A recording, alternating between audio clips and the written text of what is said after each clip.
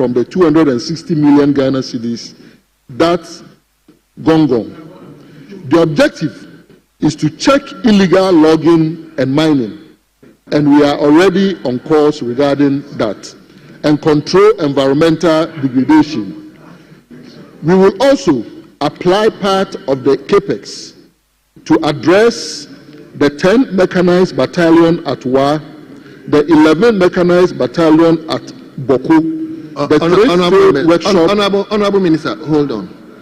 Honorable members, I beg of you today, the heckling must go down. Honorable Safwa, what is it? Honorable Speaker, I rise on Order 119 of the Standing Orders. I read, a member shall not read the member's speech to the largest extent possible, but may read extras from written, printed, or electronic documents in support of the member's submission, or may refresh the member's memory by reference to notes. Thank you. Honorable Minister, clearly is reading the extract. It's just like the extract. Mr. Speaker, I've noted your concern. In all his submission, he's been reading to us. No, I've noted your concern. And I plead to my honorable defense minister. Is your friend. Honorable Minister, please go on. To actually debate. Thank you very much, Mr. Speaker. I guess my posture also maybe must have misled the honorable member. To go to something that will excite the honorable member, we are also determined to complete the Afari military hospital this year and operationalize it. In addition, the Ghana Air Force lacks critical air assets, and as a result of this, you even have some pilots who have in the past left the service very, very young. We are also determined to begin discussions with the Ghana Air Force to see how best we can use cost-effective means to provide the Ghana Air Force with air assets. Mr. Speaker, last but not least, is to enhance the capacity of the men and women in uniform. And this includes supporting the National College of Defense Studies, the Kofi Annan International Peacekeeping Training Center, GAFC, so that our men and women in uniform will have the needed information, will be exposed to the most current technologies, including simulators that can help them defend our territory and guard us against violent extremism, possible terrorism, illegal mining, illegal logging, fight against people who may want to disturb the peace of areas where we are having chieftaincy disputes. Because His Excellency the President believes that even where there is chieftaincy dispute, people can still live in peace, whilst traditional means are used to address such disputes. Mr. Speaker, I wish to express my appreciation and thanks to you for your attention. Thank you. Thank you very much. Let me turn to Honorable Patrick Yabuama.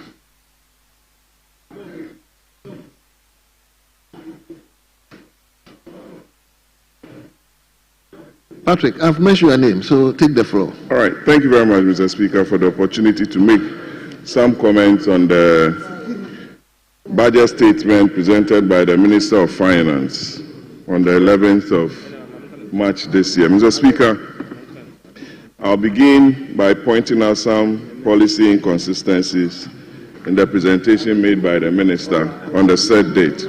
Mr. Speaker, if I refer you to paragraph 157 at page 32 of the budget statement, and I read with your permission, Mr. Speaker, S&P Global Ratings on the 14th of October 2024 affirmed Ghana's local currency issuer ratings at CC+, with stable outlook and foreign currency issuer ratings, selective debt, and what have you. Mr. Speaker, if you read paragraph 757 of the concluding part of the minister's statement, he said, and I quote, Mr. Speaker, the economy, as I've just presented, does not reflect an economy that has turned the corner. It reflects an economy in severe distress, burdened by debt repayment, harms, mismanagement, and a lack of accountability, Mr. Speaker. Mr. Speaker, in the same breath, the minister almost got choked on the floor when he announced the growth rate of the economy to be 5.7% during the budget presentation. Mr. Speaker, may I refer you to Article 35(7) of the Constitution, that as far as practicable, a government shall continue and execute projects and programs commenced by the previous governments. Mr. Speaker, what did we hear from the minister on that said date? He alluded to paragraph 92 on page 17 and gave us a list on table 16, a list of very important projects that he claims is going to take him 12 years to complete. The question that I want to ask the NDC administration is that, how will the people in the Upper East, the Bogatanga-Pomankuma Road, feel when the Minister of Finance comes to the floor to say that it's going to take him another 12 years to complete that road? How will the people in the Western region feel when the Minister tells them that it's going to take him 12 years to complete the PTC interchange? How will the people from Circle to Techiman feel when the minister says it's going to take him 12 years to complete the Accra-Kumasi dualization program and what have you? Mr. Speaker,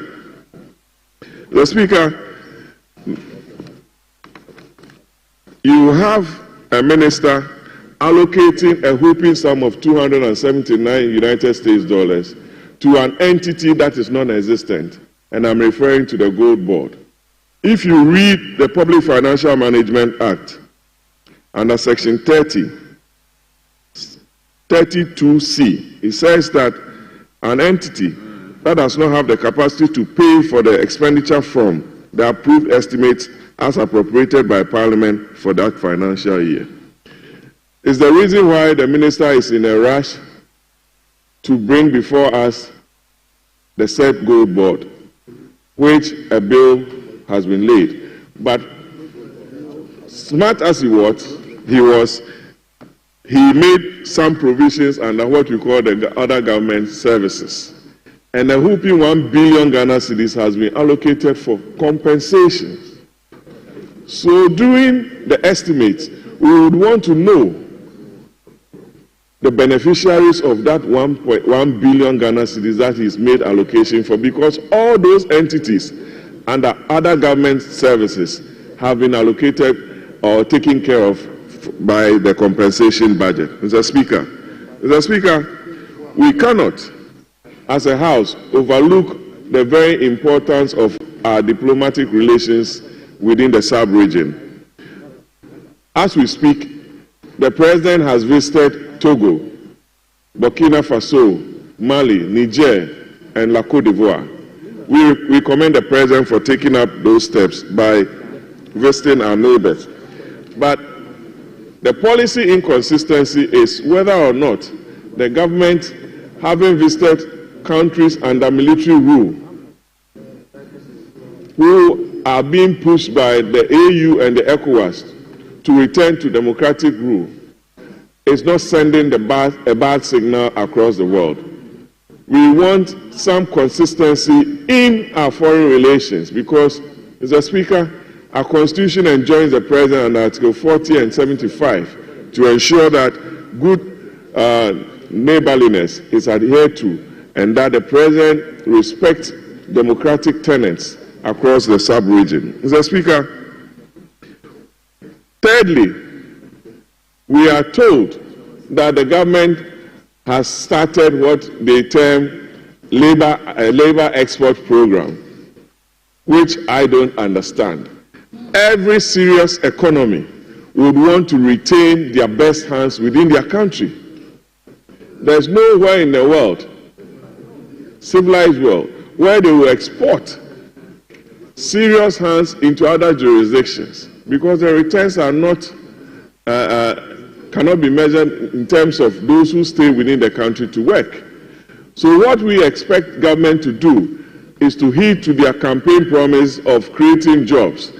The president, during the NDC manifesto launch, unveiled a plan to create 1.7 million jobs, Mr. Speaker.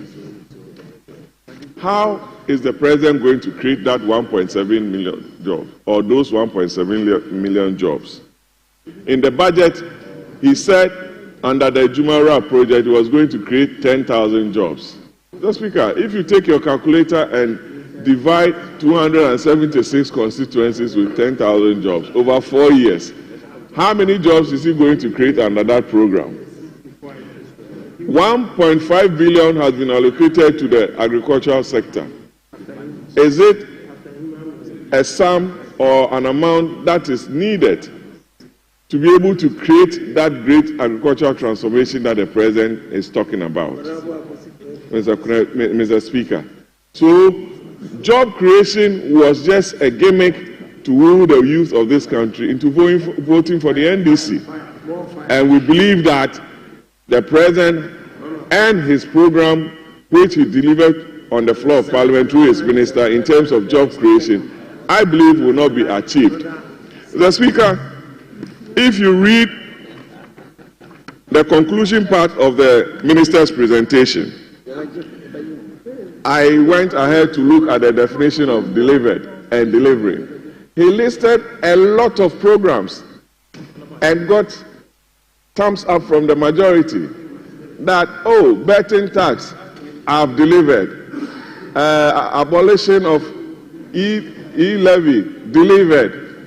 That, delivered. But here is the same minister who is meeting with the finance committee to look at those revenue bills.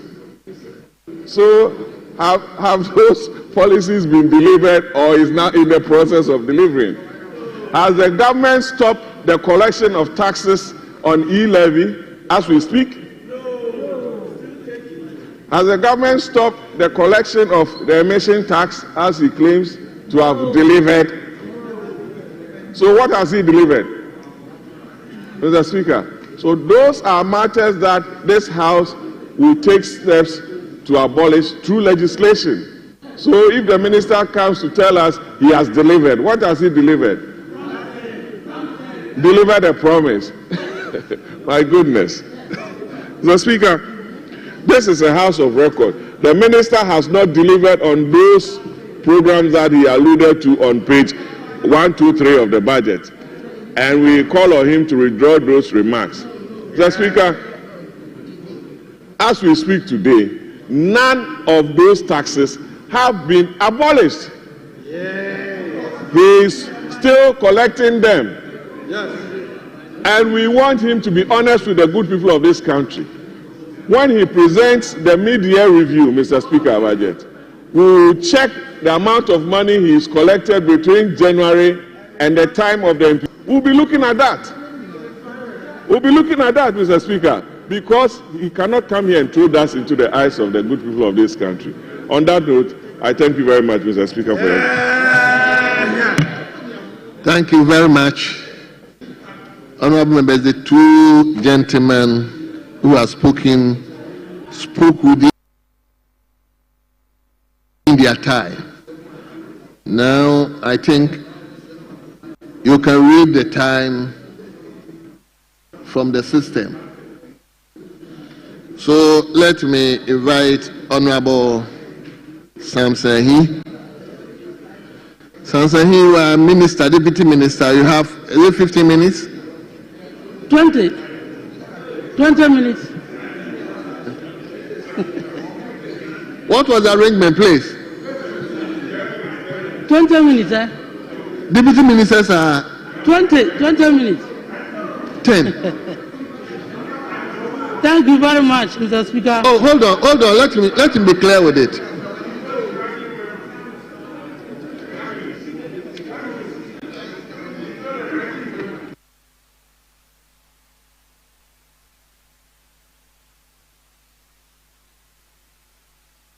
Ministers have 10 minutes or 15 minutes. That's what I want to know.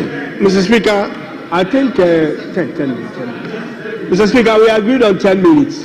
10 minutes? Yes. 15 for ministers and deputies, 10 minutes.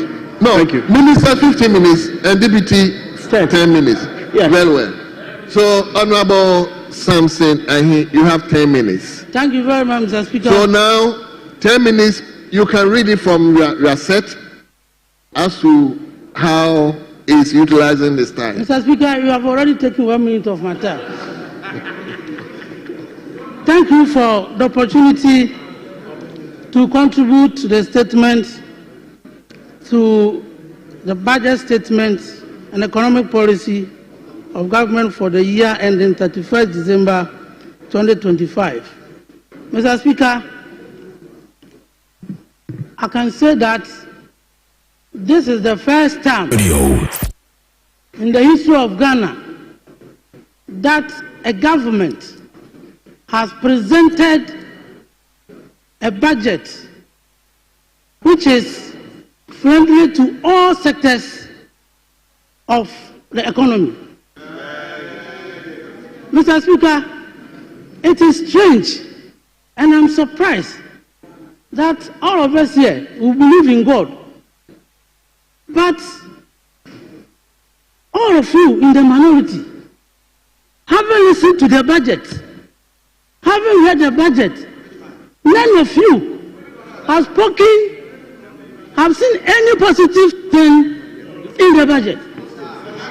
All that you have sought to do, all of you, all that you have sought to do is to criticize the budget even when we know that there are good programs, activities that will benefit your constituents.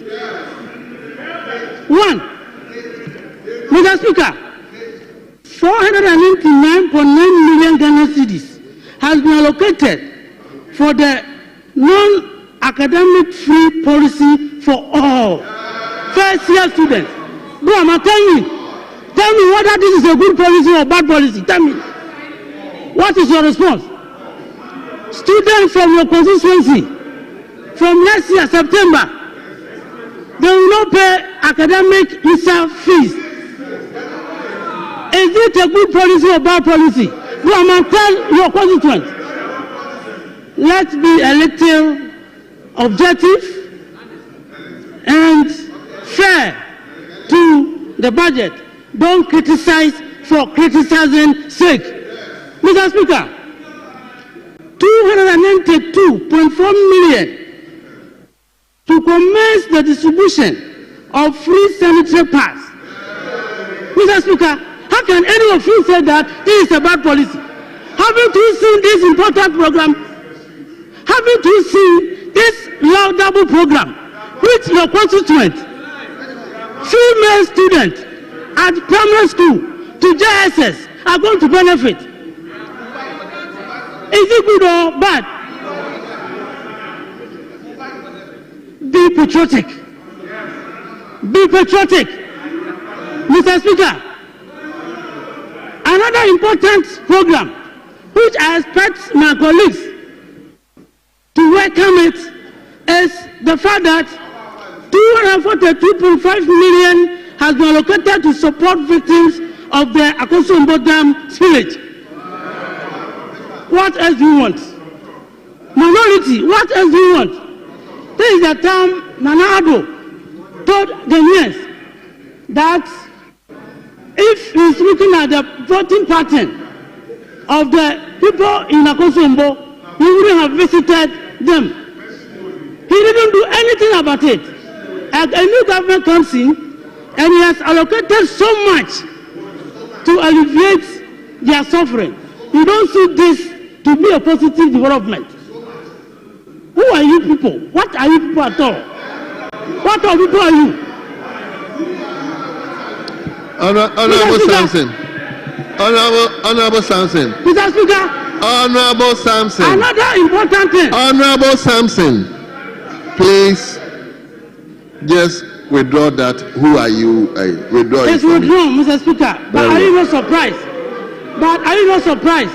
That they haven't seen anything positive about this budget with all these that I'm mentioning? Mr. Speaker, it is important to note again that none of us here will use 1 cedi 50 pesos to feed our children to go to school per day. You, how much do you use to feed your child in school? You use 1 cedi 50 pesos. A government has come and has increased it to 2 cedis. We don't see anything positive development about this. You spent 1 cedi 50 pesos.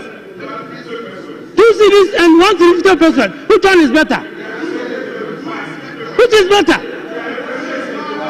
Mr. Speaker, the minority, these my friends, they campaigned and misinformed Ghanaians that if they voted for NDC, we will cancel allowances to nursing training students, allowances to teacher training students. Mr. Speaker, this budget has allocated 480 million Ghana cedis for nursing training allowance. Mr. Speaker, what else do you want? So, Mr. Speaker, I think that the minority has taken a decision that they will never see any good thing about whatever President Mahama government do to support Ghanaians. Mr. Speaker, there is a fundamental problem with our economy. Structural problems. Now we always complain that the cedi always depreciates against the dollar and then the pounds. Why will the cedi depreciate when we are not producing anything? Virtually, we import everything into this country. You come into government, you couldn't do anything about production. Under the guise of one factory. You build processing factories. The factories have become white elephants. We don't have no raw materials to feed these industries. No raw materials to feed these industries. President Mahama is encouraging production. Is encouraging export to ensure that we create jobs for Ghanaians youth and that we create wealth for Ghanaians. Mr. Speaker, and for that matter, this government is going to work to industrialize Ghana. This government is going to introduce agro-industrial zones so that looking at a particular area, if you go to Dodowa, for instance, they grow a lot of mangoes. President Mahama is asking us under agro-business to go and then construct a mini factory so that after production of the mango, there will be a factory to process the mango into mango juice, which Buama you always drink before you come to Parliament. Mr. Speaker, we are going to establish processing plant, a factory for cassava, for tomatoes, for fruits, cocoa processing factories, cashew processing factory at Buru East and Ahafo regions. What else do you want? What do you have a cocoa processing factory? Mr. Speaker, this is a government that all of us must support because this budget seeks to address the problems, the challenges that we face as Ghanaians. Mr. Speaker, what we need to do is to support this government and not the fact that you have been brought here to come and criticize because you have nothing, you haven't seen anything positive about the budget. There are good things which your constituents are going to benefit. So when you see a white thing, say it is white. But you are becoming the person, when he sees white, he says that he has seen black. It's not good for you. Change. Ghanaians don't like the attitude of the minority, that every time you have to criticize. Even when you see positive things, you say you have seen negative things. Please, change from your attitude. Otherwise, you will remain in a position for more than 30 years. Thank you. This is your attitude. You will never see power again. Thank you, Honorable Sansani. To conclude, please, Mr. Speaker. Have you seen? You watched the time yourself. I think that this is a good budget, which all of us, including Mr. Speaker, that will support the President to implement this budget so that all Ghanaians, including members of Parliament, will benefit. With these few words, Mr. Speaker, I want to thank you for the opportunity. Yes, honorable members, we will take the second. Leader, I'll come to you. You want to value but let me take the second one so that to be 2-2. Then you do the. So, Honorable George Abuaje, you may take the floor as ranking. 15 minutes. 15 minutes ranking. 15 minutes. That time starts now. Thank you, Mr. Speaker. I thank you for the opportunity to contribute to the debate, Mr. Speaker, of the budget statement of His Excellency the President. Honorable member, may I kindly invite you to go to your seat? You see, you are speaking from. Mr. Speaker, my screen is not working. Okay. So I have to borrow a seat. Very well. Go on. Thank you. Thank you, Mr. Speaker, for the opportunity to contribute to the debate of the budget statement presented to this August House by Honorable Atofos, the Finance Minister. Mr. Speaker, when you look at the budget statement, the theme for the budget statement is resetting the economy for the Ghana we want. Mr. Speaker, my understanding of resetting is either better or worse.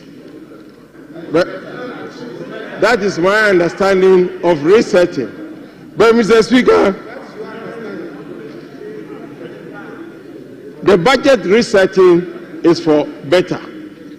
That is what it means. But Mr. Speaker, what are we seeing?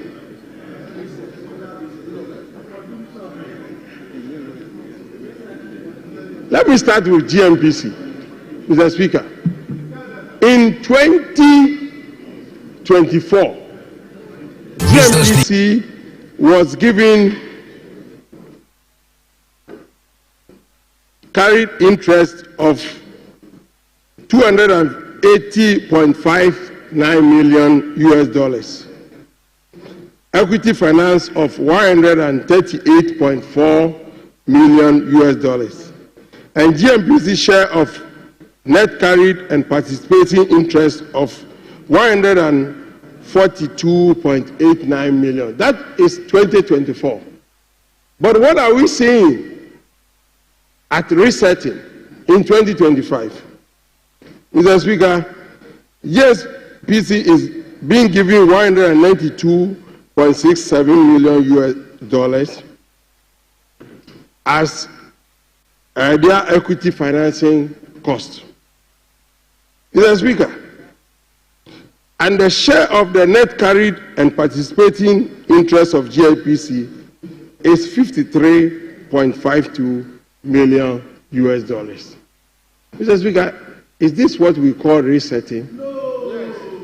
Mr. Speaker, I'm surprised because when you talk about resetting, it's either better or worse. So, per what I've said, is it worst or best? It is worst. Mr. Speaker, GMPC is a strategic vehicle for state participation in Ghana's upstream oil and gas industry, in which they are there for us to get the inflows from the IOCs, whatever comes out every year from the international oil companies.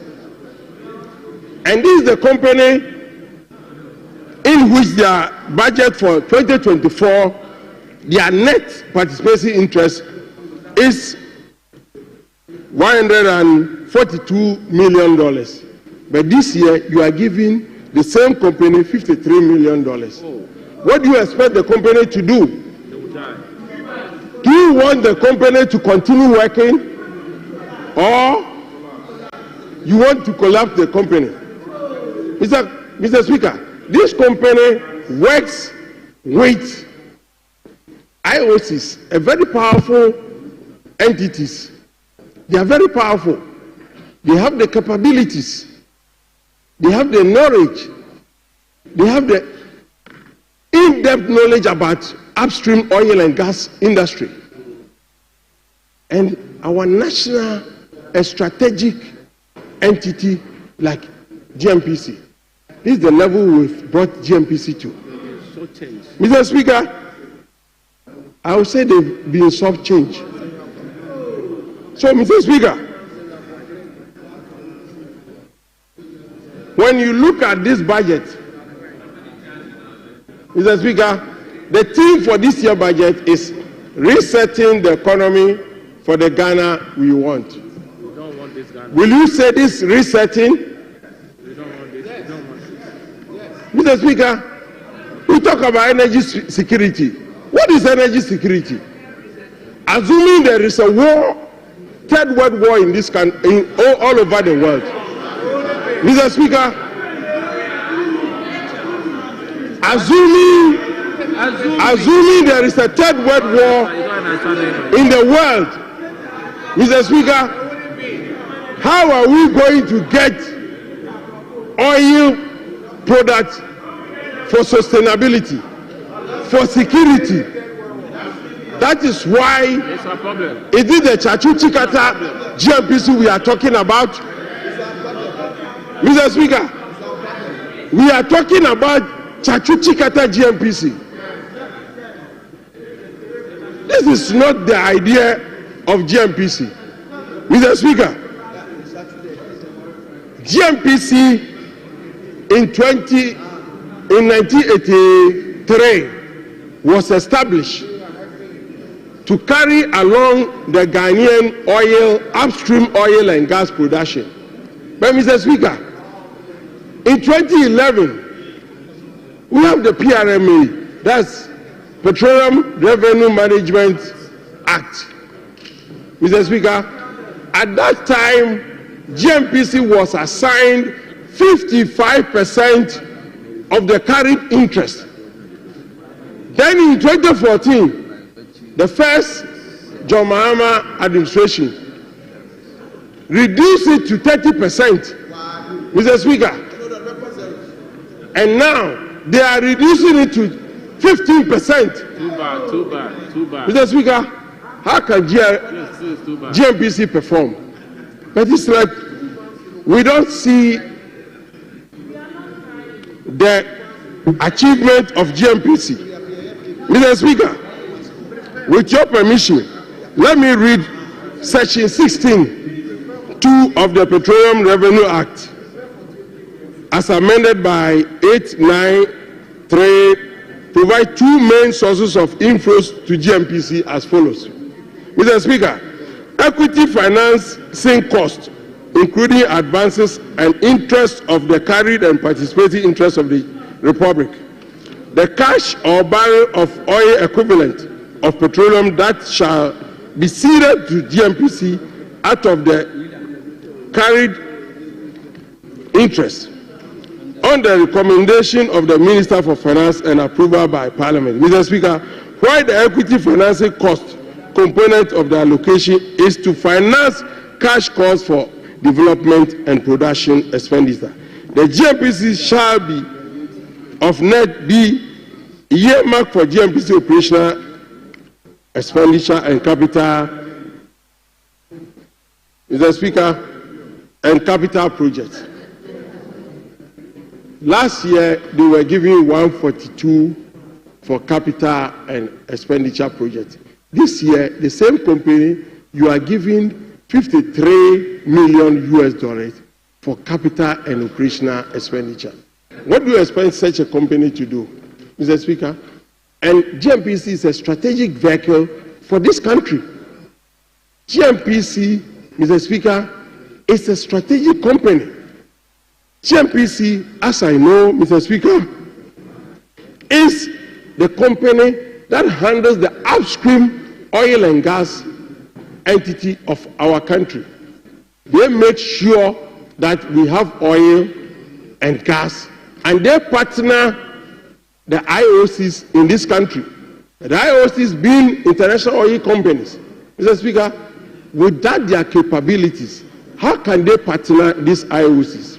Mr. Speaker, we get carried interest every year at the wellhead.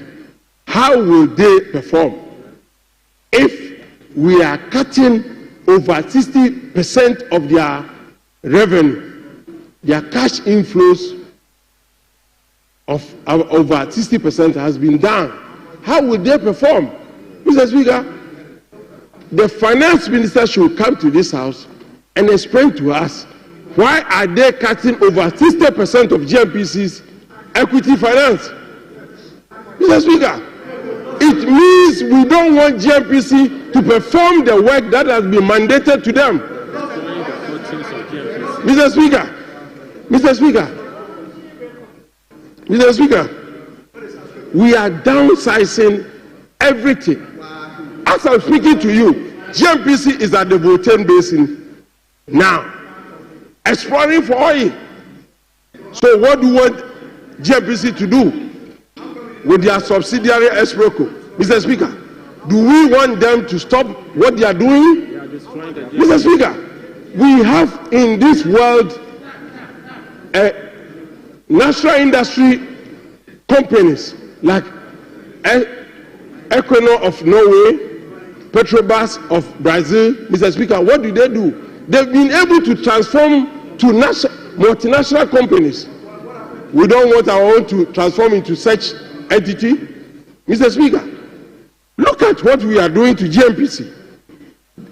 Mr. Speaker, we have to take a proper decision. And Mr. Speaker, you hear at the corners that, oh, GMPC receivables or GMPC, what we give to GMPC, they are net neither. Mr. Speaker, what we hear all over the place is what we want GMPC is not what they are doing. But Mr. Speaker, GMPC brings their work plan every year into this house.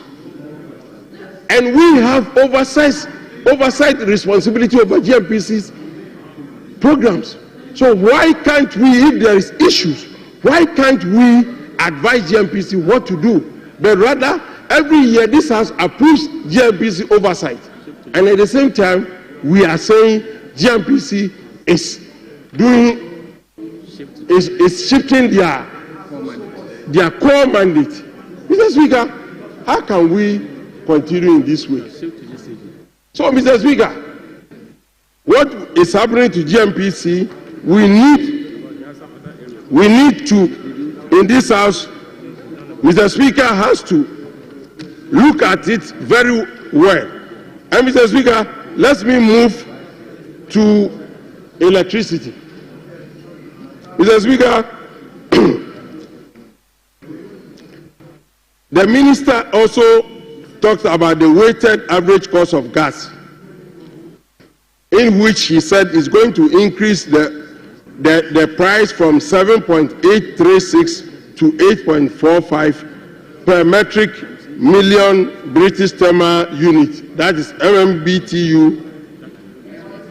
Mr. Speaker, when it happens so, and at the same time, the minister also talk about the gas price for 2025 is projected at $7.11 per MMBTU, estimated as a 7-year moving average, line with the PRME. Mr. Speaker, which is which?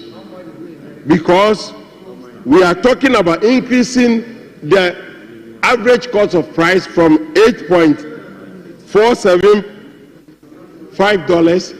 Then at the same time, he's talking about 7-year average of the price from 7.11 per MMBTU. Mr. Speaker, in this case, when it happens so, this is what is going to happen. Everywhere you hear NDC's members talking about 24-hour economy, and you are here increasing gas price up to this level. What is going to happen to the generation aspect? It will be affected negatively. We have a 68% thermal production unit, Mr. Speaker, in the generation mix of this country. So if you have a generation mix of 68% of it being thermal, that uses fuel, that is the gas. Mr. Speaker, what is going to happen is there's going to be an increase in the electricity tariff. Sure.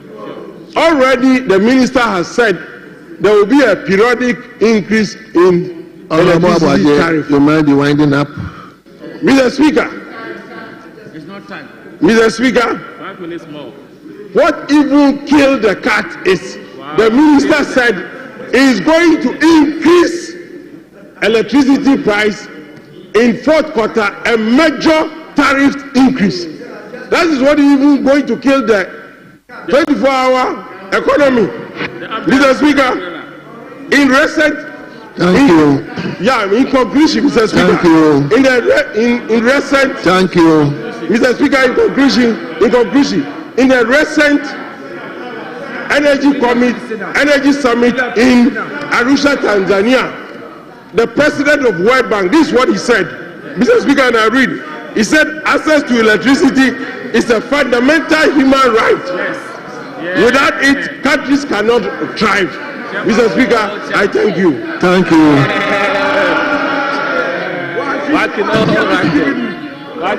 Thank you very much. Yes, let me recognize the Deputy Majority Leader. Thank you very much, Mr. Speaker. Mr. Speaker, I rise on Order 122 to basically seek your indulgence to apply for your leave to vary the order of business on the other paper, to basically halt the budget comment temporarily so we can take item 13, which is a motion 13, and 14, which is the consequential and procedural, Mr. Speaker. Thank you very much. Minority leadership. Mr. Speaker, I don't know whether you said majority leadership. Mr. Minority leadership. Okay. Mr. Speaker, we don't have any difficulty with what the deputy leader is saying. I don't know why the backbenchers are saying very soon, 28, we'll be back to majority. So, Mr. Speaker, we are in support of that. So we can do that. Very well. So, honorable members, I will invite you to page 4, item listed 13. Page 4, item listed 13 in today's order paper. The chairman of the appointment committee. But chairman, hold on. Let me acknowledge at the speaker's gallery, Ms. Farida Bedwi, IT consultant and disability right advocate, is here to also witness the chamber and members of parliament. So, my dear sister, you are welcome, and we wish you well. Yes, appointment committee chairman, The floor is yours now. Mr. Speaker, thank you very much for the opportunity. I rise to move the motion numbered 13 at page 4 of today's order paper, that notwithstanding the provisions of Order 1041 of the standing orders, which require that a motion shall not be debated until at least 2 sitting days have elapsed after the notice to move the motion is given, the motion for the adoption of the 14th report of the Appointment Committee on His Excellency, the President's nomination for appointment as Administrator of this Assembly Common Fund may be moved today. Mr. Speaker, I so move. Yes, the Vice Chairman of the committee. Thank you, Mr. Speaker. Mr. Speaker, I second the motion. Thank you. Very well, honourable members, this is procedural motion. So I'll go ahead to put the question. As many as are in favor of the motion listed 13 in today's order paper, say aye. All those against, say no. Honourable members, it's obvious the ayes have it. The motion is carried. We will move on to item 14. Item 14, the substantive motion. Mr. Speaker, I beg to move the motion numbered 14 at page 4 of today's order paper, that this Honorable House adopt the 14th report of the Appointment Committee on His Excellency, the President's nomination for appointment as Administrator of this Assembly Common Fund. Mr. Speaker, in doing so, I present your committee's report. Mr. Speaker, upon the nomination and subsequent referral to the committee vetted the nominee in the person of Mr. Michael Harry Yamson. Right Honorable Speaker, at the vetting, salient questions were posed to the nominee, and he has provided honest answers to those questions. Mr. Speaker, the report is a 22-page report. Mr. Speaker, I will urge the Hansard Department to capture the entire report as having been read, whilst I speak about some excerpts from the report. Mr. Speaker, questions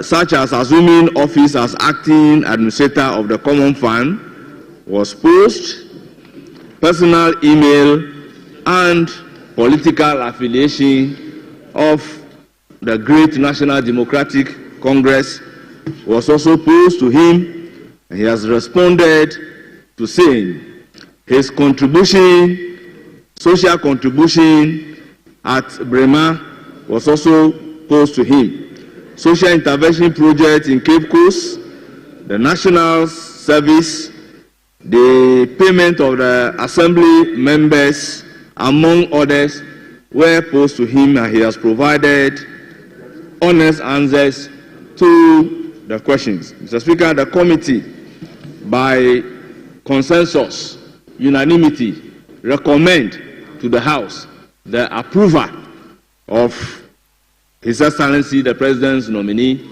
in the person of Michael Ishmael Yamson as the administrator of this Assembly's Common Fund. Mr. Speaker, I so move. Thank you very much, honourable members. The motion listed 14 has been moved. I can acknowledge the Vice Chairman and Deputy Leader of the minority. Right. Thank you, Mr. Speaker. I rise to second the motion, ably moved by the Chairman of the Appointments Committee, and would like to plead to the House to adopt the committee's report and endorse, as has been endorsed with the consensus by the committees, and endorse the nomination of the administrator of the Common Fund. Mr. Speaker, Today, I am highly excited because I acknowledge the fact that this is the second opportunity Ghanaians have given to His Excellency John Dramani Mahama to be the president of this country. Mr. Speaker, I remember vividly that when we first joined the Parliament in 2013, it took us 1.5 years before we could access the common fund. The appointment of the new administrator of the common fund, therefore, it means that this time around, His Excellency means business and would like to facilitate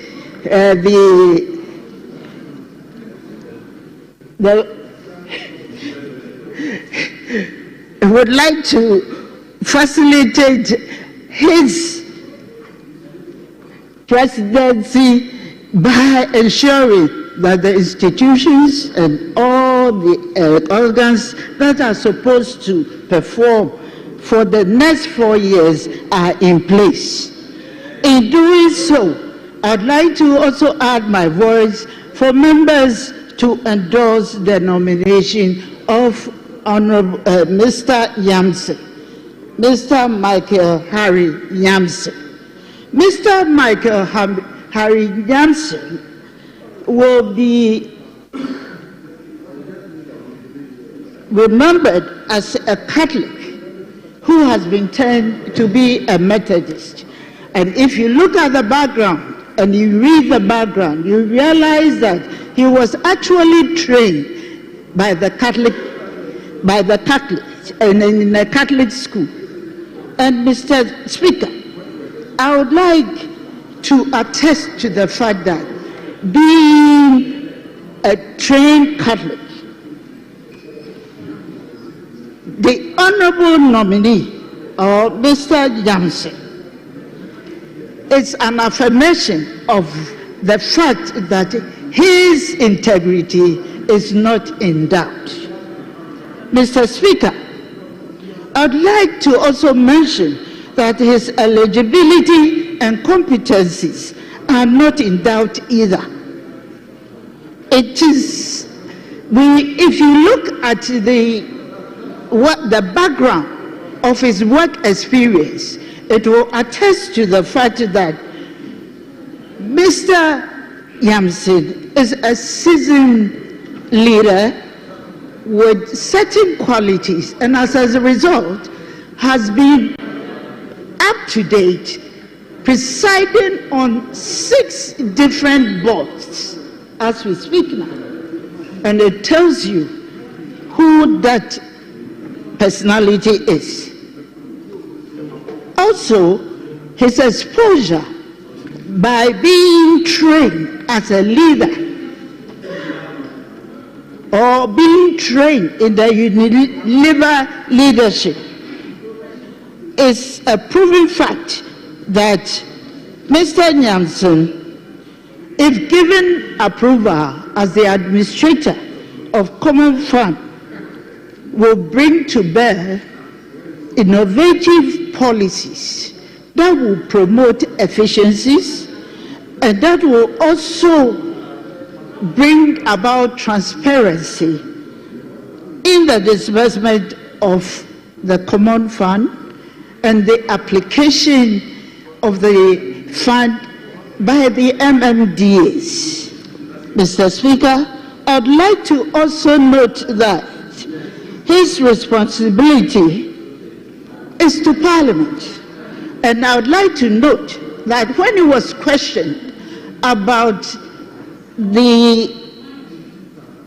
his email address, for which he has boldly indicated NDC in the midst of numbers and figures that have been configured out there, he proudly admitted that he is an NDC person. But Mr. Speaker, I would like to note and caution the administrator, if he is approved, that his responsibility is towards Parliament. And Parliament consists of two sides. We have the majority and we have the minority. And I would like to advise that under no circumstance should there be any discriminatory behavior expected from his performance as the administrator of the common fund.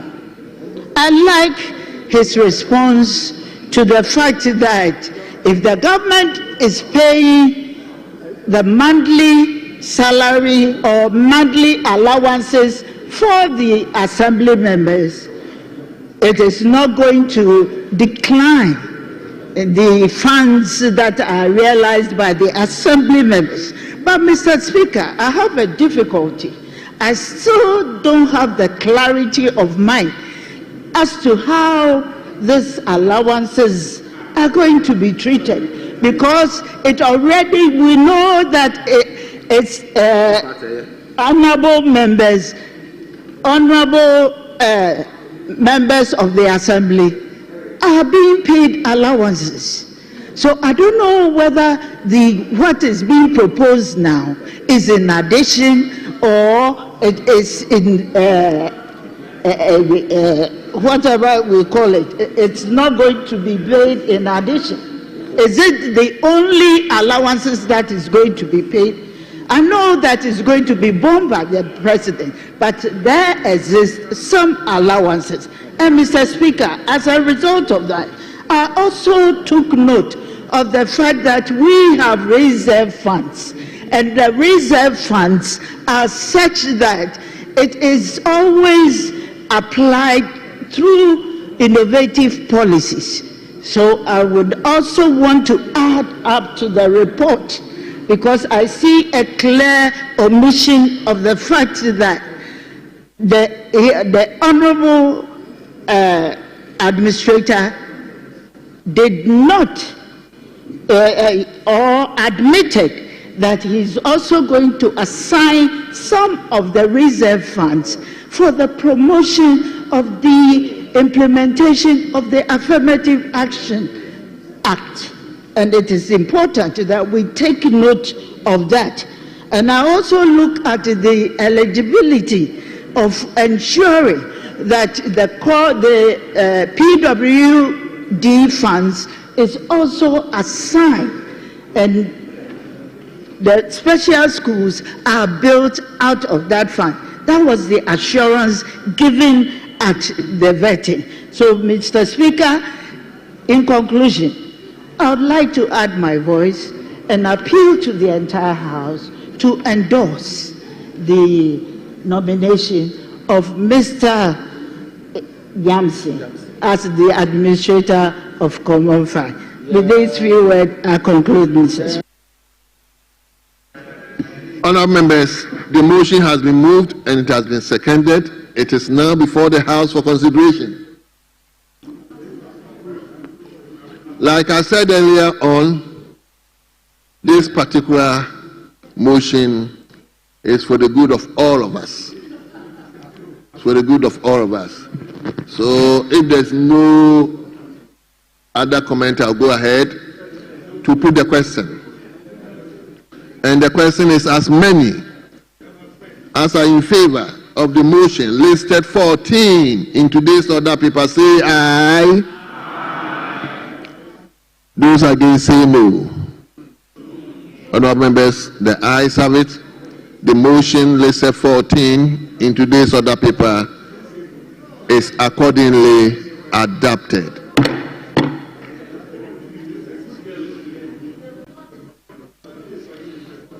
Yes, Chairman. Mr. Speaker, thank you for the opportunity. On behalf of the administrator of this Assembly's Common Fund, in the person of Mr. Michael Harry Yamson, I want to thank the appointment committee as well as the entire House for giving him the nod.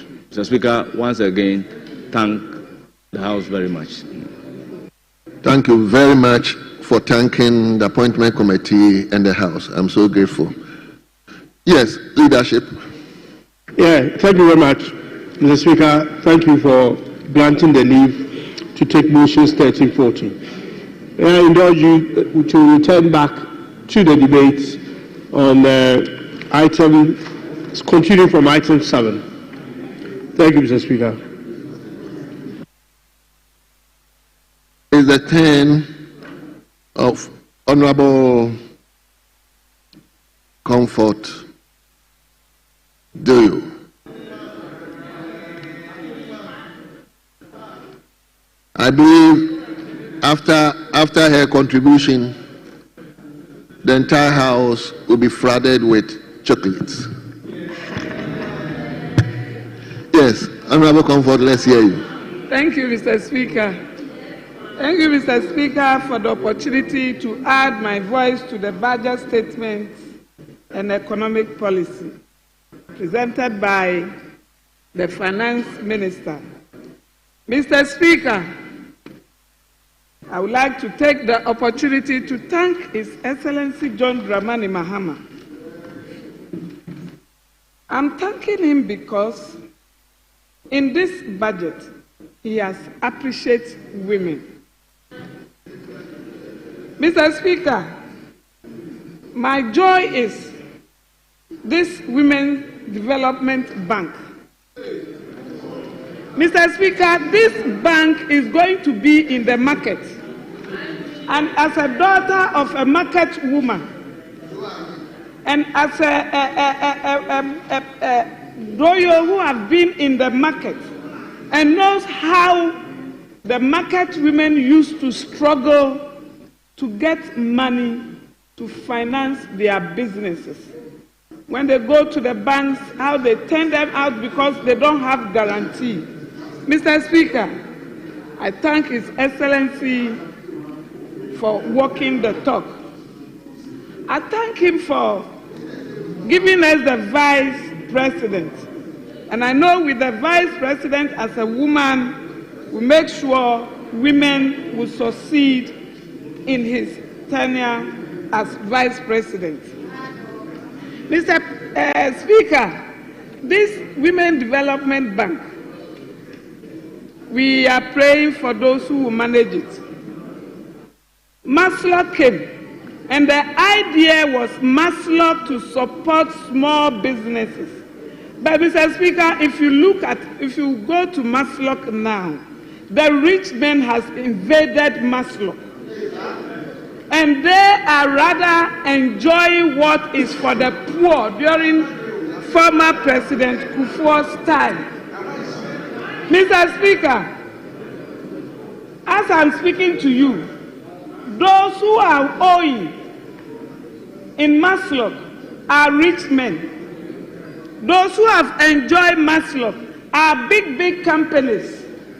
The cars that are for the poor street boy, go and check the list and check the names. Please, go and pay before we descend on you. Because as a women caucus leader and as a gender committee member, we have interest in our youth. We have interest in our women. So all those who have gone for those loans, you know you are not poor. The money is for the poor. I now understand why they got the 38%, because they didn't allow the poor to enjoy. Mr. Speaker, the people who went for the loans from Maslow, they know themselves. Allow the debate to flow. Those who went for the loans from Maslow, honorable members, honorable comfort, hold on. Honorable members, as I said yesterday, I'm saying the same thing today. Honorable, I'm speaking. If a member is speaking and he makes a statement or comment that you think is not right or is not factual, please mute. When you get opportunity, then we will react on it. If you have already spoken, you can give it to somebody else who is here to speak, so that I don't want this kind of interaction. Let the discussion flow. Leader, please, I beg of you. Mr. Speaker, you must hear me on all this important matter. Mr. Speaker, I was on my feet before you gave that directive to the effect that we can pass it on to our members. My colleague, the First Deputy Majority Whip, was misinforming the House. He said that that is why we got 38%, which is not true. The figures as declared by the Electoral Commission is 41%, and there's no 38% anywhere. Yes. So you cannot say 38%, because that is not what was declared. So he's misleading the House. It is factually inaccurate to say that the MPP had 38% in the just ended election. What was declared by the Electoral Commission was 41%. So where is that coming from? So you should withdraw that. It's not part of the record.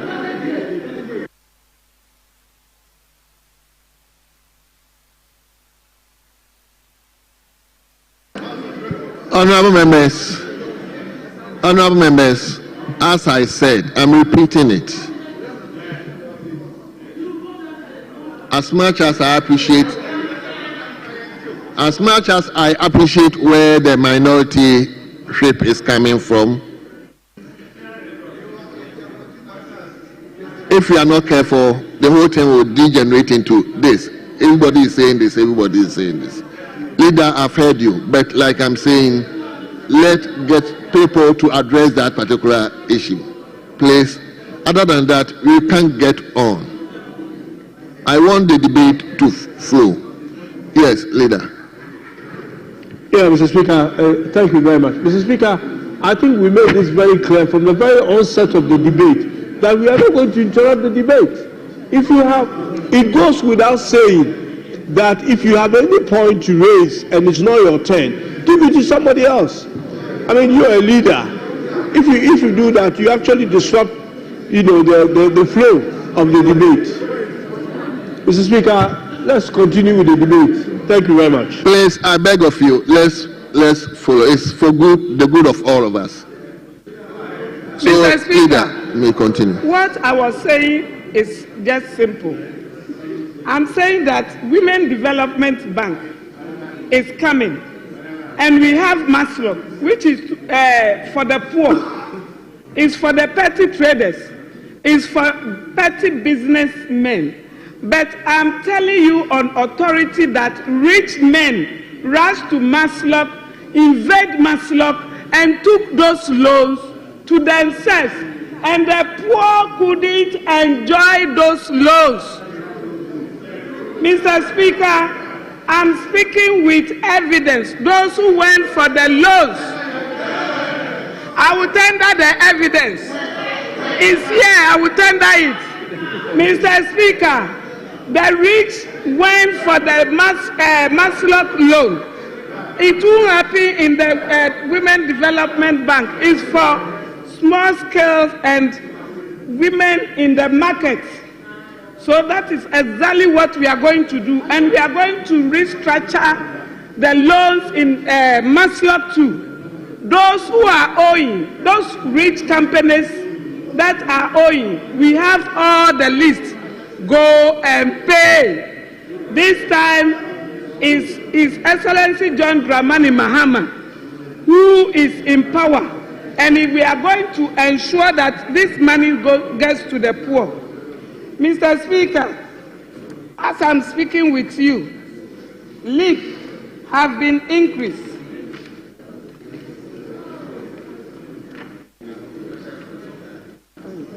Mr. Speaker, His Excellency John Dramani Mahama has increased leave, and now the poor who enjoy the leave are going to benefit from what have been given now. As I'm speaking to you, Mr. Speaker, leave has been increased from 128 to 225. 256 for household.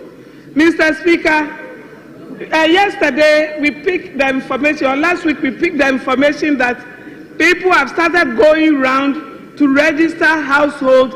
We don't have MMDCs, we don't have, our MPs are not aware.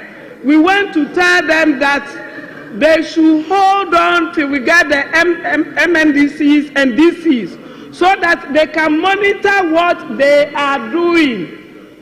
This time, it is not going to be easy for those of them who feel the poor, the money that belongs to the poor, they should take advantage and enjoy it.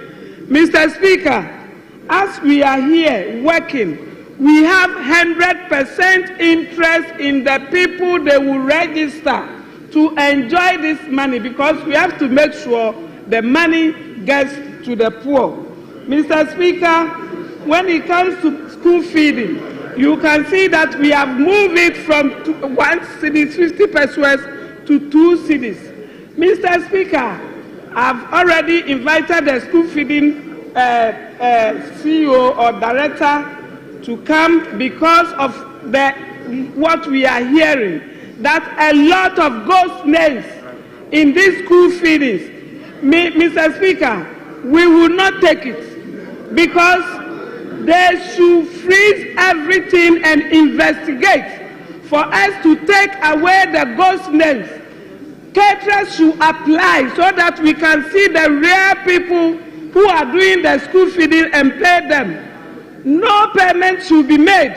As we are speaking, if we pay, we'll pay a lot of ghost schools. Monies will go to people in homes that they are not cooking for any children. I know the woman will come. Madam Fatih, if you are hearing me, we are waiting for you. As a chairperson of Women Caucus, we will not sit for this to pass under the bridge. We are not happy as women. We are not happy as mothers, because it is our responsibilities, and our oversight responsibility is to monitor all these things so that those who are to benefit. Mr. Speaker, I would like to thank His Excellency John Dramani Mahama again. We were in this house when I came here, and I told this house that girls in the rural communities are suffering when it comes to menstrual period.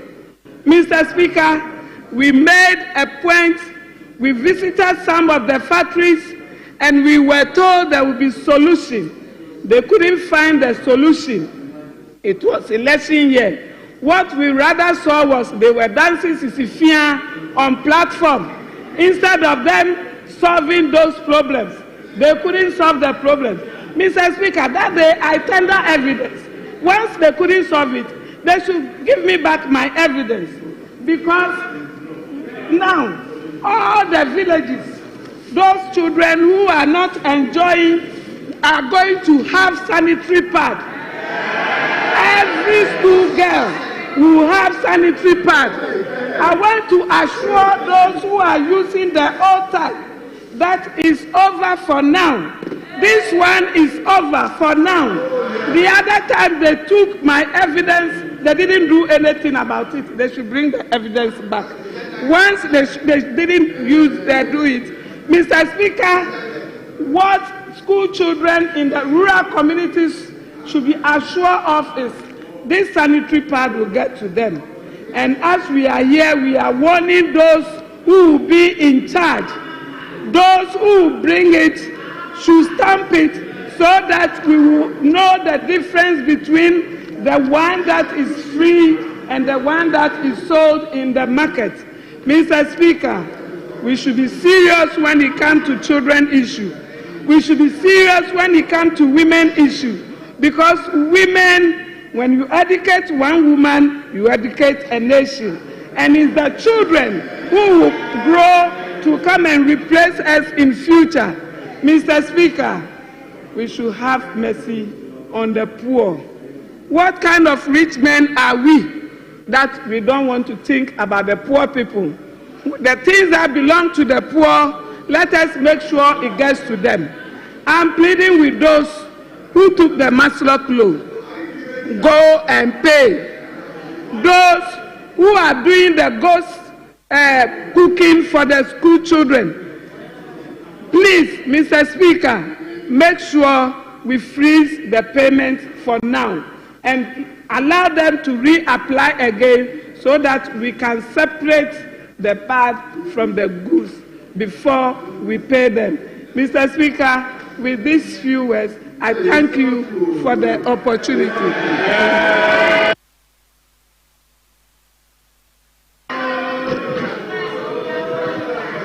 Honorable members, let me invite Honorable Martin Ejay Kosa. Honorable member, you are ranking. You have 15 minutes. Thank you very much, Mr. Speaker. Mr. Speaker, I thank you for the opportunity to contribute to the commentary on the 2025 budget and economic policy as it's presented to this House by the Finance Minister. Mr. Speaker, I have observed lots of commentaries around the budget in this House. Let me concede that I am not an economist, but the fundamentals that underpins growth and progress, Mr. Speaker, are not lost on me. Mr. Speaker, the most important claim or thing that this budget sought to do is to reduce excessive spending and cut down on profligacy. But Mr. Speaker, when you look at the budget, it does the opposite. It's a complete set of contradictions and what I'm tempted to call the great deception. Mr. Speaker, Mr. Speaker, rather, government spending is being increased. Mr. Speaker,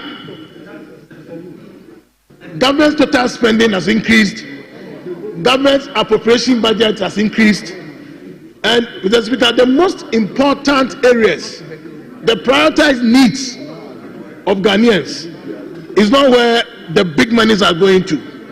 A government that is seeking to reduce ministries, reduce ministers, unfortunately is running a very huge budget. Honorable Samson Ahi sought to draw some parallels. He mentioned areas that are receiving allocations, and about 4 or 5 of them, he talked about support for secondary, tertiary students. He talked, and he didn't do the comparison between what the allocation was and what is being sent to the presidency. Mr. Speaker, the resetting agenda of government clearly is in the negative.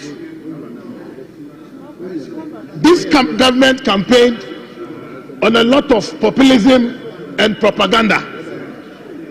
Mr. Speaker, if you decide to allocate a whooping 2.7 billion cedis to OGM, away from 326 million from your predecessor, and then you come and allocate 51 million to Ghanaian women across the country.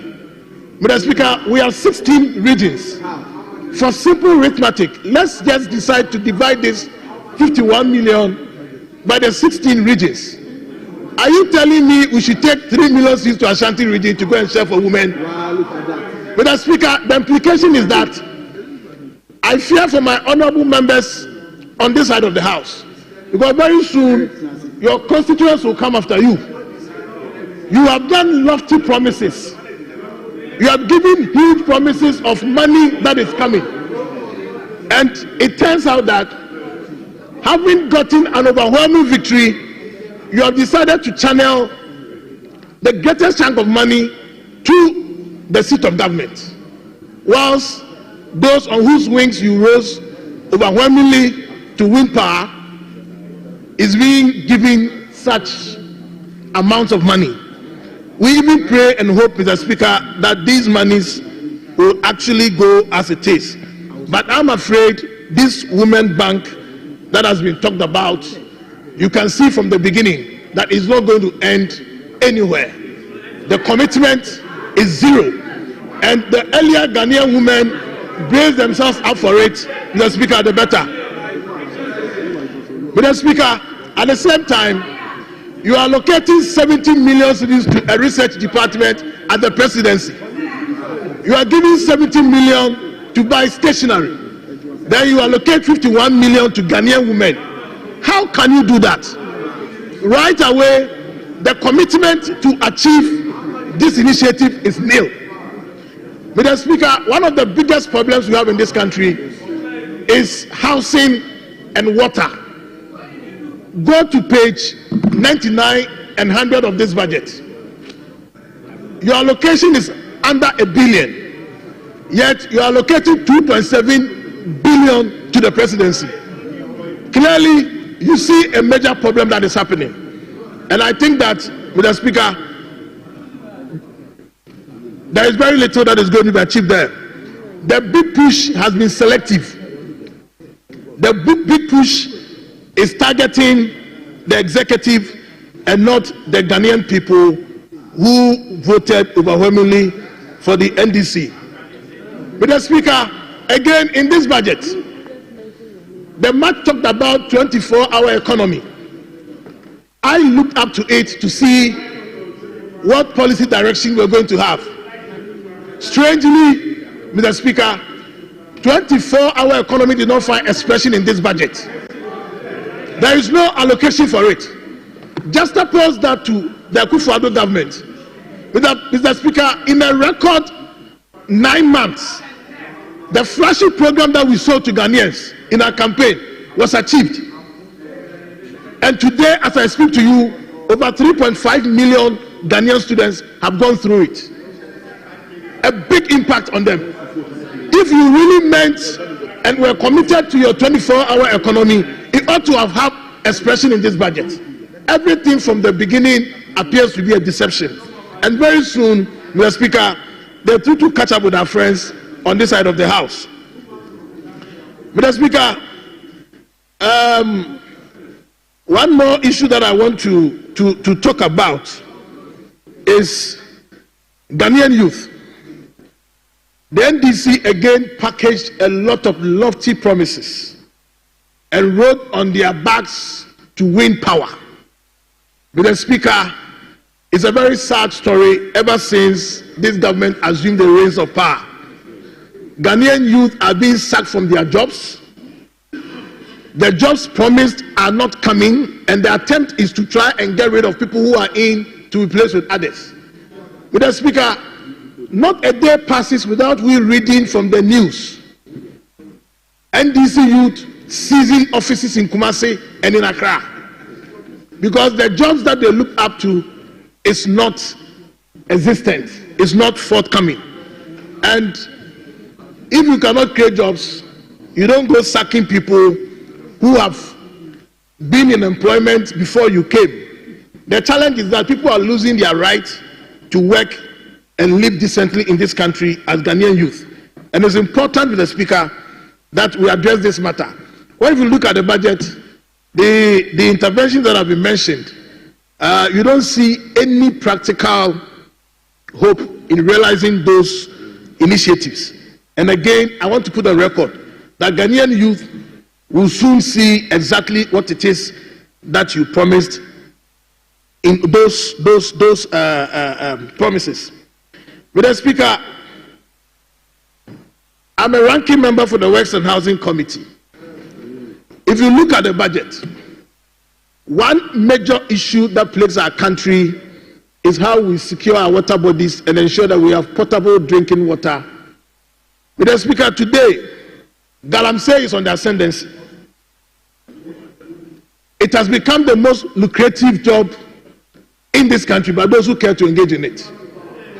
The amount of campaign that this government, in opposition then, made around Galamsey. Honorable J. Mensah Kosa, let me interject by announcing that I'm ceding the chair to the first deputy speaker.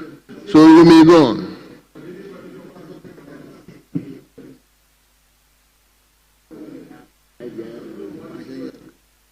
this one hasn't spoken. I just jumped. I just jumped with it. So.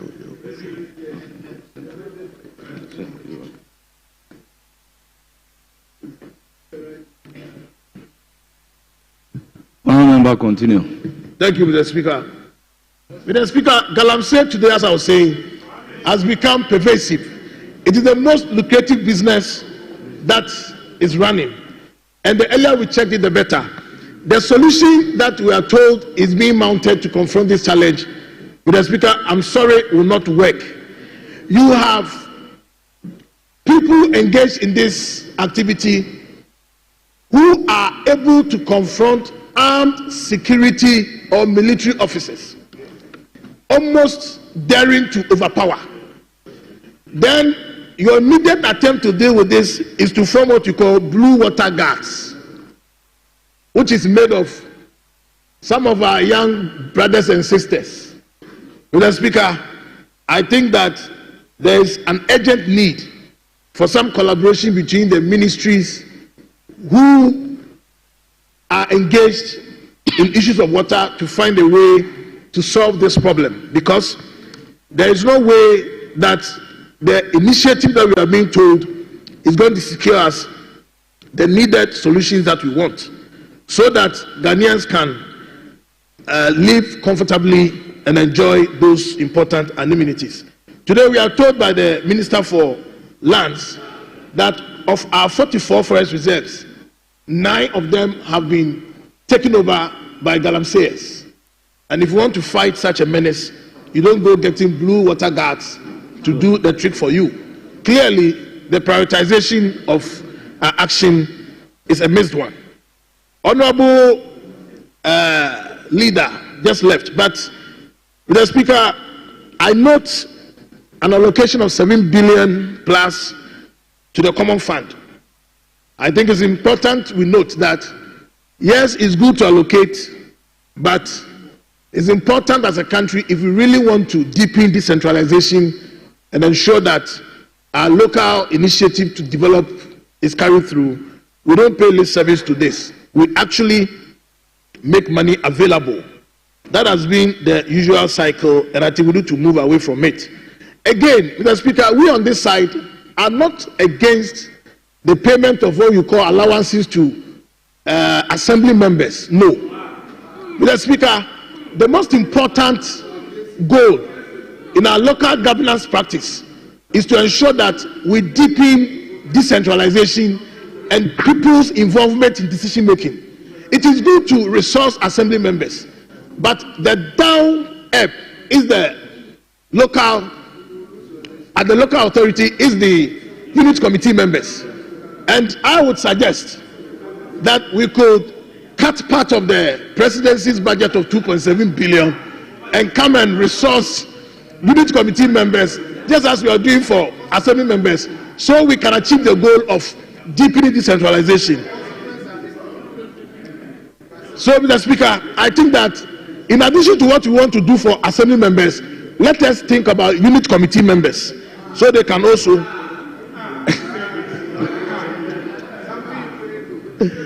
Mr. Speaker, in a nutshell, I think a lot of commentary has happened around the budget, and from all indications, the prioritization of our needs got lost on us in the budget initiatives. And the most important things that people are looking out for in terms of lifting them out of the doldrums, giving hope to the Ghanaian, fighting poverty, all those critical areas missed out in getting critical needs or allocation to deal with them. And I think that on this note, Mr. Speaker, I would say we seem to be resetting in the negative.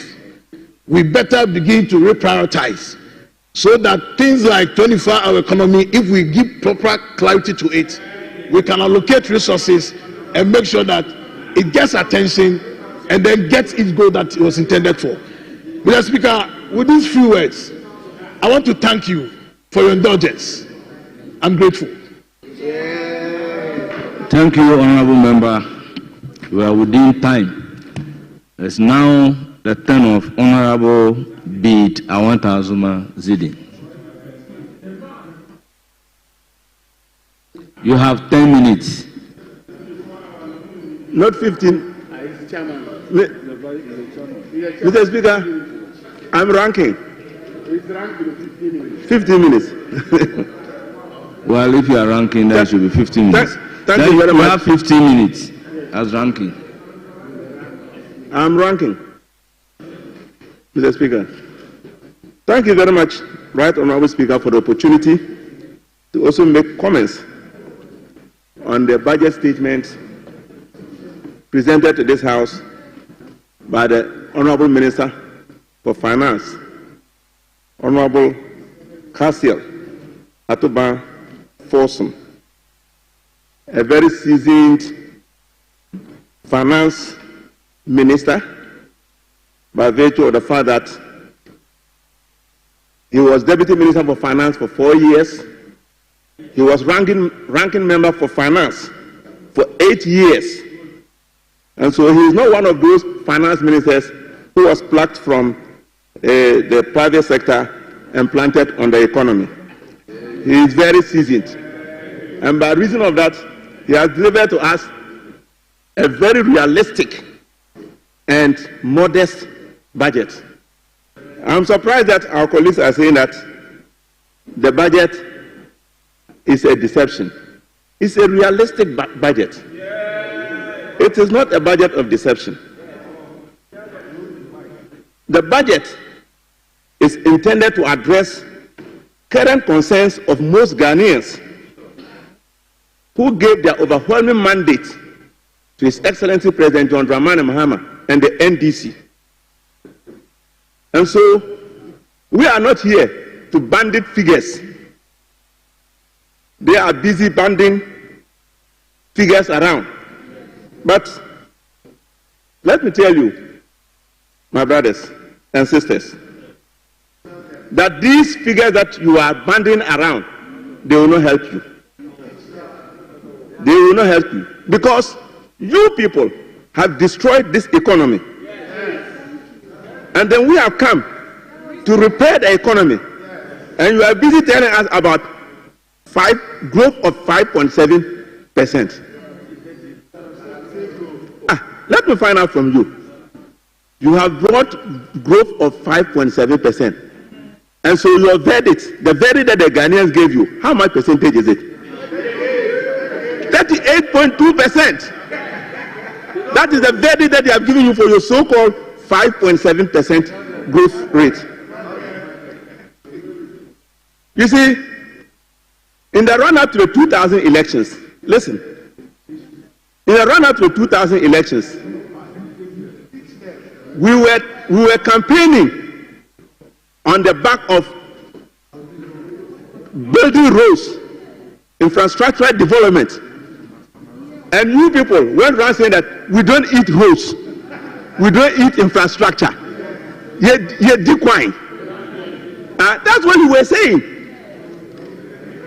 That's what you were saying. When you won power, you came and benefited from the development of the roads and then the infrastructure. Today, you are telling us that you grew the economy by 5.7%.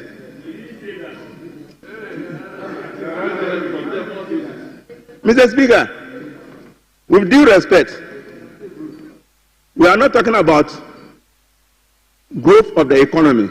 We are talking about the welfare of Ghanaians.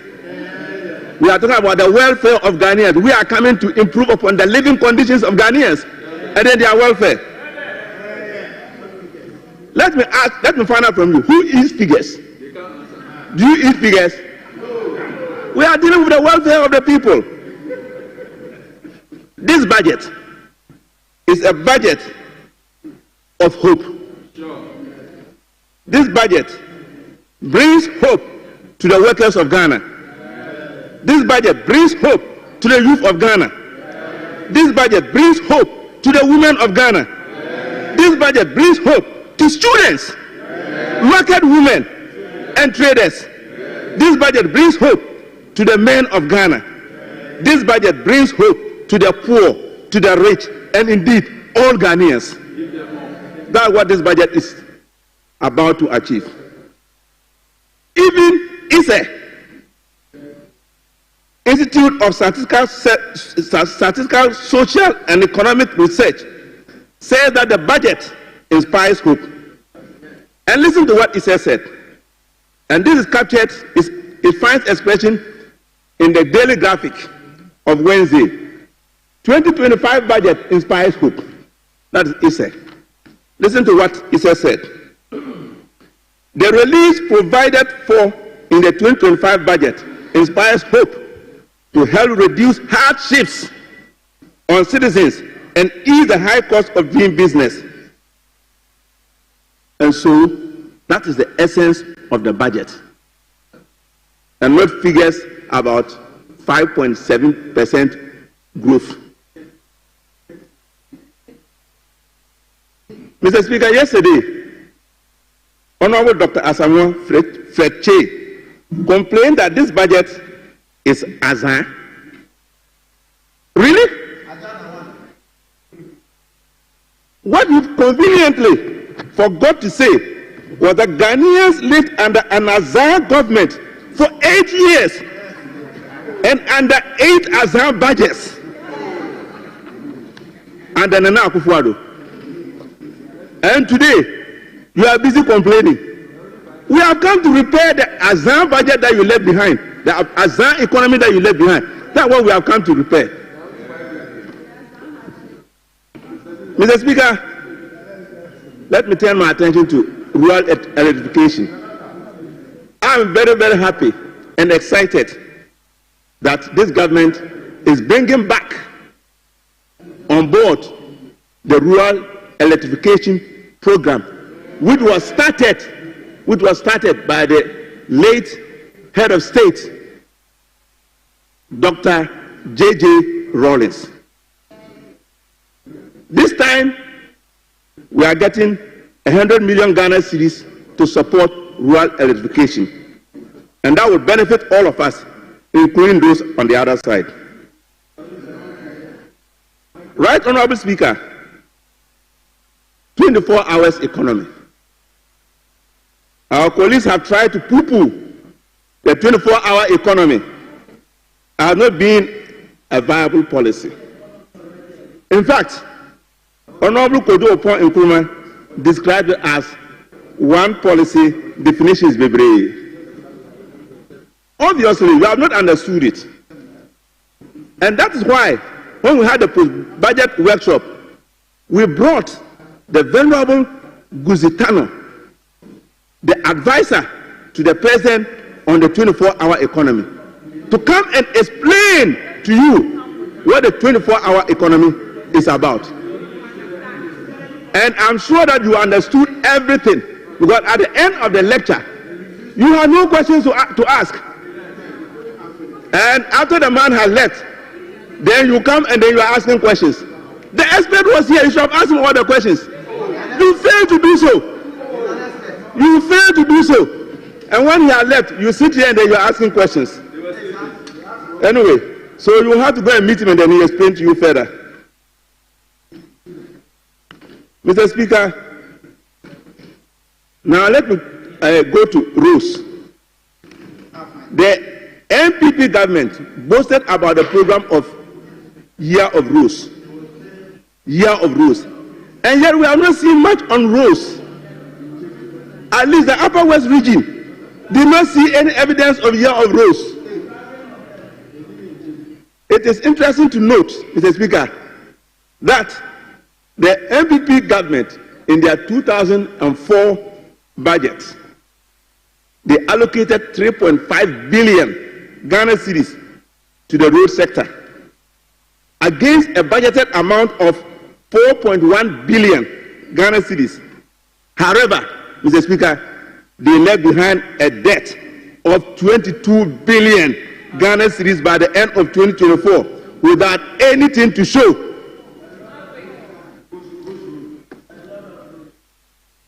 And you sit here every day, every sitting, you call the new Minister of Roads and you are talking about the roads in your constituency. What did you use the 22 billion Ghana cedis for? Mr. Speaker, the roads in the Upper West region, in particular, are in a very terrible state. As for the Bamboe-Wenchi road, we made a statement on the floor of this house about the condition of that road. Mr. Speaker, it is in a horrible state. Currently, most of the transporters, particularly the commercial passenger vehicles, including STC, VIP, OA, etc., are all considering withdrawing their services from the Upper West region. This is a disaster. We used to travel, we used to spend 12 hours from Wa to Accra. Because of the condition of the road, today we spend nearly 18 hours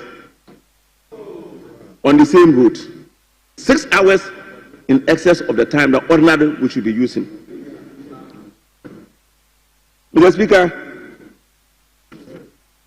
this year, in this year's budget, the Minister for Finance has allocated a modest amount of 2.4 billion as against their 3.4 billion in 2014. Sure, that amount is relatively smaller, but it is not the size of the money, it's how effectively you use your money. And so, in spite of the fact that the amount appears to be small, let me still use the opportunity to appeal to the Minister of Roads to consider allocating part of this money to the rehabilitation of the Bamboe-Wenchi road.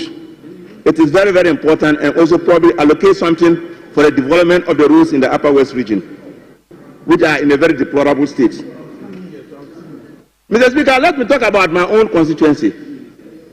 In 2020, the then President, Nana Akufo-Addo, came to Laura, that was 2020 November, and cut the sword for the construction of the Dikwe Bridge.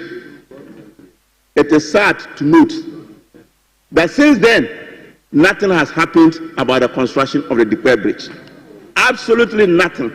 And in fact, as I speak, the site has been taken over by reptiles and the rodents. And yet this is an important bridge which will link not only Laura to Burkina Faso, but the Upper West region and also the whole of Ghana through the Western Corridor. So I use the opportunity to appeal to His Excellency President John Dramani Mahama that he should find time. In fact, not only find time, he should do his best to ensure that this bridge is constructed in the course of his term. I cannot ask him to do it immediately because it appeared in the 2021 budget, it appeared in the 2022 budget and 2023 budget, and yet nothing was done. As for the 2024 budget, it got lost completely. And so it will take a bit of time to restore it. But that is my appeal to His Excellency the President. Mr. Speaker, our colleagues on the other side, they have been livid because according to them, His Excellency President John Dramani Mahama described the economy during the Nana Akufo-Addo's era as being criminally managed. Let me find out from them how else the economy at the time should have been described. An economy where a hole in the name of a national cathedral was dug for $58 million, and it has become a waste. An economy where $2 million was given away in the name of a sky train, which was never delivered. An economy where $11 million was given away in the name of a Palogo irrigation scheme without a wheelbarrow of sand deposited at the site. An economy in which millions of dollars meant for the COVID-19 pandemic could not be accounted for. An economy which for the first time in the history of this country went through a domestic debt restructuring program, which resulted in a haircut for many people, including the retired people. Mr. Speaker, in contrast, this budget is a budget which will pay allowances to teacher trainees. This budget is a budget which will pay allowances to nursing trainees. It's a budget. Honorable member, your time is up. Honorable members, we are now adhering to the time strictly. So the timekeeper will cut your microphone as soon as your time is up. Honorable members, it's now the turn of Honorable Mustafa Yusuf. Deputy Ranking, you have 10 minutes. Thank you so much, Mr. Speaker. I am extremely grateful for this opportunity to comment on the budget statement and economic policy of government for the year 2025. Mr. Speaker, when the date was set for the Finance Minister to present his first budget of government, after a series of political promises, and the honest expectation of Ghanaian youth was to see this budget to bring innovative and bold economic model that will seek to deliver jobs for the unemployed youth, that His Excellency the President of the Republic stated in the State of the Nation address, over 2 million unemployed Ghanaian youth. Mr. Speaker, unfortunately, the President through his Finance Minister made a firm declaration of freezing public sector jobs. And Mr. Speaker, I want to refer you to the budget statement, paragraph 478. And Mr. Speaker, with your permission, I want to quote the Finance Minister.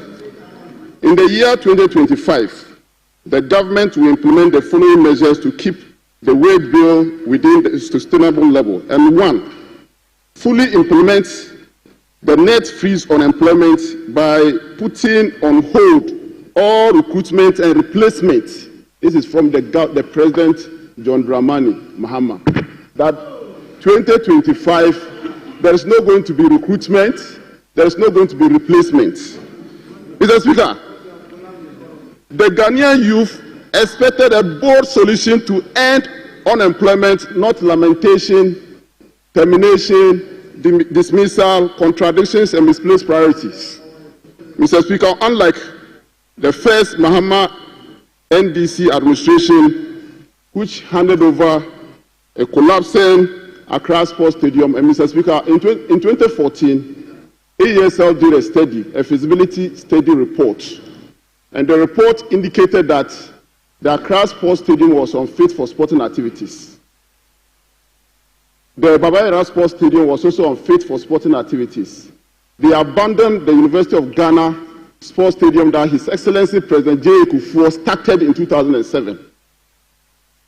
It took His Excellency Nana Addo Dankwa Akufo-Addo in 2014, when the report was published. Nothing was done in 2015.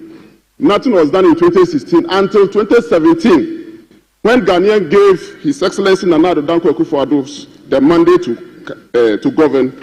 Then the rehabilitation and the renovation work started in Accra Sports Stadium, Babayara Sports Stadium, the Cape Coast Sports Stadium, and also a Sipon Sports Stadium. Mr. Speaker, when it comes to sports infrastructure, the Akufo-Addo Baomia's government have done unprecedented in the history of our country. At the national level, Mr. Speaker, at the national level, President Nana Addo Dankwa Akufo-Addo invested in the Baltimore sports complex, and that sports complex consists of an aquatic center.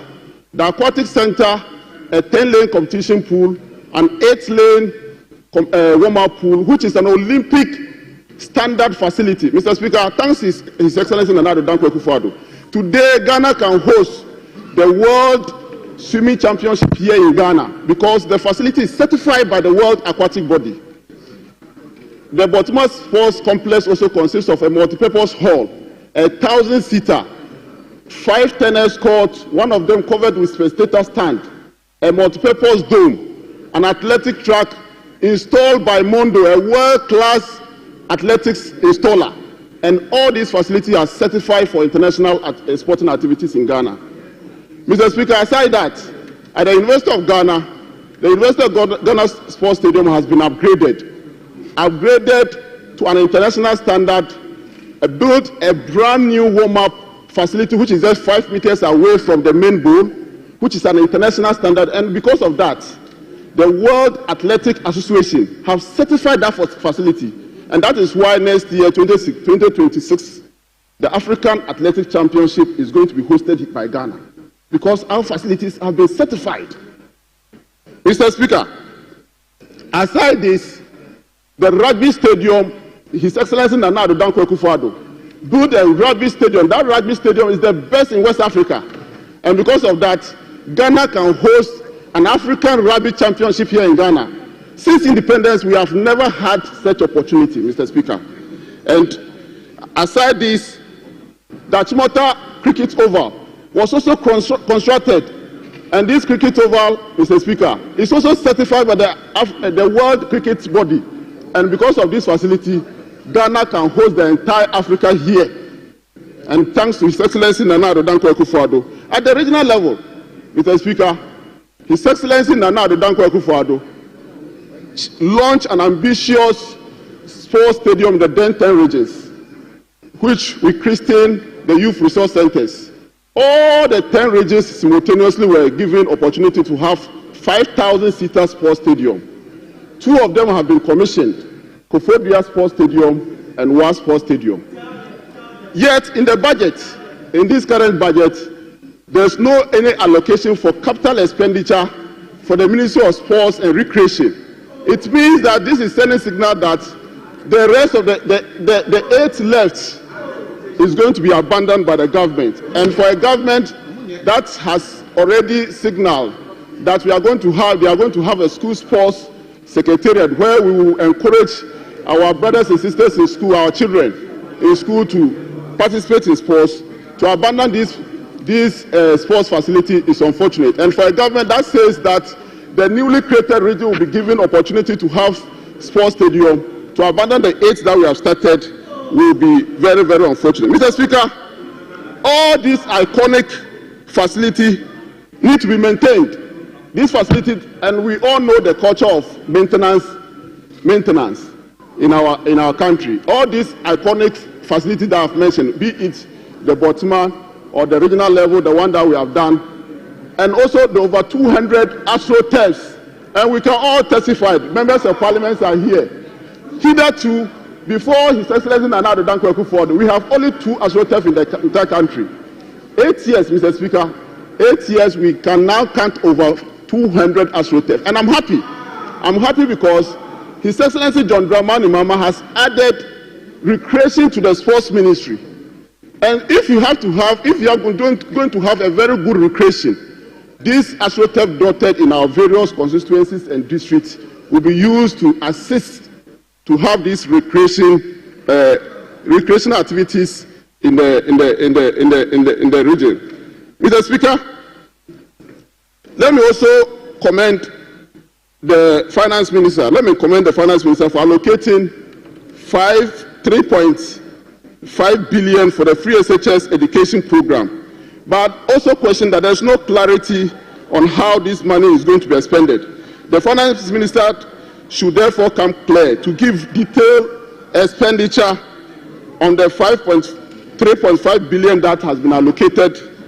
Also, Mr. Speaker, the Finance Minister said that by uncapping GET Fund, 4.1 billion is going to be made available to GET Fund, especially for the financing of the free secondary education program and other related expenditures. My question to the Finance Minister, Mr. Speaker, is that will this amount be enough for the free SHS program? Because this government is saying that the double track, they are going to do away with the double track. And if you are going to do away with the double track, you need infrastructure in the secondary schools. And my question to the minister, whether the 4.1 billion that has been when we uncap get fund that is going to be made available will be enough to cater for this secondary education program. Mr. Speaker, also the finance minister made allocation to purchase sanitary pad to the girls. But what the finance minister failed to do was to give us clarity whether these sanitary pads that we are going to purchase are for the girls in the primary school, or they are for the girls in the secondary school, or they are for the girls in the tertiary schools, or they are for the girls in the private schools, the various private schools in Ghana. There's no clarity. So I want to appeal to the Minister for Education and the Finance Minister to ensure that this is a very laudable initiative. It's a very laudable initiative, but they should ensure that all girls, be it primary school, secondary school, tertiary school, or private, every girl should be given opportunity to have this free sanitary pad. Just like His Excellency Nana Addo Dankwa Akufo-Addo ensure that every school going child. Thank you, Honourable Member. Your time is up. Honourable Member, it's now automatic. So once your time is up, your microphone will be off. Honourable members, it's now the turn of Honourable Alhassan Abdul Fattah. Yes, Deputy Majority Leader. Changes. No. We made some changes. So he will take it on Monday, since we are sitting on Monday. So, Mr. Speaker, please go on to the next one. It's Honourable Rashid Pelpo. He's gone. He's got a meeting. So he will also do Monday. I thought he was going to be here. So you skip those two and go on to the next one. Okay. So, Honourable Ajay Mensah. Yeah, because actually they should have come before Honourable Bedi. Very well. But you jumped that. Yeah. Very Thank well. you.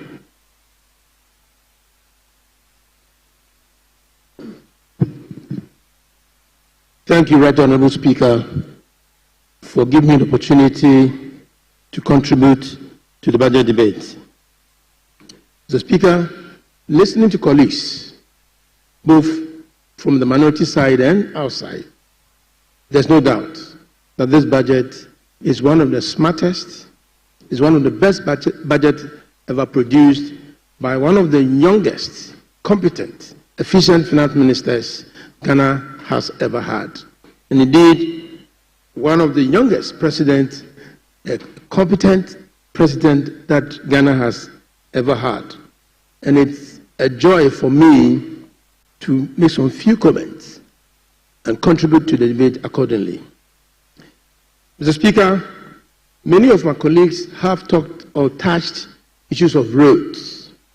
And I've never seen anyone stood up to talk about the comment on the roads regarding the deplorable state of our roads in this country, from this side and our side. Mr. Speaker, it is true that our roads are in a bad shape. In fact, the sector that manages roads, the Ministry of Roads and Highways, is in a serious mess. We are unable to know the total network size that we have because of the fact that the ministry, indeed, Nana Akufo-Addo, Bawumia government MPP, from 2017 to 2024 failed to conduct what we say in the industry road condition mix survey. It is only this method that we can assess the condition of our roads, to know the extent of our roads. And so it's a worry. Mr. Speaker, in the budget, significant amount has been provided for maintenance of our roads. Maintenance has been a problem. The network has not been maintained, and as a result of that, the network, we virtually, Mr. Speaker, are losing our network. Mr. Speaker, it is also worrying to know that the ministry has ever in the history of this country contracted or have accounted for the highest of indebtedness to the ministry, and for Ghana for that matter. It has never happened, but this is the first time. Mr. Speaker, it should be recalled that in 2017, when the Mahama administration handed over power to NDC, to MPP, in the State of the Nation address and the budget presentation, it was clear that roads in the country were in a bad shape and that NDC had committed the state to the tune of 17 billion Ghana cedis. That is the total commitment of roads in this country was 17 billion Ghana cedis. And that was an issue. It has never happened before. Even though we disputed, it was around 10 billion Ghana cedis. But he insisted that the total commitment was 17 billion Ghana cedis. Today, what we are realizing, what we are seeing is that the total GOG commitment or the total debt commitment has risen astronomically, disappointingly, to the tune of 105 billion Ghana cedis. 105 billion Ghana cedis. So from 17 billion to 105 billion Ghana cedis. Mr. Speaker, but we don't have anything to show that even though we have this commitment, we have spent so much money, we haven't got anything to show. It is because of the fact that within the 8-year period, this government, my colleagues here, were not able to conduct that survey. We call it the Road Condition Survey, to determine the state and the condition of our roads. That is disappointing. And that is why we think that President Mahama was magnanimous, and he says he was not going to lament. He is going to fix the problem. Of course, we need the support of this side to resolve the problem. I remember a while ago, the former Minister for Roads and Highways was here, and he was admonishing, he was requesting that the government should find money. The government should find money to conclude or to finish some of the projects like from Accra to Kumasi Road and many more, because these networks are very, very critical to the development of the economy. Mr. Speaker, from August 2024 to the 31st of December, the ministry had contracted over 15 billion Ghana cedis contract. That hadn't gotten, or they never had the commencement warrant. Commencement warrant meant that it was not authorized. You can't commit the state to that level of contract when you don't have funding for it. You have never provided any budgetary allocation for that. But that one, at appropriate time, we go into that. So in fixing the problem, and that is why I think that President Mahama was spot on the point that uncapping the road fund will give us the opportunity to have enough money into the kitty for road maintenance and maintenance only. Maintenance only. And that is very critical because 2.8 billion Ghana cedis into road maintenance, I think, will solve most of our problems. In many of our areas, Mr. Speaker, particularly in the rural setting, the basic things that we need is the maintenance, the grading of our roads, the spot improvement of our roads, the pothole patching, and some level of bitumening. And that is what we need. So, Mr. Speaker, it is, I think, all over the country, and when I hear people calling, some of the radio stations that I've attended, questions that they ask is that, so are you sure they release this for our roads to be maintained?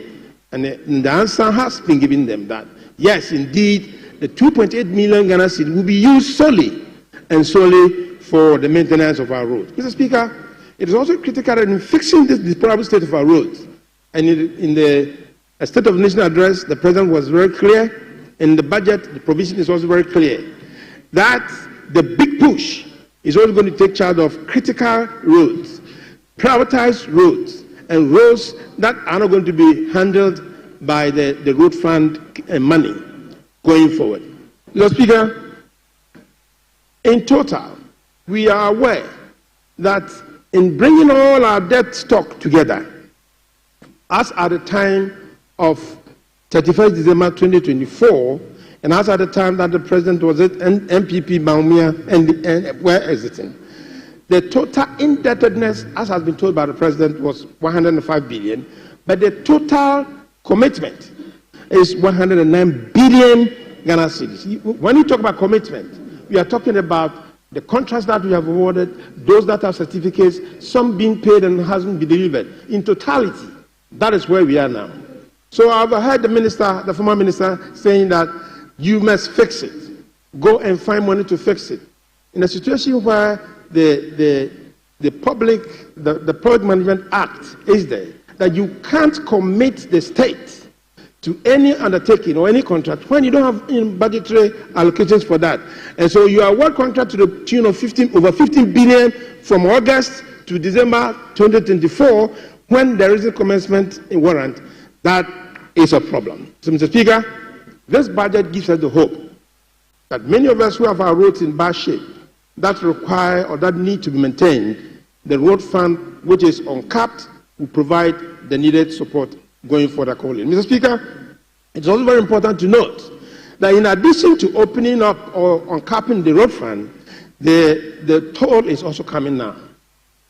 This is a government that came to power, MPP, NDC, and they decided to abolish, to scrap the road tolls. Mr. Speaker, that is a cheap source of money. They never got it. You remember when the Speaker asked the minister to come here to withdraw? He never came.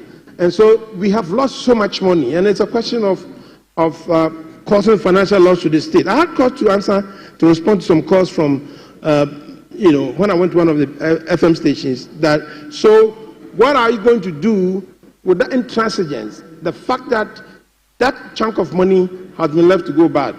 So what are you going to do to the minister who did that? And I said, now there's a minister, a new government in place, that the needful will be done. Mr. Speaker, that is for the road sector. The road sector will be brought to speed. Maintenance is a priority. The book push is there to ensure our major trunk roads and so on will be managed. But the question I asked myself is that the former Minister for Roads and Highways was here. Fortunately, he is a member of our committee. I will request their support coming together to resolve this problem.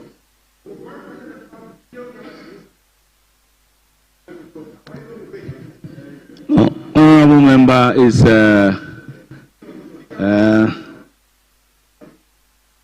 Honourable Ajay Mensah. You are the chairman of a committee. Yes, so 5 more minutes. First, I request from my committee members, particularly the roads minister,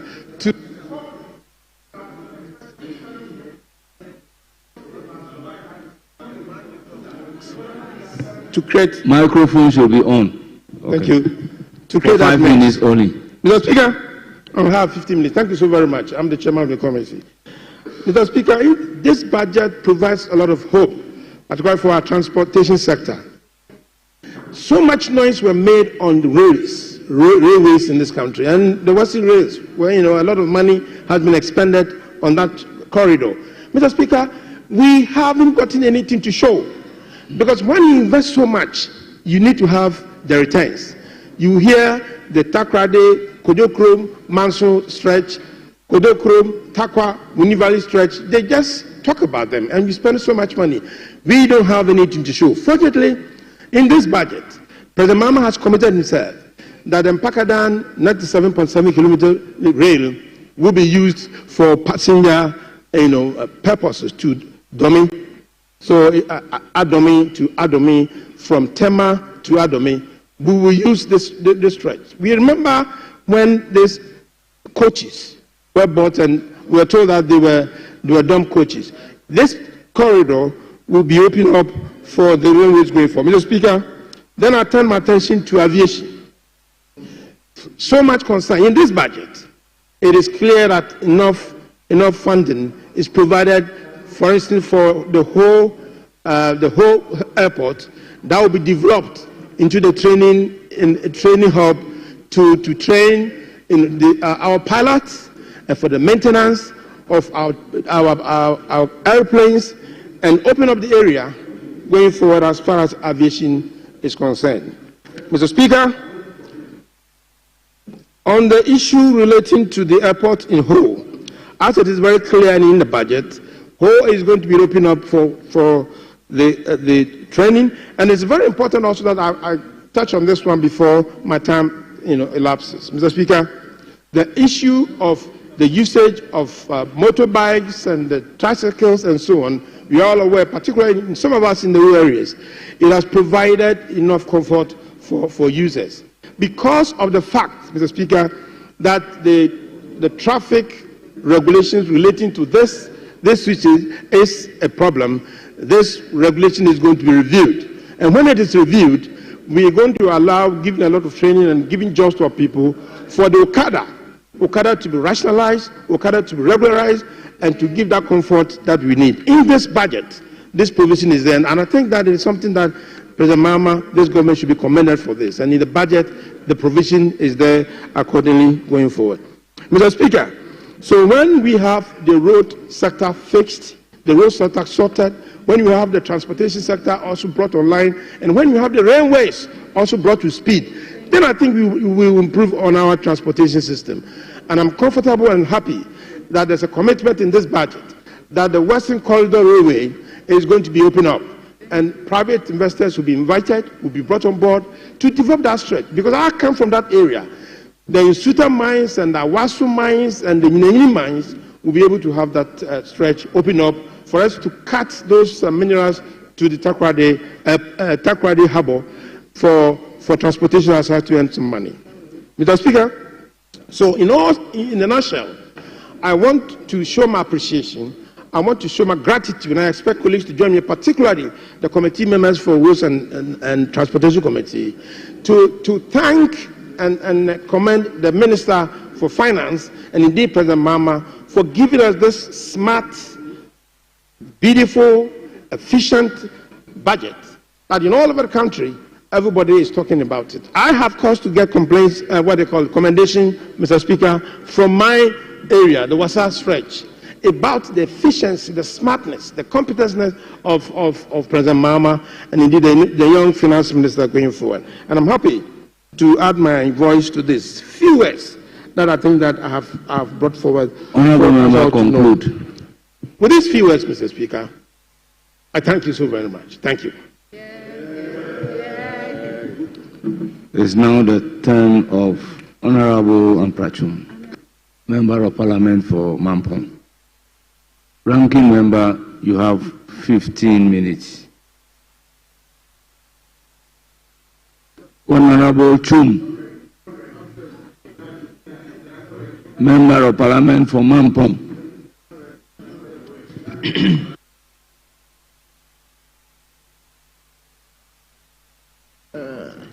Honourable Member, you have 15 minutes. Yeah. You have the floor. Thank you.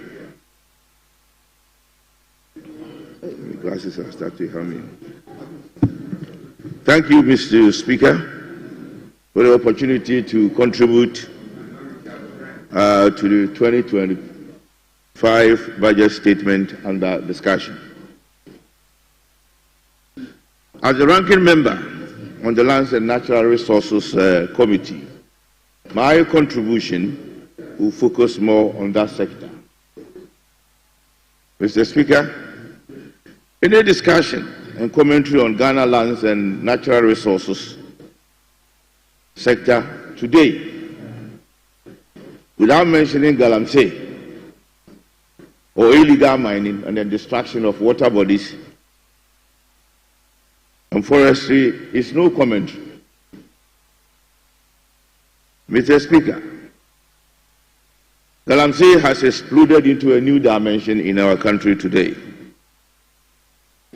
And the dimension is taking an impunity situation. Mr. Speaker, the NDC won the 2024 election partly because they managed to package Galamsey and hang it around the neck of the Akufo-Addo government. And as a result, Ghanaians bought into it and then showed us the red card. Today, Ghanaians are seeing and witnessing the real kingpins and queenpins in the Galamsey industry. There is impunity all over the place, with the NDC kingpins and queenpins leading the charge, invading and mining in the forest reserves and the destruction of water bodies.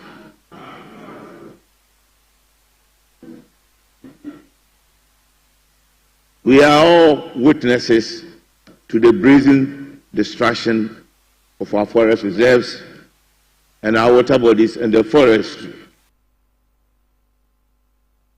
It is a known fact. It is only the blind who will not want to see what is happening in our country, Ghana, today. And if we are not very careful, in the next 20 to 30 years, there might not be a country called Ghana for us. We've all seen the destruction. It's massive. It's terrible. It's bad. And something ought to be done about it. Today, Ghanaians are seeing who are the people leading the charge when it comes to Galamsey. 2024, you made all the noise. You were very smart. You hung it around our neck. Ghanaians bought into it. And like I said, they show us the red card. Today, we are not in control. It's your people who are in control.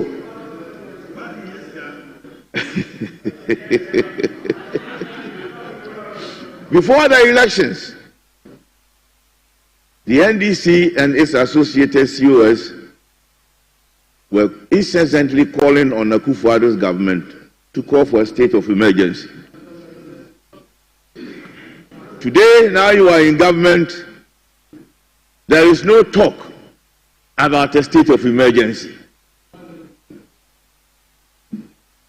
Why this duplicitous behavior? 6 months ago, incessant call for state of emergency. Today, the NDC and its associates are silent on a state of emergency.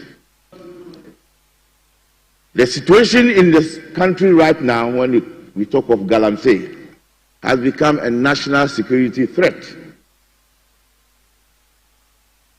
And we are struggling to try to contain it because there is no political will from the NDC government.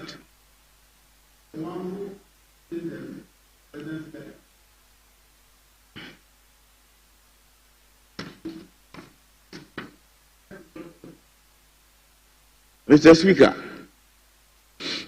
Galamsey is killing and destroying Ghana. It has become a danger for our very survival. And if Galamsey is not sorted out, in 20 years there will be no chamber for us to sit here to discuss Ghana and to talk about Galamsey. It is no wonder, and I quote, Mr. Chairman, Mr. Speaker,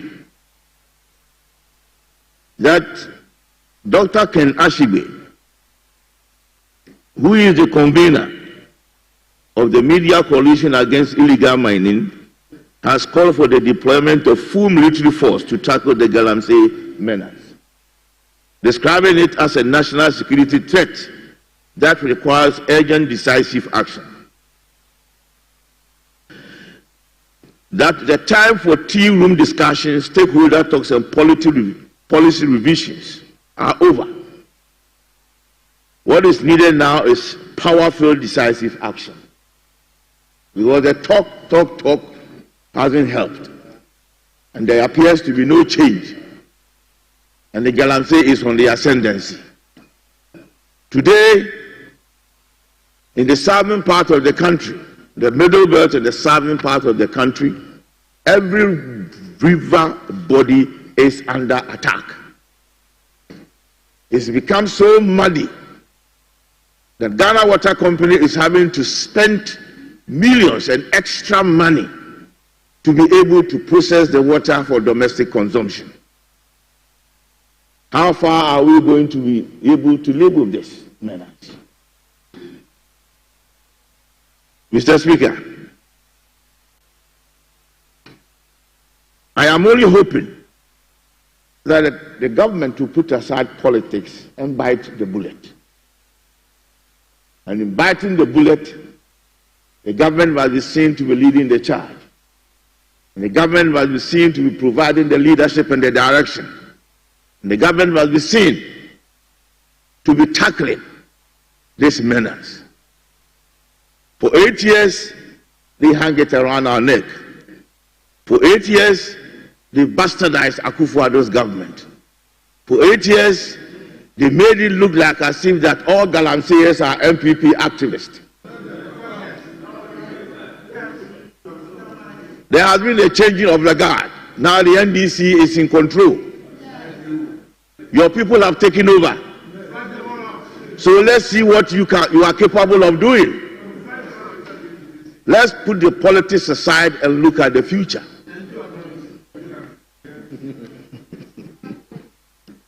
Mr. Speaker, a couple of days ago, the Honorable Minister for Lands and Natural Resources, Honorable Kofi Bua, tried to calm the waters with the Galamsey and the illegal mining menace by announcing a series of reforms and policy interventions. First, they include the amendment of the LI 2462 to take away the power of the president to grant licenses to mining in forest reserves, partly to address the menace of Galamsey, and I find that to be commendable. The legislation is being occasioned by the terrible environmental degradation and deforestation, biodiversity loss, and pollution. And here again, I will want to commend the activities of the various civil society groups, environmental groups, for creating the awareness and keeping the temperature of the menace at a higher tempo. Mr. Speaker, any reform or policy initiation to contain and deal with Galamsey activities, including the destruction of water bodies in any shape or form, will have my full support. But with two caveats. One, implementation, and two, the politics of it. Many seemingly laudable government reforms and programs have fallen through because of poor implementation. And because we have the tendency of playing politics with everything meaningful that we do. Mr. Speaker, permit me to go on record to say that personally, I hate and despise destroyers of water bodies and any Galamseyer. Number two, the minister also seeks to revoke small-scale licenses granted after the 7th of December. Even though it may be laudable, it also raises some concerns for me. Laudable if... Honorable Ambrachum, the member has been standing for some time. Let me give him the floor. So they will stop the time for you. Yes, Honorable Member.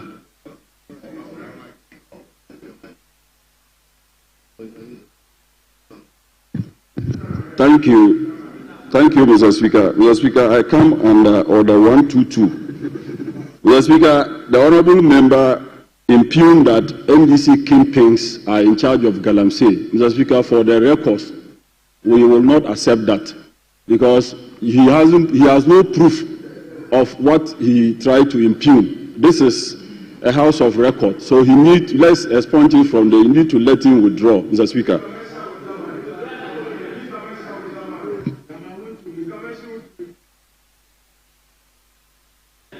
Yes, Honorable Habib. Mr. Speaker, I think there was guidance from the speakership that such things, we should let things flow. And more to the point, when you get up to say you are coming under Order 122, it is still not clear. Order 122 have one up to A, B, C, D. Then you should be specific on the order that you are coming. But 122 itself doesn't give him the opportunity to do that. So, Mr. Speaker, completely rule him out and let the honorable colleague continue. So that, rather than that, if you do that and you also start speaking, Speaker, that means that you have to recognize us to also make interjections in whatever they will say.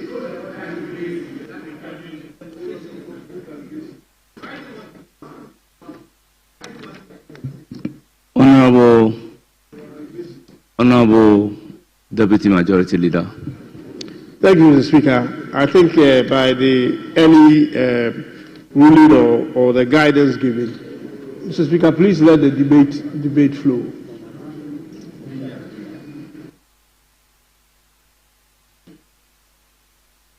Honorable members, Standing Order 122 is under the marginal note interruption of debate.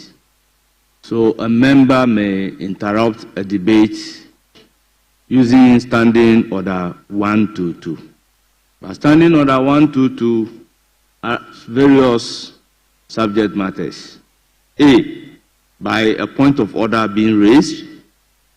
B, by a matter of privileges suddenly arising. C, by a point of information, elucidation or clarification. D, by attention being called to the absence of quorum. E, by attention being called to the presence of a stranger in the house or upon a point of procedure.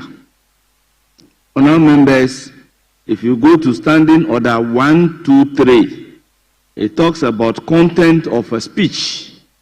And 123, 2A is the use, a member shall not use offensive, abusive, insulting, blasphemous, or unbecoming words on a member or any other person, or impute improper motive or impound the integrity of a member or any other person.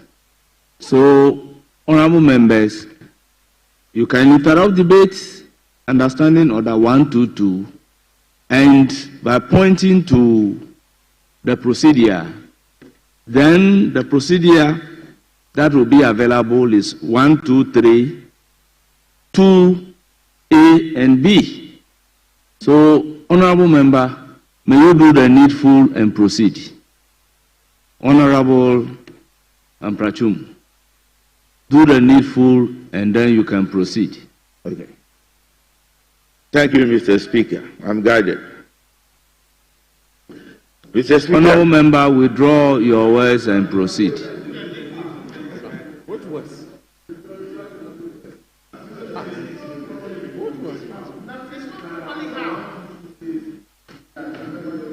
So, therefore, if they said, Honorable Habib, we are here to moderate the House. If somebody from my right said that the MPP kingpins are in charge of Galamsey, I will equally ask the person to withdraw.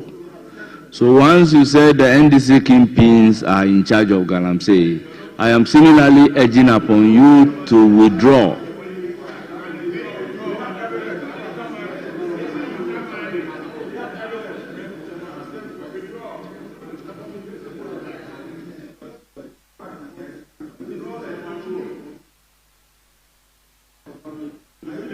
Honorable member, will you withdraw and proceed? Mr. Chairman, Mr. Speaker, I withdraw. Very well. Happy now? Please proceed.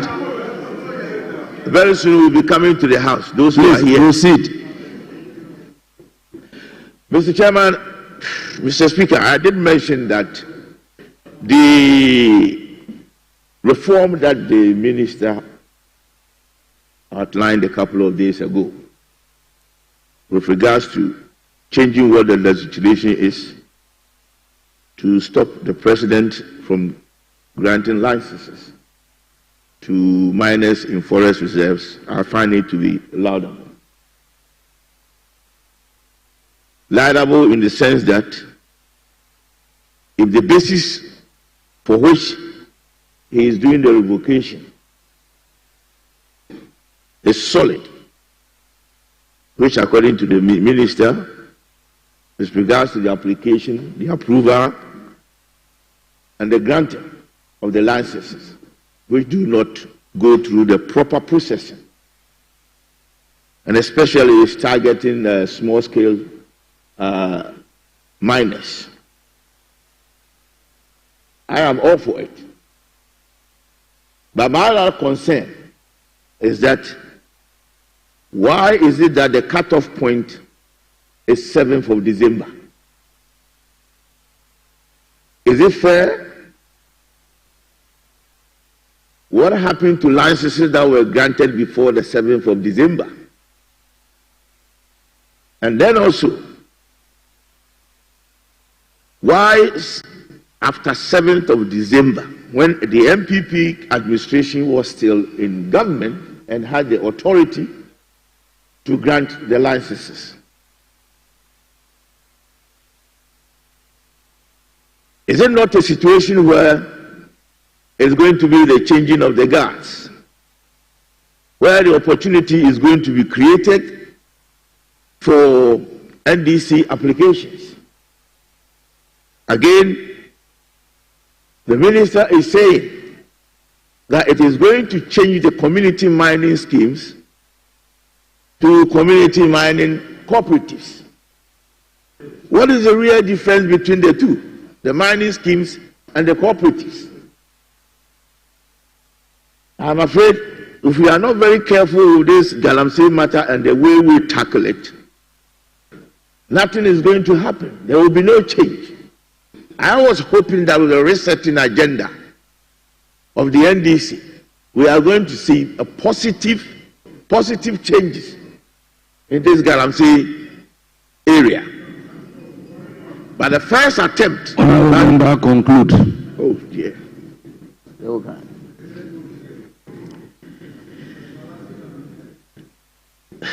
I'm lost. Mr. Speaker, I will only hope, and I want to trust the Minister for Lands and Natural Resources, that in the implementation of this new reform, he will try as much as possible to take out politics out of it. And that my real understanding of resetting, which I want to see in a very positive light.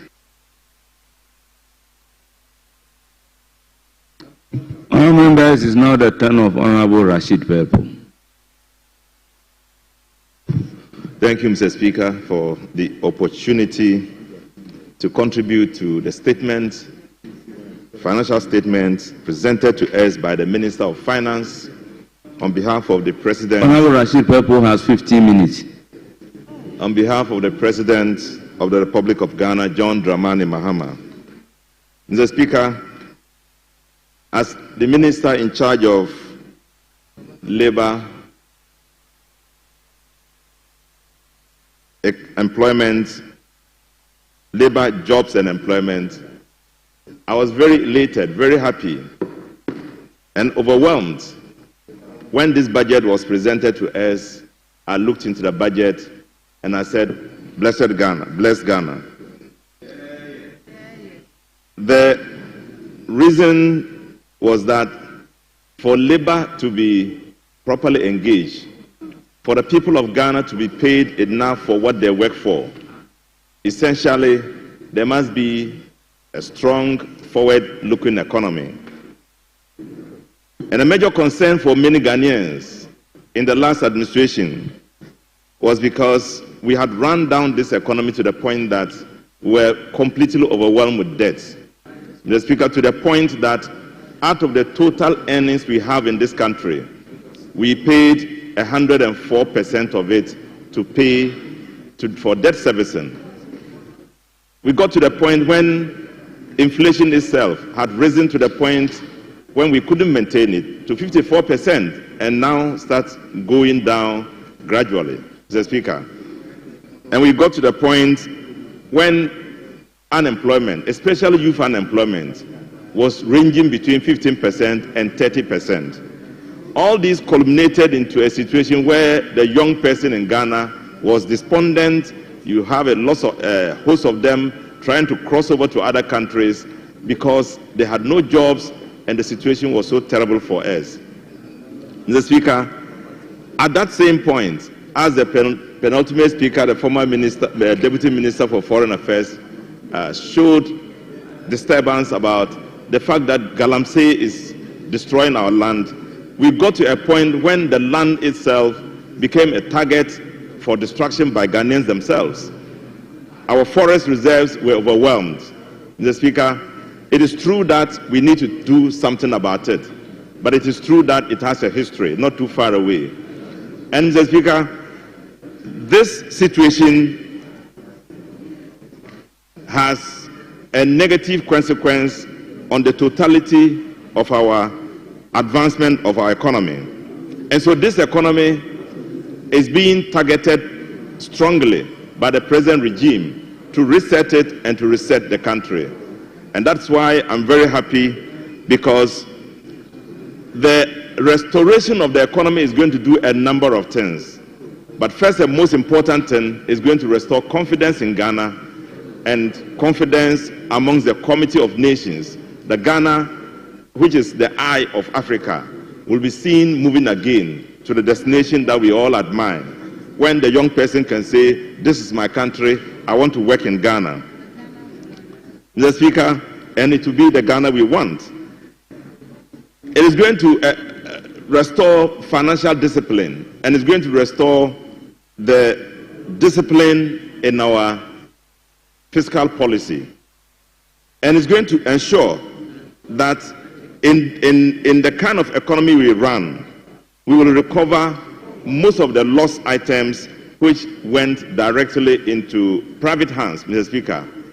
The pain of this economy is that many people don't see the economy as their own. They see it as something else everybody wants to make money on. So if we are able to get this budget work to the point that we can be confident that it is the budget we all want, Mr. Speaker, the consequence of it is going to be that we are going to increase the natural wealth of this country. We are going to have increased investment.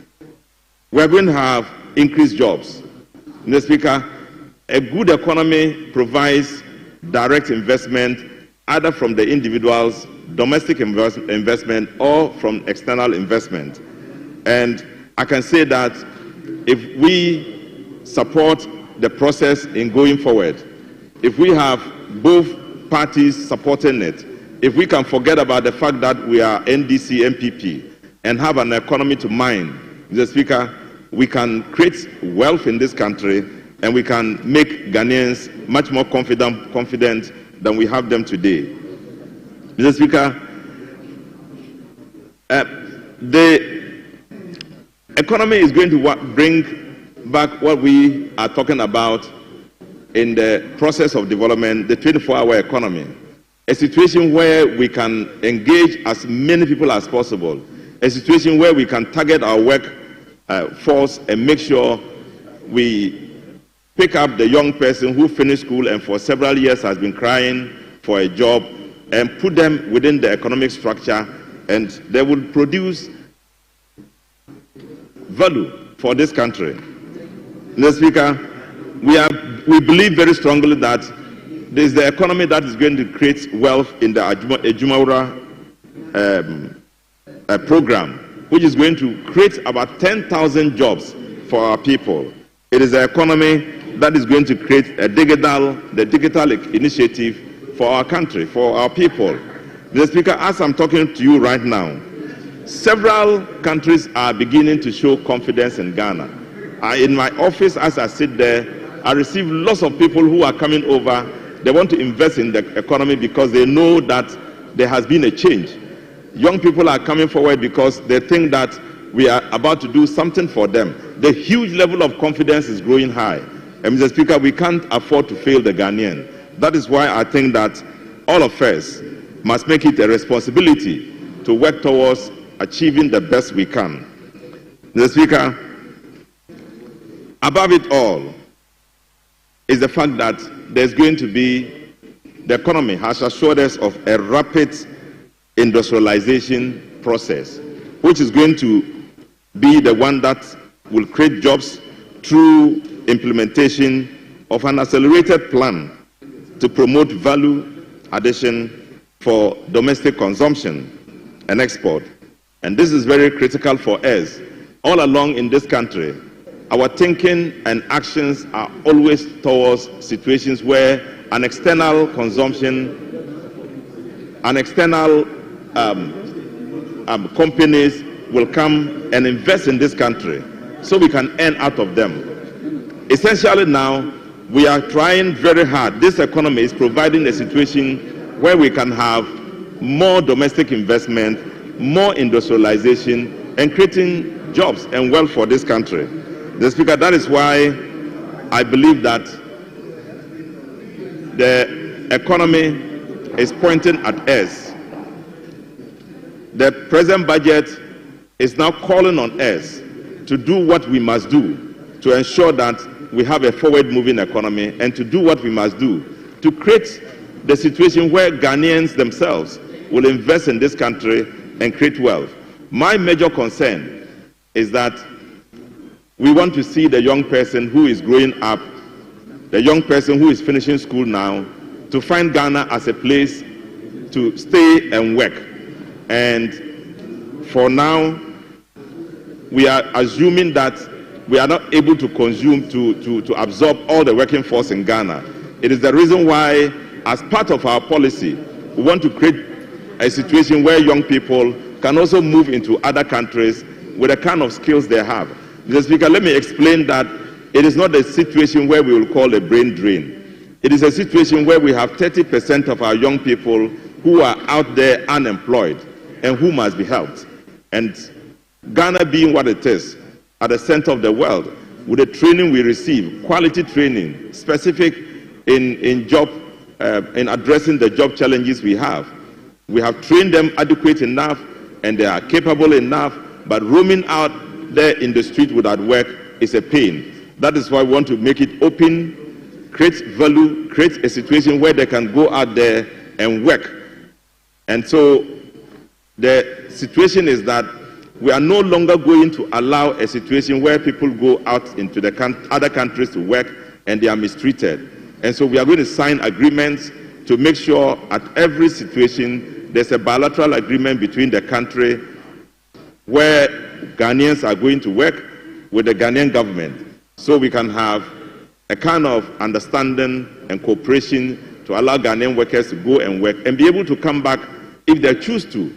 Mr. Speaker, so this budget has created room for us to provide that situation. It is providing room for us to lift up the unemployed and give them hope, for them to know that in the near future, the country belongs to them and that they are working for it, and we are ensuring that it is a place where they can be and be admired as Ghanaians. Mr. Speaker, with these few words, I want to thank you for allowing me to make just this short statement and to assure the young person in this country that the time has come for him. The situation is not going to be as easy as that because of what we have inherited, and that we want the rest of the people to know, the rest of Ghanaians to know, that as we are facing the challenge, as we are facing this challenge, it is not going to be a situation where we will fail in the end.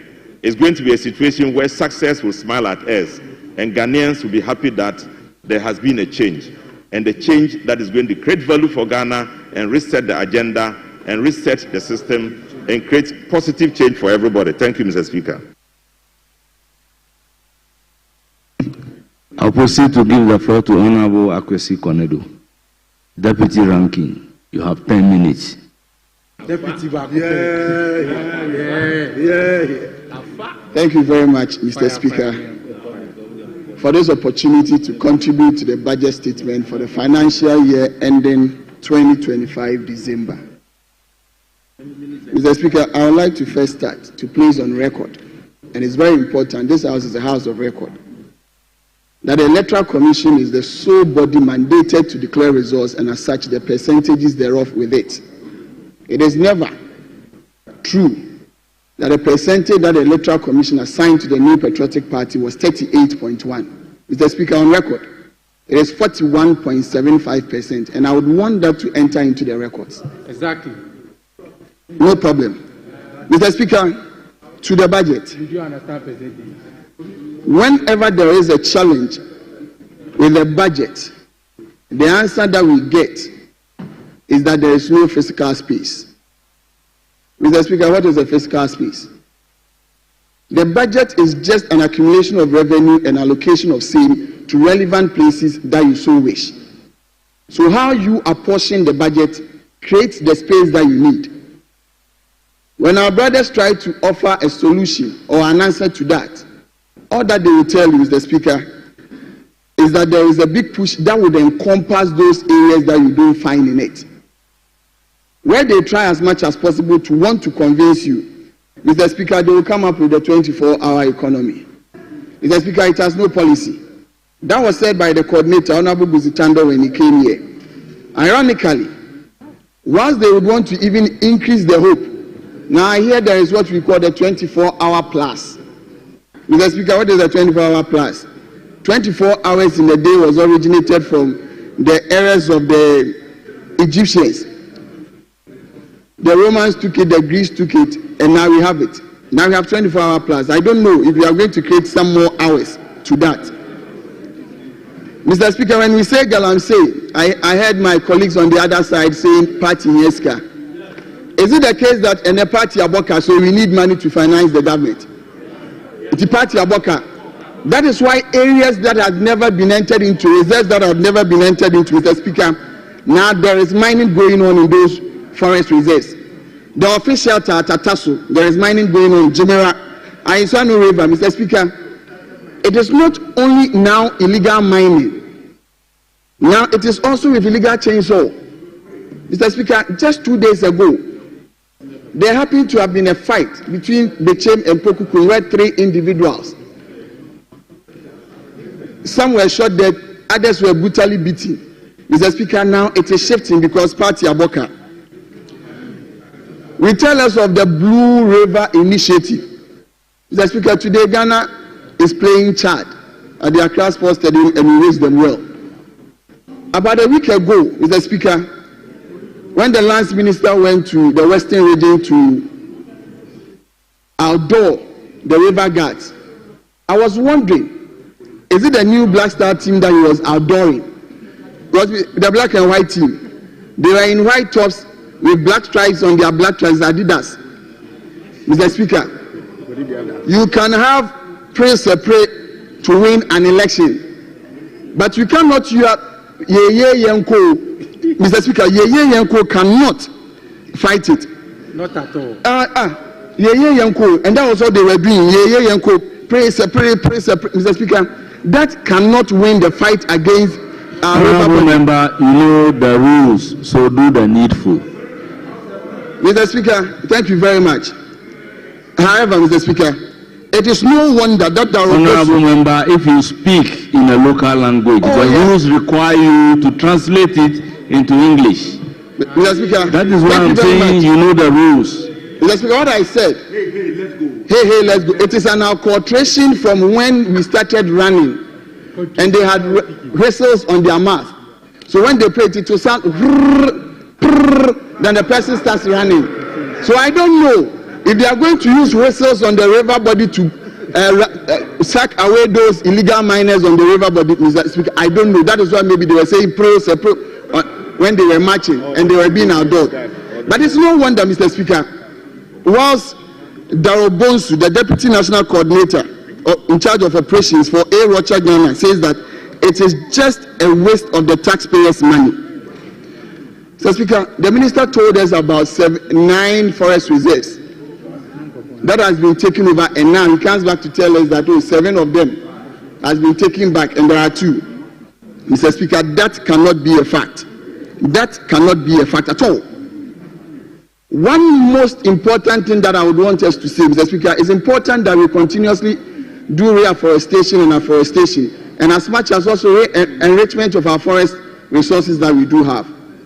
That is why in the last 4 years, Mr. Speaker, we had what we termed as the Green Ghana project, with which, Mr. Speaker, we managed to plant over 40 million seedlings, which has a success rate of almost about 78%. That is helping us to reforest our degraded land forest. Today, as I speak, the Honorable Minister is in Inquiry at Kufuor's Park with His Excellency the President, adorning what we term as Tree for Life. No change of name. Mr. Speaker, when you marry your wife and the person takes on your name in addition to the maiden name, Mr. Speaker, it doesn't change that your father-in-law is the daughter of your wife. It will not change that. It cannot change that. Mr. Speaker, Green Ghana has helped this country. And let me say, in 2023, Mr. Speaker, Ghana was the second country in Africa, next to Mozambique, and the third in the world, that received carbon credit from the World Bank's Forest Carbon Partnership Facility in the tune of over $4.8 million. Mr. Speaker, it's a testament to the effort that we put in reforesting and making sure that our forest reserves remain intact. Mr. Speaker, 2024 is left for validation, and Ghana is bound to receive almost about $50 million for about 10 million tons of carbon, emission of CO2. I would urge the Minister to engage and continuously do that so that this amount of money would also be made available to this country in terms of trying to stop deforestation and make sure that our forests and natural resources are intact. Mr. Speaker, another point I would want to raise is also on the point of resilient Ghana. That was launched at COP28 in Dubai. First, it was done in Sheikh Sharam in Egypt. Mr. Speaker, that also has the potential of bringing us about 30 million. I would want to urge the ministry to continue on that path, because Ghana is making strides in global sustenance in terms of climate change, and we do not want to go back on that. So once that is followed through, Ghana becomes a beacon of hope for that. Mr. Speaker, let me say that efforts have been made, and these are efforts that are verifiable, in terms of making sure that the commissions under the Ministry of Lands and Natural Resources were well resourced. Mr. Speaker, Minerals Commission offices have been done and completed. Some are ongoing. If you go to Akimoda, Bibiani, those ones have been completed. Mr. Speaker, now if you go to Bolga, Kumasi, Tamale, and Takrade, they are at advanced places. If you go to Kumasi, it's almost about done, 95% done. We need to continuously make sure that all of these things are done, such that, Mr. Speaker, the efforts that have been made will not be in vain. Same way with the Lands Commission again. Mr. Speaker, efforts have been made to make sure that the Lands Commission is fully digitalized, such that our land administration systems, Mr. Speaker, will be at par with international standards. 6 regional offices of the Lands Commission have been fully digitalized. If you go to Ahafo, Buno East, Northeast, Oti, Savannah, and the Western North, Mr. Speaker, all of these have been fully digitalized, and I would want the ministry, with the allocation that have been granted, although meager, Mr. Speaker, they should try as much as possible to use portions of same to be able to continuously do the digitalization of the process, such that the Lands Commission would have a better place to be able to make sure that our land documentations, because it's important, because if you are not able to have a proper documentations of our land, currently, our international bodies, and I'm glad to say that we're able to pass the Ghana Boundaries Commission Act that will seek to protect the territorial integrity of this country. Member, please conclude. Thank you very much, Mr. Speaker. However, one thing that we would also want to urge, and that this we would raise, is why about 80% of MIF revenue would want to be taken into the consolidated fund for the activities that MIF ought to do. If that is done, once on the other hand, the minister is trying to do what he terms as the capping of some of these agencies, now he's in line, moving into wanting to also then take away from some of these institutions that would help in managing some of these areas that we do have. But however, doesn't it surprise Mr. Speaker, when you don't have financial space, you still have the effort to set aside 661 million for what we term as estimate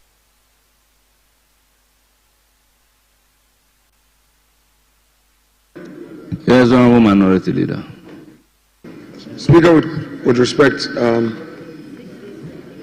just with your leave to interrupt the debate on an important matter, I'm happy the Deputy Majority Leader is here. Mr. Speaker, I've just been briefed about this business statement, which does not have questions for next week. Mr. Speaker, which does not have questions for next week. Mr. Speaker, I was at business committee meeting and the Deputy Majority Leader chaired. We have some urgent questions that we have discussed would come for next week. In fact, even this week, there were some urgent questions that the ministers wrote that they could not make it. I personally spoke to two of them and they've agreed to come on Tuesday. My view is that even if after the committee meeting there is any intervening matter, it is to be discussed.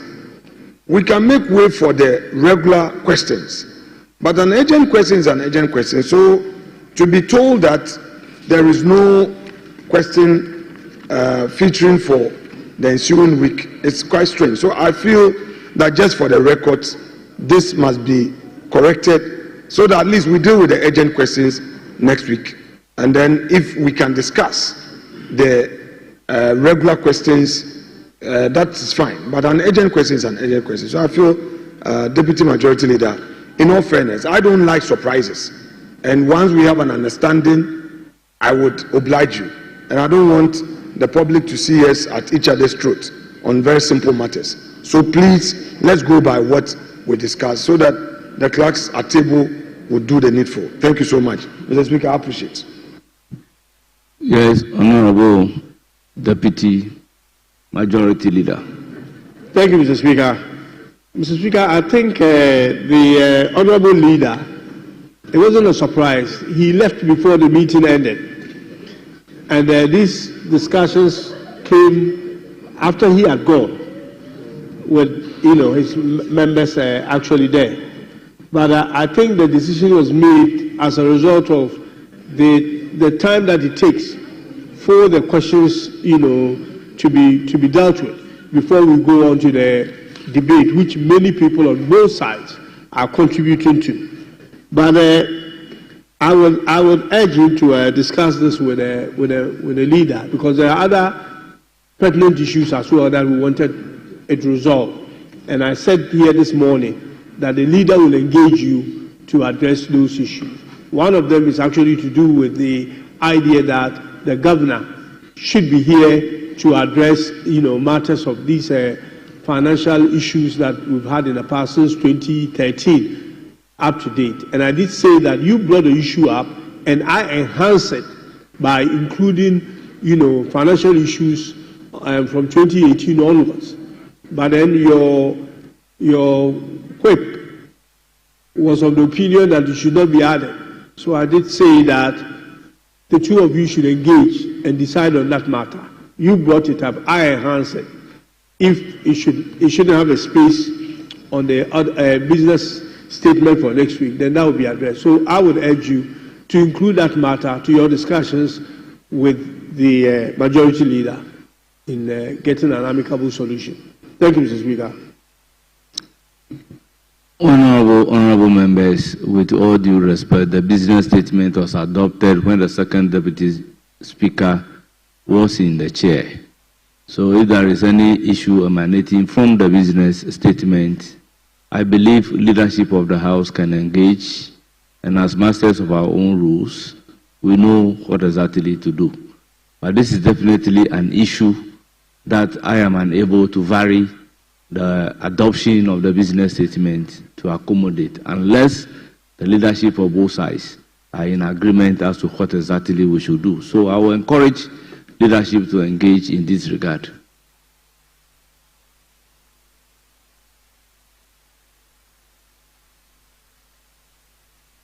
Minority Leader. Mr. Speaker, thank you. Mr. Speaker, I will not pursue this matter for the purpose of getting you to vary the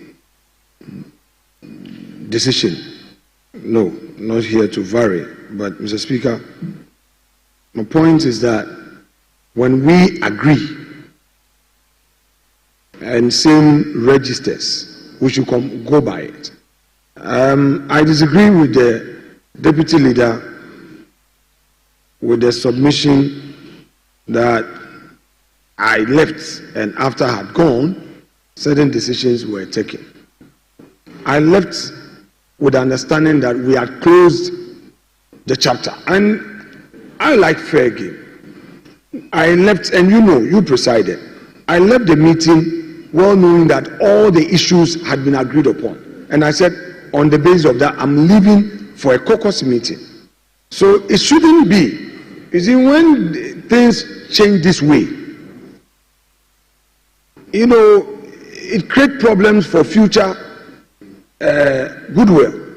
So I would only plead that if there was anything, because I've spoken to leader this morning, nothing has happened. And when it happens like that, my colleagues here, it's like, leader, you didn't brief. And I'm not in the know. I'm just a call away. You know me. And I am not a difficult person. If you have any decision to take, let's discuss. Because I've been in that black chair to the right of Mr. Speaker before. And I know how difficult it is to be a majority leader. So your colleagues those days here will not allow anything to pass unless I have engaged them. So I would suggest strongly to you that without prejudice to the discussions to be held, the urgent questions at least, and this is a plea to you, that the urgent questions at least should feature, because that was the decision of the business committee. If for some reason you want to vary, we can discuss.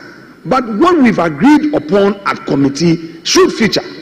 And Honorable, I beg you, we are in this together. Let's do it and do it neatly, so that the public doesn't get a certain impression that we come here, the minority is always opposing. You know that the work that you do here, government business, 99% of it, we've supported you. 99% of government business. I should even say 100%. We've not opposed any government business in this 9th parliament. Tell me, which government business did the minority oppose you? Yet there's a certain impression out there. So please, kindly let's get the clerks to feature at least the urgent questions. I can make that compromise. Let's feature the urgent questions. Then we discuss the regular questions. Because an urgent question is an urgent question. With the greatest respect. Mr. Speaker, please arrest my case. Well, honorable members, I think we should not belabor the point. The best way out is the leadership engagement. Thank you very much. Let's continue. Honorable Deputy Majority Leader. Mr. Speaker, I just want the honorable member to know that the meeting, we may have closed the item on the discussion, but the meeting was not closed when you were leaving.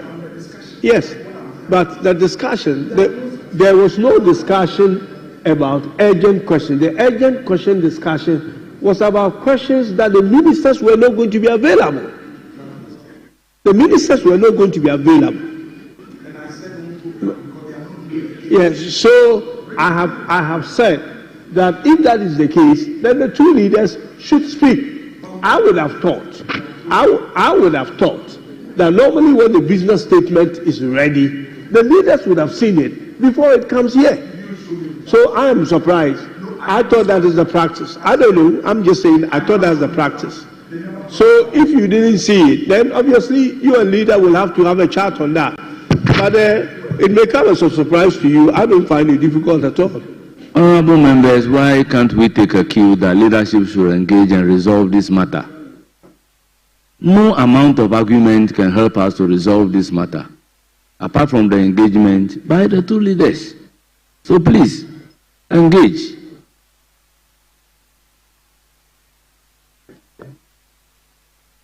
Honorable member. Thank you very much, Mr. Speaker. Mr. Speaker, with the greatest of respect, I appreciate the fact that the leadership of the two sides must meet to resolve this matter. But it's also the case that questions are not supposed to travel over 1 hour. And in this chamber, Mr. Speaker, we have witnessed situations where question time travels like 4 hours, impeding the work of the House, other works that we are supposed to do. So if you can keep to the 1 hour, I don't think there should be any issue at all. But one question, several supplementary questions traveling on end. I think that, Mr. Speaker, I will crave your indulgence to take a look at that one. While the leadership look at resolving the matter, you also probably would have to keep to the time. I thank you very much. Thank you, Honorable Member. It's now the turn of Honorable Kretu Sedu Dapila.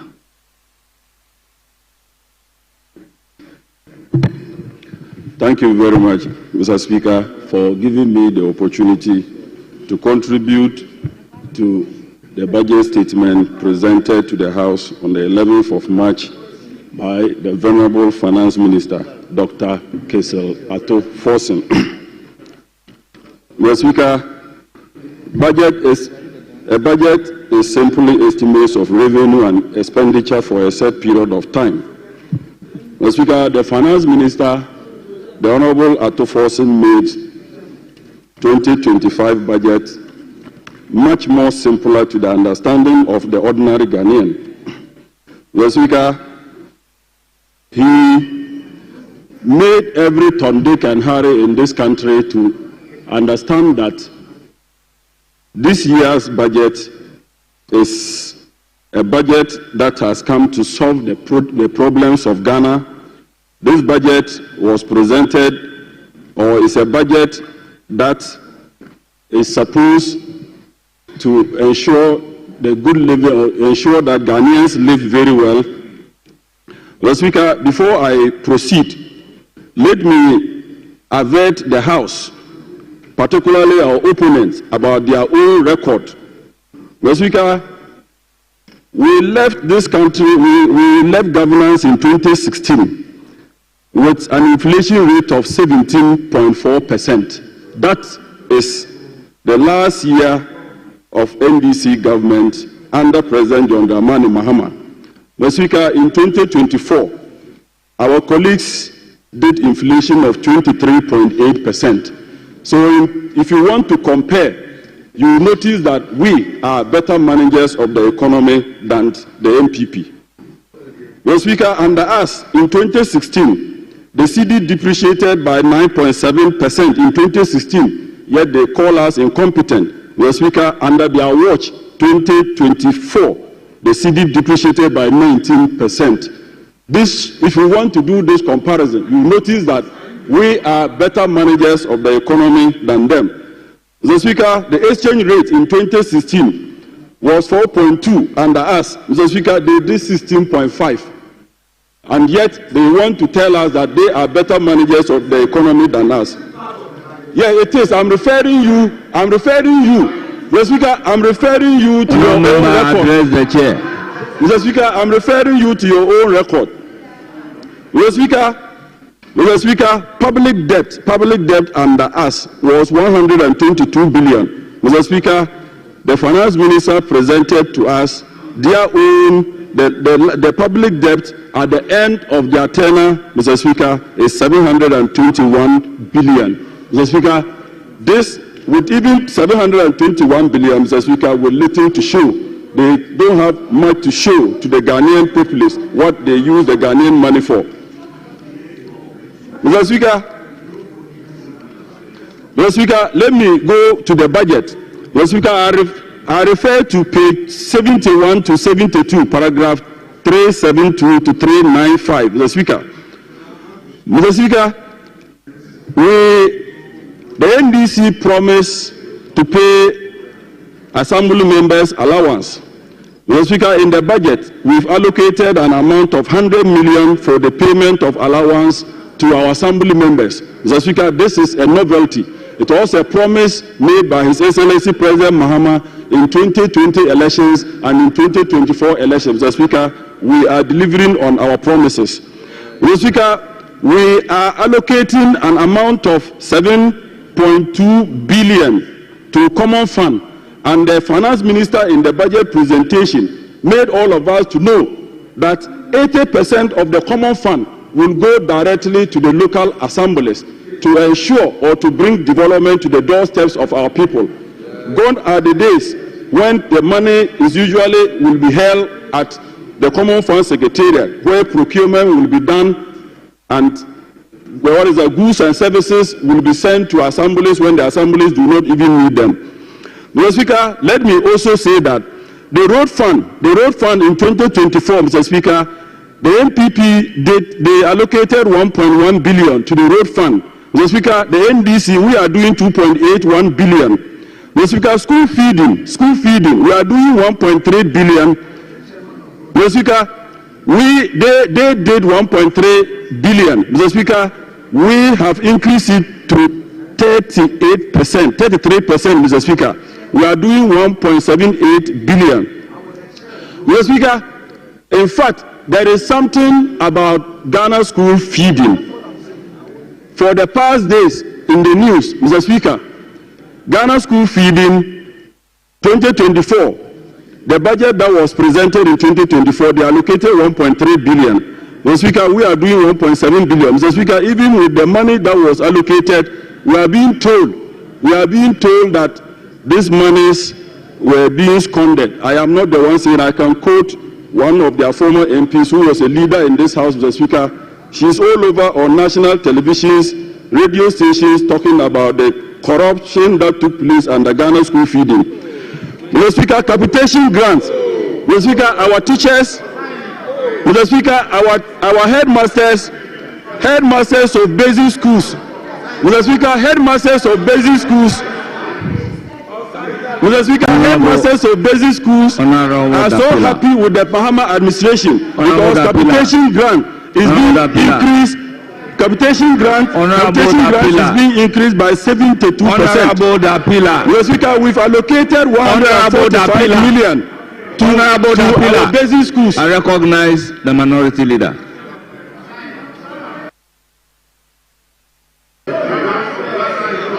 Mr. Speaker, my friend and brother Cletus is a very respected member of this house. He knows that this is a house of records. And when you want to rely on certain information for debate, you must source it from the right sources. If we are to introduce political statement as reference point, there will be chaos in this chamber. Stop it. If we are to allow political statements that are made in jest as reference point, there will be chaos in this house. Two, Mr. Speaker, I chair the road fund.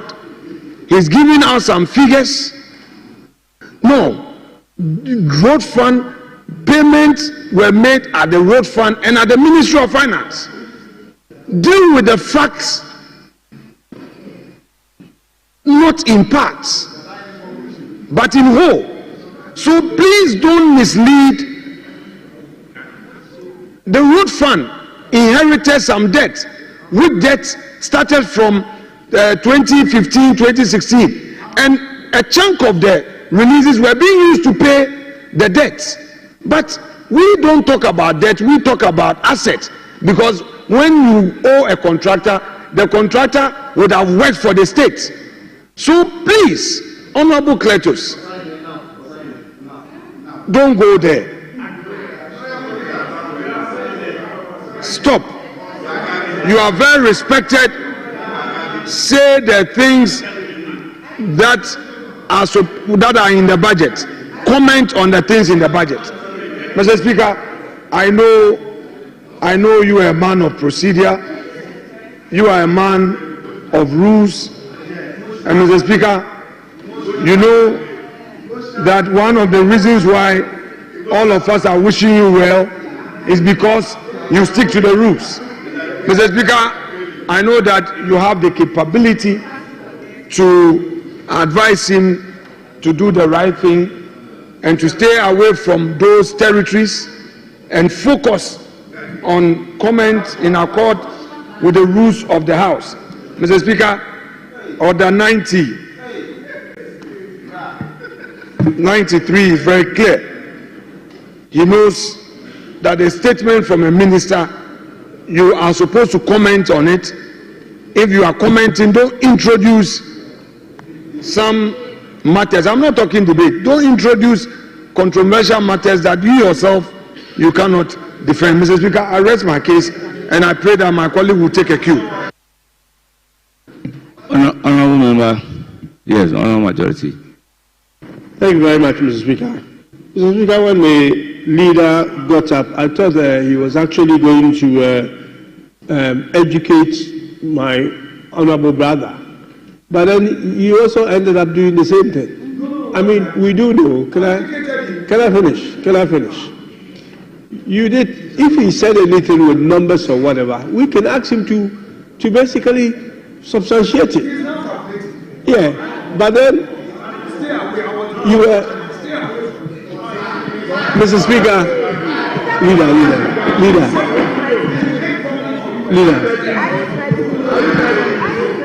Mr. Speaker, the honourable leader was challenging the reference point of what he was saying, and he himself introduced another reference point without, putting anything down for us to see. So that's the education I'm talking about. He has to lead by example. Thank you, Mr. Speaker. Honourable members, by the rules, we have instances where the debate can be interrupted. And those instances are clearly spelled out in Order 122. Honourable members, disagreement with the member on the floor is not a ground for interrupting debate. If you have your turn, you can bring out your point in disagreement. Honourable members, right from the beginning, we know that if you want to apply Order 91.3, probably we cannot accommodate comment on the budget statement. So the plea was that we relax the rules when it comes to Order 91.3. That is what exactly we are doing. But if the invitation is that Speaker should apply Order 91.3, then we can strictly apply Order 91.3. So, Honourable Minority Leader, am I invited to apply Order 91.3? Mr. Speaker, I am suggesting to him to be as accurate as possible. And I have told him that I was the chair of the road fund. You should be mindful of this and stay away from trouble. Mr. Speaker, he is now looking at his figures. Cletus, I'm only making a friendly suggestion to you. Honourable Member, you have the floor. Thank you, Mr. Speaker. Mr. Speaker, with your leave, I read this to the hearing of the Venerable Minority Leader. Mr. Speaker, page 72, paragraph 387. Mr. Speaker, we have also uncapped, Mr. Speaker, with your leave, Mr. Speaker, we have also uncapped the road fund. An amount of 2.8 billion has been programmed for the road fund to be used solely for road maintenance. This represents an increase of 155.5% over the 2024 allocation of 1.1 billion. Mr. Speaker, these were the figures I gave. I quoted, I'm reading from the budget statement. So Mr. Speaker, I can't be wrong. Mr. Speaker, Mr. Speaker, let me also avert the minds of honorable members and the entire House to page 86. Page 86, paragraph 768. Mr. Speaker, the NDC government will campaign on the promise of scrapping e-levy. Mr. Speaker, steps have been made in this budget to take e-levy off. And I know at the end of this budget debate, and by the time this House approved this budget, Mr. Speaker, e-levy would have been gone. Mr. Speaker, Mr. Speaker,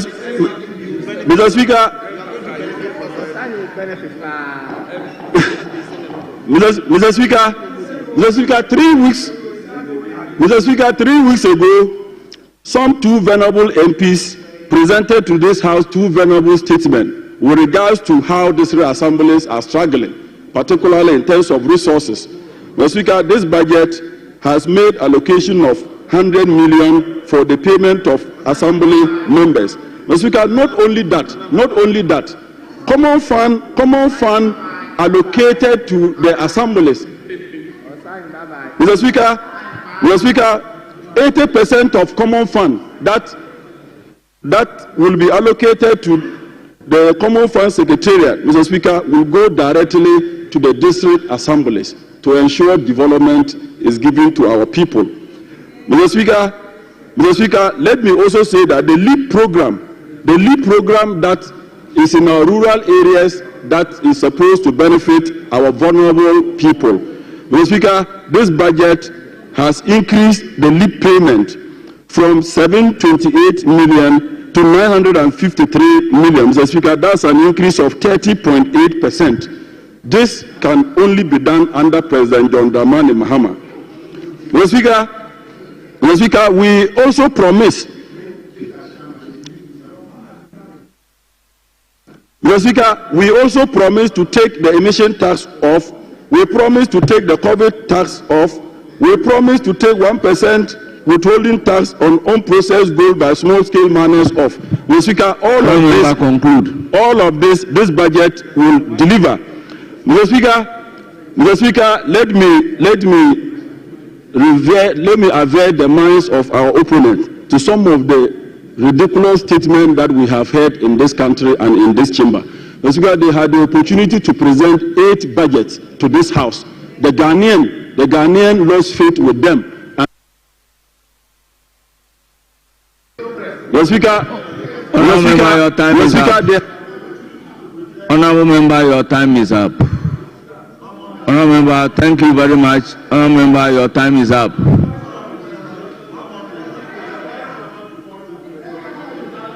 Honorable member, Vice Chairman, Deputy Rankings are using 10 minutes.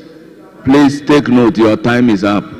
It's now the time, in conclusion, of Honorable Mavis Nkansa Boydu, ranking member.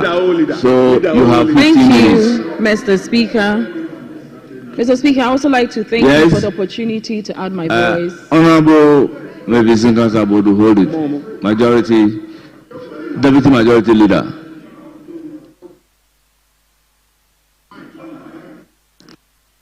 At least you should have allowed him to conclude, Mr. Speaker, if you can. Honorable member, let me reiterate to the point that because some members have been accusing speakers of favoritism, we don't control the microphone.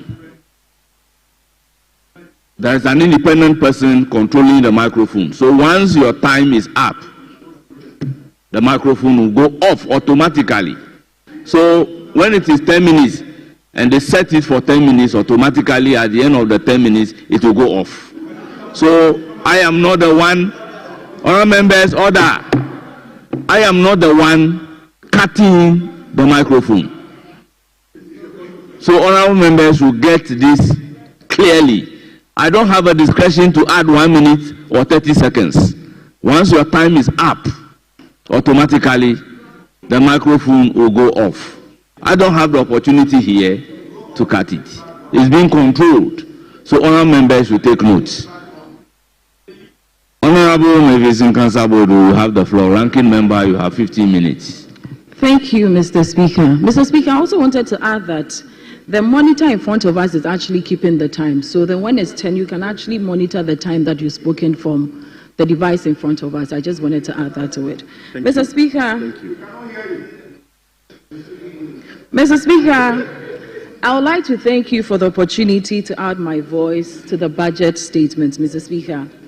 Mr. Speaker, I also like to join other colleagues in thanking our colleague, the Finance Minister, for coming to the House to give us the statement on the budget as stipulated in Article 179 and 180 of the 1992 Constitution and Section 21 and 23 of the PFM Act, Mr. Speaker. Mr. Speaker, I'll start by saying how interesting it is that a government that campaigned and made grand promises of job creation, skills development, and a better and robust, resilient economy will present such a hollow budget, Mr. Speaker. It is very disappointing to say the least, Mr. Speaker. Oh, yes. Mr. Speaker, I've gone through the budget, and unfortunately, it fails to capture how these promises will be fulfilled, Mr. Speaker. Oh. Mr. Speaker, this budget, Mr. Speaker, this budget is full of contradictions, listen to wisdom, misplaced priorities, and falsehood, Mr. Speaker. Mr. Speaker, it seems as though we are back to the era of Ethiopia or the dead goat syndrome, Mr. Speaker. Oh. Because the more Ghanaians complain about their plight, it seems the president is more energized to do exactly what Ghanaians are unhappy about. Oh. Mr. Speaker, the very first decisions that the president took was to terminate employment, Mr. Speaker. And this was the same president that promised to reduce unemployment rate. I can't comprehend both, Mr. Speaker. On one hand, you promise to reduce unemployment rate. On the other hand, you are terminating employment. So it seems the more we talk, the more the president decides to terminate employment, Mr. Speaker. Mr. Speaker, as I earlier said, based on the promises that the president made, it is surprising that on page 84, the president talks about freezing of employment. And Mr. Speaker, if you permit me, I would like to read from page 84, paragraph 478, Mr. Speaker. It says that in 2025, government will implement the following measures to keep the wages bill within sustainable levels, Mr. Speaker. Mr. Speaker, I say that fully implement the net freeze on employment by immediately putting on hold all recruitment, replacement into the public sector, Mr. Speaker. Jesus. Given that the recent realignment and collapse of some MDAs has brought about surplus labor, Mr. Speaker. It further says that in this regard, there will be no extension of contracts of all public offices except in education. Even in education, it's in parentheses that only universities, Mr. Speaker, which will be capped and done within budgetary allocation. Mr. Speaker, this is the president that promised Ghanaians employment, especially the youth. As I said earlier on, I cannot comprehend how a president will promise jobs and put a freeze on employment. Mr. Speaker, as we speak right now, there's a freeze on embargo on employment in critical areas such as health. Mr. Speaker, according to the WHO, the ratio of patient to doctor is 1 to 1,000. Currently, Ghana is doing 1 to 6,000. So then I don't understand why we are far behind, and the president will not find it necessary to employ people, Mr. Speaker, in such a critical area. Mr. Speaker, Mr. Speaker, in the security service as well, Mr. Speaker, in the security service as well, there's an embargo on the security service. Mr. Speaker, it is supposed to be one security personnel to 600 police personnel or security personnel. Currently, we are doing 1 to 1,200 in our nation. Isn't it frightening and disheartening that a president will take such a decision, looking at the ratios that we are doing now? Mr. Speaker, also the president made a promise of a 24-hour economy. The most touted 24-hour economy failed to find expression in this budget. Mr. Speaker, I have gone through the entire budget, unless someone from the majority side wants to explain to me, or open to the side that talks about... They have not read it. They haven't read it, yes. Mr. Speaker, Mr. Speaker... They have not read the budget. Mr. Speaker, you can refer me to the page then. Listen. Mr. Speaker, I have gone through the budget, and the most touted 24-hour economy has failed to find expression in the budget, Mr. Speaker. Mr. Speaker, I thought that the 24-hour economy was going to be premised on the private sector. Mr. Speaker, we all know that I thought, it is my thoughts. Mr. Speaker, if you look at all the giant economies that we are quick to compare Ghana with, yes, they all thrive on the back of a robust and thriving private sector, Mr. Speaker. It's true. Unfortunately, that is not what we are doing in Ghana. Mr. Speaker, there's a situation where in Ghana, even when there's a change in government, we are quick to go after private businessmen that are seen not to align to us. And both parties are complicit. I'm not going to say it's just the MPP or the NDC. Mr. Speaker, unfortunately, this 24-hour economy, I thought that it was coming to present or preserve a vibrant private sector. Unfortunately, that is not the case, Mr. Speaker. I'm going to reach out to the President once again that it is something that Ghanaians are happy about. I, for one, was happy about. So the President should do the needful and give us Mr. Speaker, a comprehensive approach of how we are going to implement the 24-hour economy, Mr. Speaker. Mr. Speaker, also the President spoke about tax removals, and I hear the majority side making a lot of noise about the taxes that have been removed. Mr. Speaker,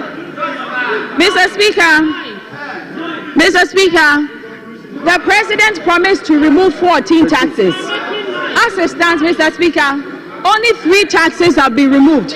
Mr. Speaker, when we came into power in 2016, in 2017, the former president, His Excellency Nana Addo Dankwa Akufo-Addo, removed over 14 taxes. 14 taxes, Mr. Speaker.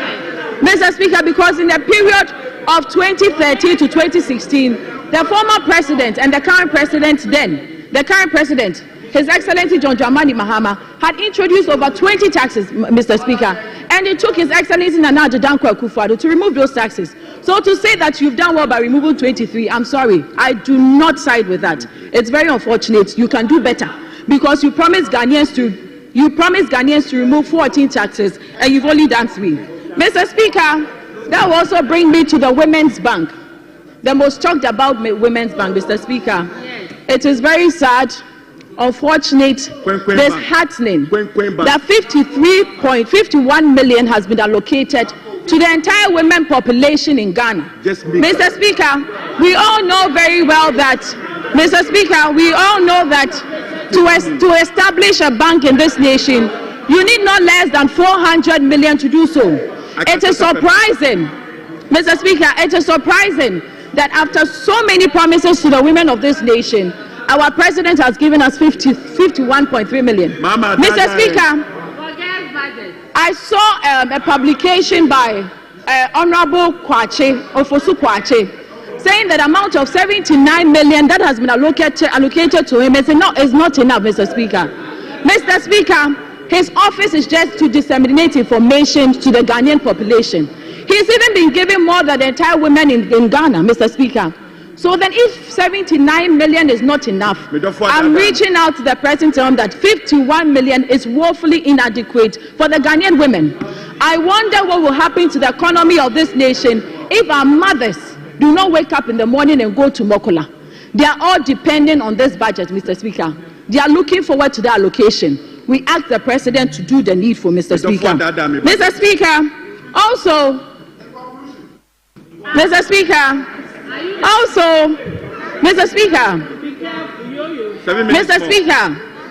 also the president promised us a lean government. Mr. Speaker, the president mentioned that he was going to reduce the number of ministries from 30 to 23. I'm sure the Ghanaians, yes, definitely he's done it. But it's quite strange that doing Nana Addo Dankwa Akufo-Addo's 2020-24 budget with 8, Mr. Speaker, With Nana Addo Dankwa Akufo-Addo's 2024 budget, Mr. Speaker, he allocated 223 million Ghana cedis to the Jubilee House, Mr. Speaker, and that had 8 agencies. With this so-called lean government, Mr. Speaker, we are doing 2.7 billion Ghana cedis. Mr. Speaker, the president, Mr. Speaker, the president has allocated 2.7 billion Ghana cedis to the Jubilee House. We want to find out from the government, is this the lean government that he spoke about? What will that money be used for? If 327 million was too much, I wonder what 2.7 billion will be used for. Mr. Speaker, we on the minority do not expect this government to fail. Looking at the overwhelming support that Ghanaians gave to him during the elections, we expect him to fulfill on all the promises that he made to the Ghanaian people, the Ghanaian youth, the Ghanaian women, the unemployed, the unskilled. He made the business community, Mr. Speaker, the private business community. We expect him to do the needful because he cannot fail Ghanaians. Mr. Speaker, this is the only nation that we have. Even if we decide to relocate outside, Mr. Speaker, you'll always be seen as a second-class citizen. This is the only nation we have, and we expect to build it. And it is incumbent on all of us to do so. Mr. Speaker, with these few words, I'll thank you again for the opportunity, and I'll resume my seat.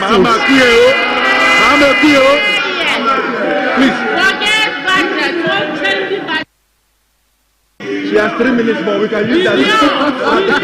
It's now the turn of Honorable Tumisi Ampofo. Honorable Tumisi Ampofo, you have the floor. Thank you, Mr. Speaker. Mr. Speaker, thank you for granting me the opportunity to contribute to the budget, statement and economy policy read by Dr. Kessel Atoforsen on the 11th March 2025 by the authority of His Excellency President Mahama. Mr. Speaker, I think this is the budget of hope. This is the budget of confidence. This is the budget of more jobs. And this is the budget of joy. Mr. Speaker, this budget cut across. Everybody is involved. Mr. Speaker, if you go through the budget is telling us to reset. And then you should build the Ghana we all want. Therefore, the minority shouldn't think that the budget is for some people and it's not for them. This budget, Mr. Speaker, is going to boost the economy. Mr. Speaker, I'm glad that just past former Deputy Minister of Foreign Affairs is here in the chamber.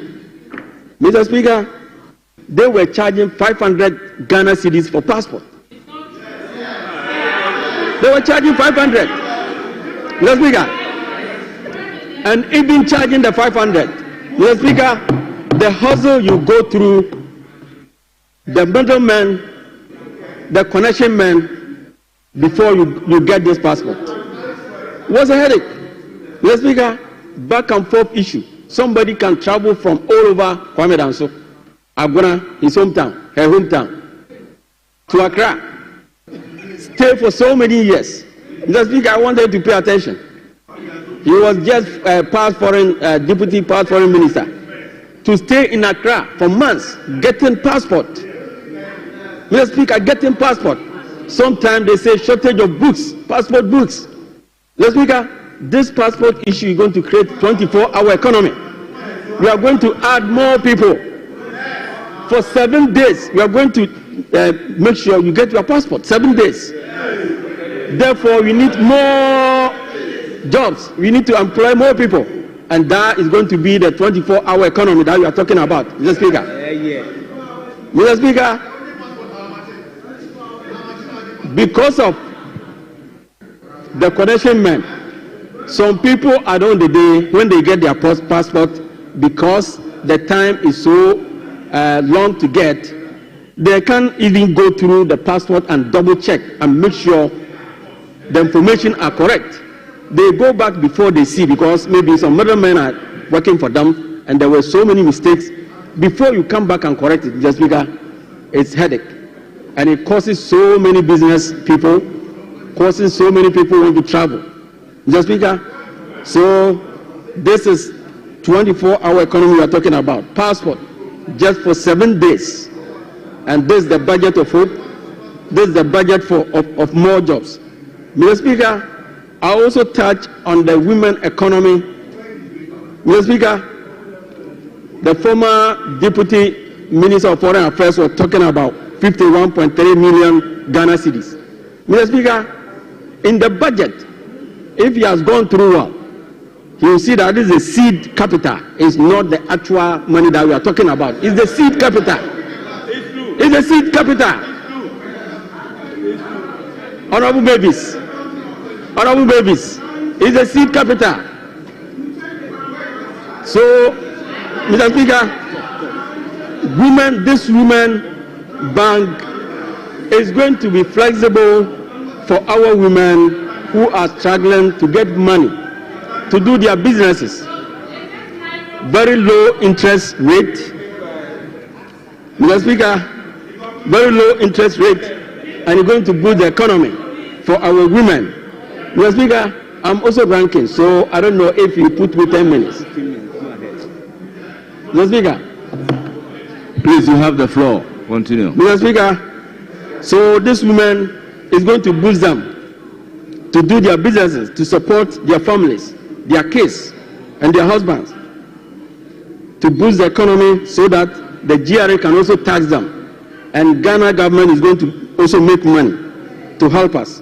Mr. Speaker, now if you go through the budget, Mr. Speaker, there are so many social interventions. Mr. Speaker, there's going to be free fees for tertiary students, for first year students. Mr. Speaker, this is very impressive. It's bold decision President Mama has taken. Free fee, because most parents and most kids find it difficult to pay their fees at the university level, tertiary level. Therefore, this very smooth one. Listen to wisdom. Mr. Speaker, Keep quiet and listen to wisdom. it's going to be free OPK. Your constituents, they are going to benefit from free education, disability, free education from first year to completion. Mr. Speaker, this is going to fund by Get Fund. It's going to be funded by Get Fund. Mr. Speaker, there's going to be free primary health care. Free primary health care is very, very important because our health is important. Therefore, we need to applaud President Mama for taking bold decision in giving us free health care. Mr. Speaker, notwithstanding, he also went ahead and said free mama care. This is going to take care of chronic diseases such as cancers, such as diabetes, stroke, and other chronic diseases, which is going to help us. Mr. Speaker, we are also going to benefit from free textbooks for basic schools. Mr. Speaker, during President Nana Dankwa Akufo at the time, they were buying past questions. They couldn't give us textbooks for our kids. There was no textbooks. They couldn't give us textbooks. Therefore, we need to commend President Mama and Finance Minister for coming out with this bold and nice initiative budget for giving free textbook for basic schools. Mr. Speaker, we are also going to get payment for assembly members. 100 million Ghana cedis. Mr. Speaker, our assembly members, they also do their best at the local level. Therefore, they need to be rewarded. So President Mama is going to give them $100 million allowance.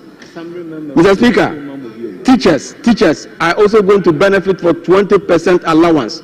Those who are ready to go to underserved areas, rural areas, difficult areas, challenge areas, like my constituency, and former minister, former deputy minister's constituency as well, Agona and his environment. Mr. Speaker, this is budget of hope. This is budget of jobs. This is budget of confidence. Mr. Speaker, ladies, our young ladies are also going to benefit from free pass. It's a challenge for some of the students. Free sanitary pass. Free sanitary pass. They are going to benefit. It's very difficult for some of this young girl to get their free pass.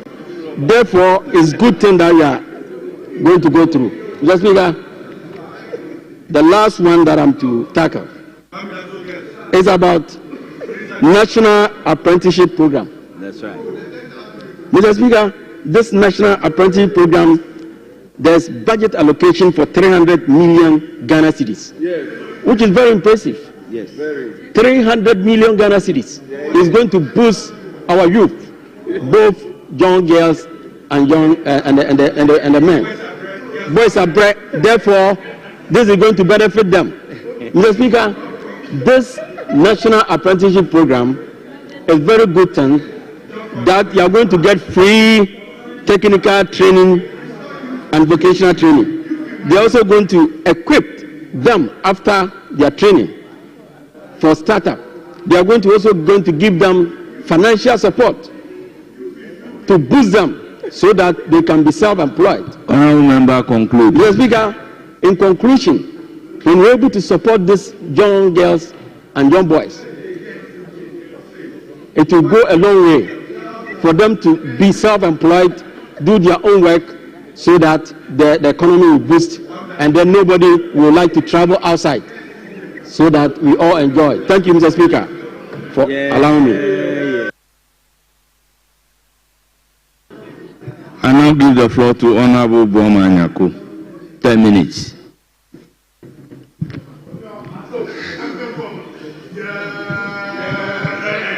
Thank you very much, Mr. Speaker, for the opportunity to comment on the budget read by the Honorable Minister for Finance, Honorable Dr. Kesel Ato Forsen.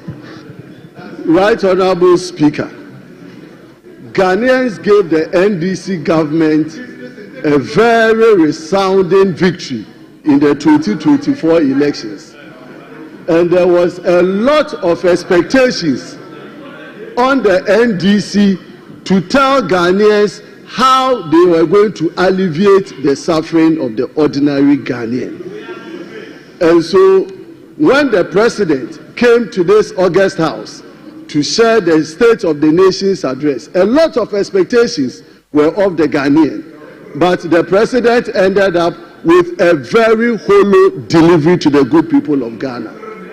So the next expectations of the Ghanaian was to listen to the budget statement of the government. In fact, when you go to my constituency in Ifia, people were so glued to their seat, waiting to hear some words of hope from the Minister of Finance. And so they waited, they got the opportunity to listen to the Minister for Finance, and at the end of the day, the call that came through to me as their member of parliament was honorable. Now, budget in Aberdeen room to wait. Honorable MP, what was in this budget? Then, to my amazement, they started to sing a song for me. I know Speaker doesn't like songs, but this was the rendition. Mahama Dadaya. Mahama Dadaya. Mahama Jarewa Jijiya Kukuya. Honourable members, I repeat, the chamber is not a music studio. So, right honourable Speaker, the ordinary Ghanaian. Honourable member, why are you on your feet? Why are you on your feet?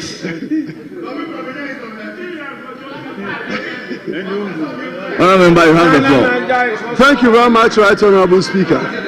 So, the Ghanaian has been very disappointed in this government for the budget. But, Mr. Speaker, I'll just highlight some few points. To do that, let me start with the revenue performance update. Speaker, this is a government that has been very disingenuous to the effort made by the past government in improving revenue generation in this country. In fact, since 2017, the MPP government had made sure that with prudent policies, revenue generation will succeed and exceed all the targets that had been set. This has been the basis in closing the revenue gap that government uses to finance its business. Mr. Speaker, let's go to paragraph 122 of the budget statement. It states, and with your kind permission, I read. It says that, Mr. Speaker, total revenue and grants was 186,000 million percent above the revised target of 177, as shown in the table 20. It says the performance was driven primarily by the high than program oil and gas receipt,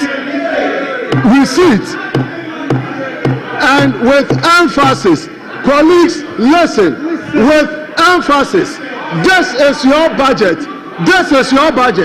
It's saying, and higher revenue outturn which outpaced shortfalls in non-tax revenue. So, according to your own budget, the reason behind you being able to run, the reason behind why you've been able to successfully run this country from January up to the time this budget was read is because of the prudent revenue collection that the past government, the Nana Addo Dankwa Akufo-Addo, Dr. Bawumia government bequeathed to you. So at least show appreciation to the revenue generation effort of the government. Now, Mr. Speaker, let me go to the areas my people feel very disappointed in this government from the budget. You know, the women form about 70% of our informal sector. And so the promise to create a women's bank was very crucial and critical for the women in this country. How much was released for women banking, my colleagues? Tell me how much was released. Tell me. How much did you give the women banking? A paltry 51 million Ghana. If you have about 8 million women in business and you allocate 51 million Ghana to establish a bank, is that not an insult to the women of this country? Hajia Landi, is that not an insult to women in this country? Women are disappointed in the NDC government. They thought that revenue or money would be released for women to do their business, and yet a paltry 51 million was released for women business. Mr. Speaker, another area the ordinary Ghanaian is very disappointed in this government is in the area of energy. Mr. Speaker, let me take you to the energy policy area of this government. When you go to paragraph 254, the government is stating at III, it says the weighted average cost of gas, which is the WACOG, will be increased from $7.8 to $8.4. Mr. Speaker, this is never the function of the Minister for Finance. This is a function for PURC. On what basis is the Minister of Finance increasing WACOG in this budget? The government is handicapped. They don't understand their job. Now, PURC, which is supposed to do this weighted cost of gas, government has taken. Do you know the effect of this increase? The effect is that the price of electricity is going to go up for the ordinary Ghanaian. To make it worse, Mr. Speaker, the government in the same paragraph 254(2) says, in addition, PURC will also undertake a major tariff adjustment which will be due in the fourth quarter. Mr. Speaker, the Ghanaian can't even anticipate what will happen in the third quarter, because when PURC strikes, now the minister is putting in place the board. The board of PURC is now going to make this adjustment, and the ordinary Ghanaian is worried that come September, the third quarter, the price of electricity, here the minister said, the minister has stated somewhere, the electricity tariff is expected to increase by 58%. Mr. Speaker, by the time this adjustment is made, Ghanaians will pay almost 100% of electricity. What an insensitive government! What an insensitive government! Mr. Speaker, this is not a government Ghanaians voted for. This is not what Ghanaians expected to hear from Mahama's government. Ghanaians want this government to give them hope, not hopelessness. Ghanaians expect President Mahama to reduce electricity tariffs, not to increase them. Mr. Speaker, let me conclude on this matter with the youth unemployment situation. A lot has been said and we will never end this, because the youth of this country want jobs, not taking away jobs from them. How can the government voted into power? Your first exercise is to take away jobs from the ordinary Ghanaian. Why would you take the jobs from their hands? So, Mr. Speaker, on this matter, we are saying that the NDC government has embarrassed Ghanaians. Ghanaians are disappointed, and we expect this government to do the needful, bow its head in shame, but yet as a minority we will support them this year in the execution of their budget. On these few words, Mr. Speaker, I thank you.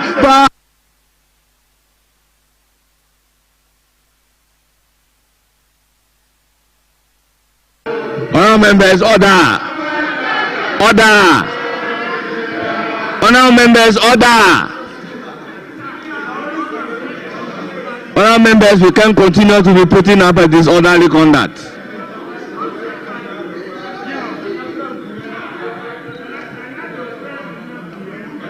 It's now the turn of Honourable Peter Lanchini Tobu.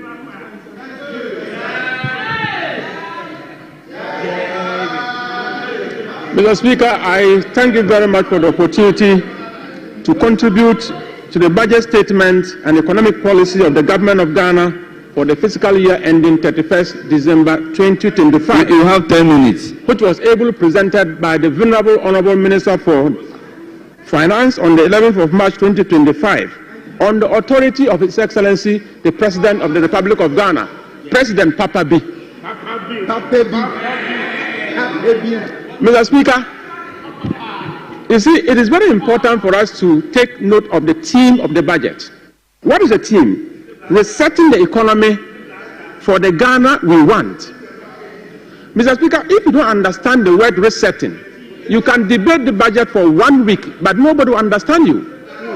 Mr. Speaker, when you are dealing with people who believe that restore or review means cancel, when they see reset, they will not understand.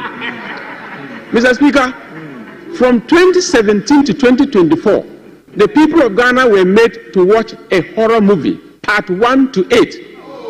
Mr. Speaker, part 1 was Asempa budget, good news budget.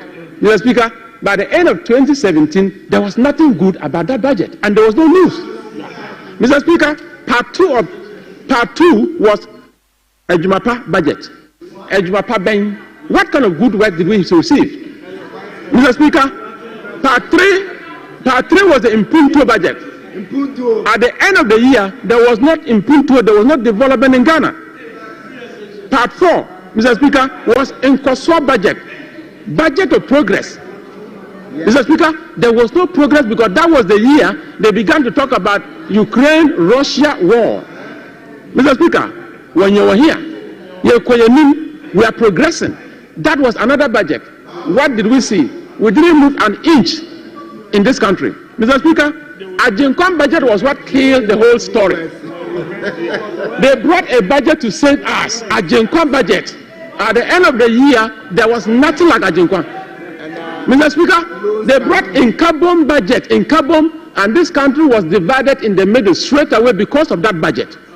And they ended with Inkunim budget. And the Inkunim budget is what surprised them. Inkunim budget in 2024 gave them 38%. Gave them 38%. Mr. Speaker, Mr. Speaker, we are resetting for the Ghana we want. We are resetting for the Ghana we want. It means that we know the Ghana we don't want. Mr. Speaker, as we all sit here, do we want the Ghana where the leader can even promise God and fail? No. No. Do we want the Ghana where they will preach and quote all the Bible verses and not living according to the dictates of the Bible? No. Mr. Speaker, when they are telling that we've turned the corner and you realize that we are going deeper into debt, is that the country we wanted? No. Mr. Speaker, when leaders are telling you that in 18 months, no community will have a water problem or a toilet problem, and after 8 years, my village, Poyentanga in the Wawest constituency, my village, Ga in the Wawest constituency, there is a toilet there, Mr. Speaker, a toilet that cannot be completed for 8 good years. What a disaster. Mr. Speaker, maybe we don't understand the word hope. When we say this is a hope budget, H-O-P-E, this budget is going to heal Ghana. This budget will provide opportunities for this country. This budget is going to practice pragmatism. And above all, Mr. Speaker, this budget is going to promote exemplary leadership under His Excellency President John Dramani Mahama. Mr. Speaker, I got some messages from my constituents that they are instructing me to debate, and I should pass this message to the House. The women of Wild West are very excited when they actually found a line in the budget stating that President Mahama is committing some amount of money to ensure that the National or Women Development Bank is established. What an exciting message. Mr. Speaker, the youth of Wild West, the youth of this country are so excited that they send me a message. They are very happy with the 1 million coders program. They are very happy with the Youth Development Ministry. They are very happy with the jobs abroad. The young people have seen hope. The spirit of hopelessness is gone. The spirit of desperation is gone. Mr. Speaker, what excites me most this afternoon is a message I received from the Lase Tuolu Senior High School. The girls, over 700 girls in that school, when Honorable Doyle was debating and she lifted the pad, the whole school went haywire. Oh, Mr. Speaker, they were excited because they thought it was a joke. Girls, the pads are coming. Girls, the pads are coming. It is in the budget, and we are spending over 100 million Ghana cedis to ensure that every girl in that school will get a pad monthly. Mr. Speaker, if you look at the fact that assembly members are going to have allowances at the end of the month, they have told me, Mr. President, when you bring your DC nominee, the DC nominee is going to get 100% confirmation. What an impressive record. But, Mr. Speaker, let me do the needful. Let me move away from the tangentials and go to my main message. And let me talk about peace and security. In the National Security Strategic Document, it is written there that youth unemployment is the greatest security threat in this country. And because of that, 133, one job, 3 shifts, 3 people, I am telling you it is coming, and we call it the game changer, the 24-hour economy policy. The game changer. Mr. Speaker, if you look into the budget, you will find that we have made provision for 100 million Ghana cedis for rural what? Rural electrification. Do you know what happens in a village when there is electricity? The moment your village is connected to the national grid, development is very progressive and very fast. Mr. Speaker, rural telephony is another area. this budget has provided 100 million Ghana cedis for rural telephony. In my village, many of the communities in West are not connected to telephone. And for me, this budget of hope is going to heal West. This budget of hope is going to transform West. And this budget of hope is going to excite everybody. Mr. Speaker, resetting the security sector. I overheard yesterday somebody saying that the president has taken about 15 generals home as a problem. Listen, soldiers win battles. Generals take the credit. Soldiers win battles. Generals take the credit. And listen, no general goes home for nothing. If you are a general and you are asked to go home, you go home very proud. Listen, what he has done, appointing a general at that level, a brigadier general, it means that a major general, lieutenant general, and the general, they are all going home. And you know why? Listen, we call it pruning. Mr. Speaker, we call it pruning. Listen and learn from me. Listen to the pruning. Listen. Pruning. We call it pruning. Mr. Speaker, we are going through pruning. And what we are doing, Mr. Speaker, what we are doing, we are creating a force of energy. We are creating a very powerful Ghana Armed Forces, because what has happened, a lot of young people are going to be promoted along the line. But let me tell you something. Mr. Speaker, President Mahama left Ghana in 2016, and Global Peace Index indicated that Ghana was 37th most peaceful country in the world in 2016. In 2024, before President Nana Akufo-Addo left Ghana, Ghana has dropped to the 55th position in Ghana. What is the meaning of this? Mr. Speaker, it is source. Oh, you want the source? Ahmed Swale. Listen, the source is Stockholm International Peace Research Institute. You can go to the website and go and look for it.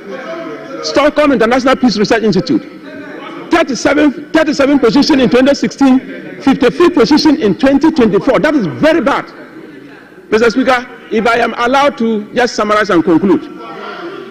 We are providing 100 million cedis for FOBs. FOBs is to ensure that we prepare our army and prepare our immigration to be able to fight terrorism up north. So if you come up north, there is something we call SOCO, Social Cohesion Project. Is making a lot of impact. And I'm telling you, as a matter of fact, this budget is a budget of hope. This budget will heal Ghana. This budget will promote unity. Mr. Speaker, and let me read paragraph 495 of the budget for you. This one is an instruction from the people of Wawest. Yes, as I conclude. The ministry under the government of Guinea Northern Region Social Cohesion Project will disburse an additional 315 million to 6 regional coordinating councils, 48 MMDAs,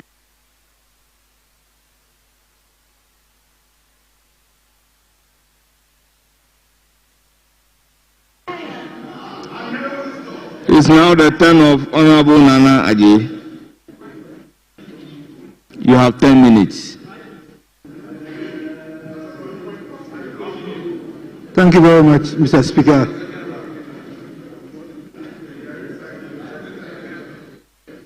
I also take this opportunity to thank the good people of New North for entrusting me this privilege of representing them in this August House. Right Honorable Speaker, the MPP government have established a bank before in this country. People are talking about the Women's Development Bank. Right Honorable Speaker, I have in my hands the act that establishes banks in this country.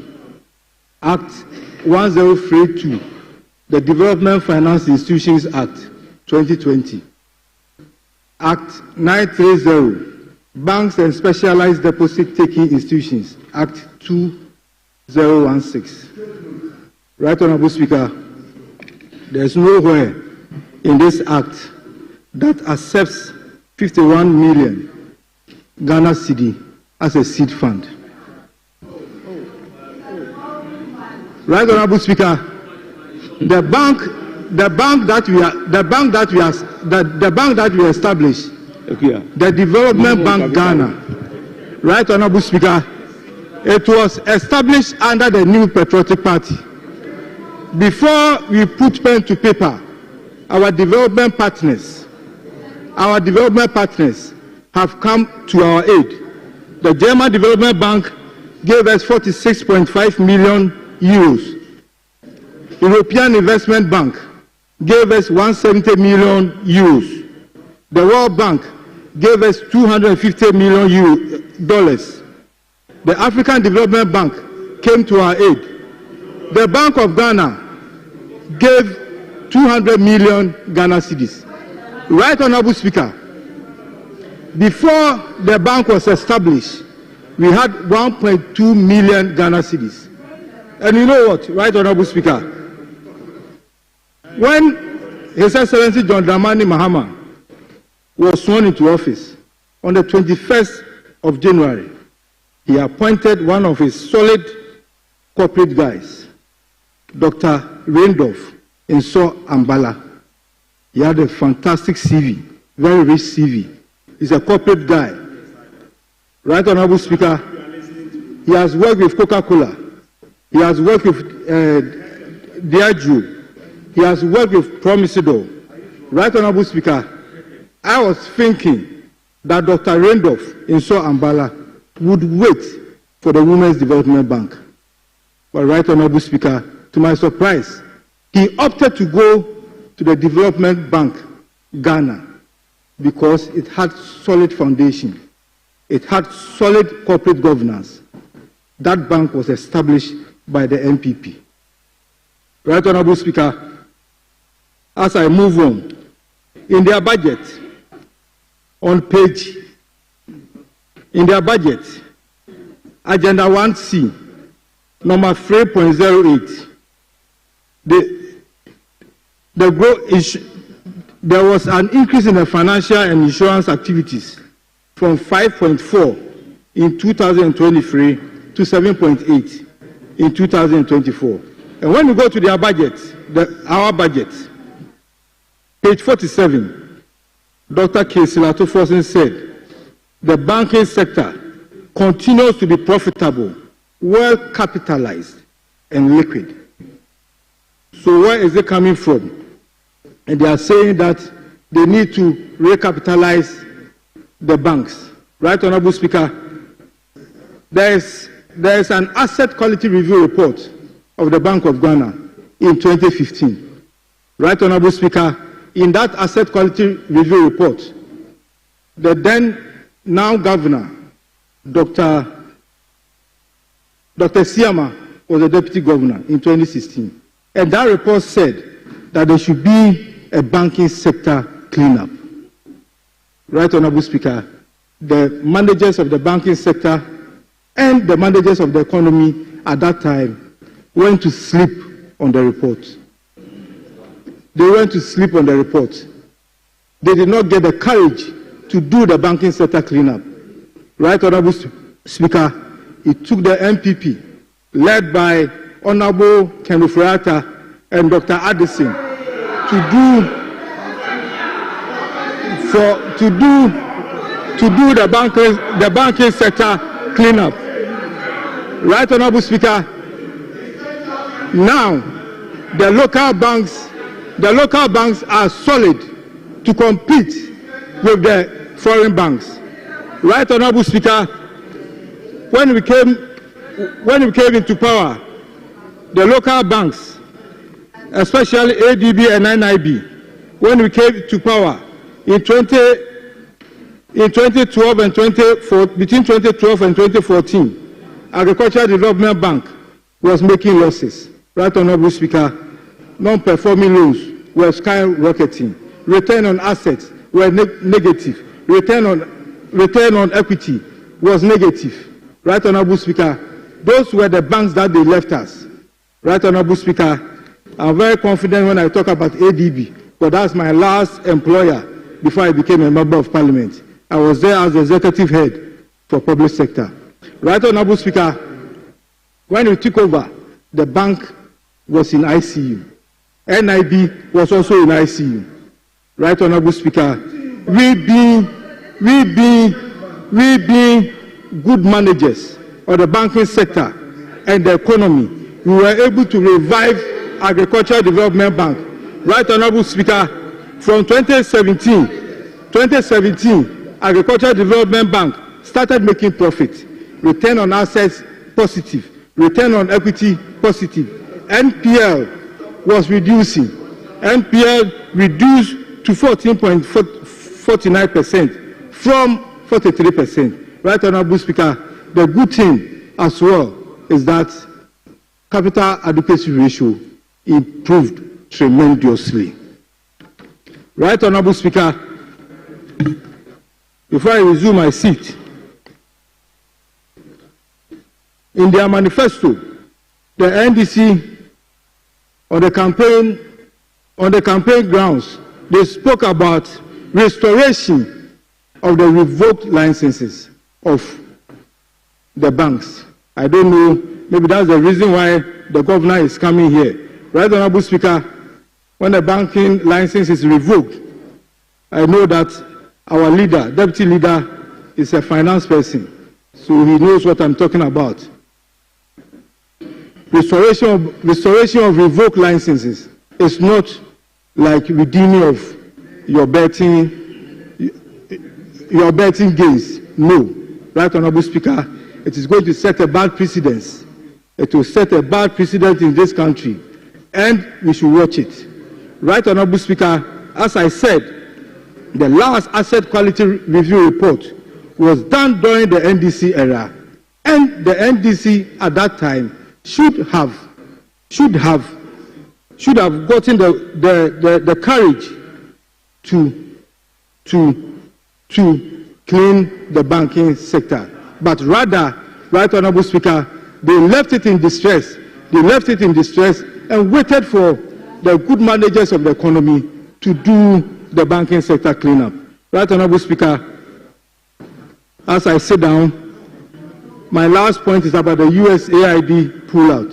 Right Honorable Speaker, the Minister for Finance was here and said that 9.4 billion cedis has been allocated to fill the gap for the USAID pullout. But Right Honorable Speaker, USAID helps this country in diverse ways, in governance, in agric, even in the energy sector.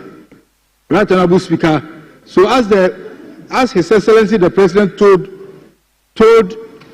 the Minister for Finance, I am of the view that he should look for more funds. He should look for more funds to bridge the gap. Thank you very much, Right Honorable Speaker, for the opportunity. Thank you very much. Thank you, Honorable Member. It's now the turn of Honorable Adams Mohammed Suparu. Thank you, Right Honorable Speaker, for the opportunity to comment on the budget statement and economic policy of the government of Ghana for the 2025 financial year, presented to Parliament by Dr. Kesel Atuforsen, MP, Minister for Finance, on Tuesday, March 11, 2025, on the authority of His Excellency President John Dramani Mahama. Right Honorable Speaker, with your permission, before I proceed, listening to our colleague from the other side, permit me to say, our elders say that the noise of the frog at the riverside cannot prevent the animal from drinking from the river. Right Honorable Speaker, the source, Sisala Traditional Council. I am speaking as a member of Parliament for the good people of Sisala West. Right Honorable Speaker, this is a budget that has brought hope to the people of this country. This is a budget that has brought hope to the students of this country. This budget is a budget that brought hope to the ordinary girl in this country. And this is the budget that brought hope to the aged, our parents, the vulnerable, including the minority members of parliament, your parents back home. This is the budget that brought hope to them. This budget is a budget that brought hope to the business community. This budget, it is a budget that brought hope and relief even to the members of parliament, including you, the 88 members of parliament. Right, Honorable Speaker. 87. Right, Honorable Speaker. Let me again let them know that I represent a tribe and I am endowed with the doctrine of my tribe. Right, Honorable Speaker. There is a saying in my tribe that when the frog dies that you will get to know the full length of the frog. Right, Honorable Speaker. Until this particular minority were voted out in 7 December, we knew that they actually mismanaged and destroyed our economy. But we didn't know the length and the magnitude of the destruction until 7 December when they were voted out of office and we were able to know and ascertain the destruction that this particular group of people, our friends, they brought to this country. Mr. Speaker, let me avert all of us back to 2017 on Galamsey, Mr. Speaker. 2017, His Excellency, the former President Nana Akufo-Addo and Dr. Mahamudu Bawumia had become aware of the menace that we are faced with, that is Galamsey. Right, Honorable Speaker, on the 2017 budget, paragraph 405, page 76 of the budget statement and economic policy presented to this House, Mr. Speaker. With your leave, let me read. Presented to the House by Ken Ofori-Atta, it was contained under Lands Administration and Management Program. And I quote, Mr. Speaker, a rapid response unit established by the ministry destroyed 104 illegal farms. Galamsey had 155 Shafran machines for mining and seized 14 gold detectors machines used for illegal mining within forest reserve. Mr. Speaker, when this thing was stated, all of us in Ghana, including myself, being the NDC member of parliament, I thought at the time there was hope for our country. Little did we know that that was the beginning of our problems in this country. Mr. Speaker, we were in this country again in 2017 when President came. He made a statement. He says that he, the president at the time, was going to put his presidency on the line when it comes to fight against Galamsey. Mr. Speaker, what did we see and what did we witness in this country? Mr. Speaker, I was alarmed hearing from my colleague, Honorable Ampachum, saying that it is NDC kingpins who are involved in Galamsey. Does he want us really to discuss when they say appointees who are engaged in Galamsey, Mr. Speaker? With your permission, Mr. Speaker, let me refer him to a report presented to the then Chief of Staff by the chairman of the then Interministerial Committee on Illegal Mining, Mr. Speaker.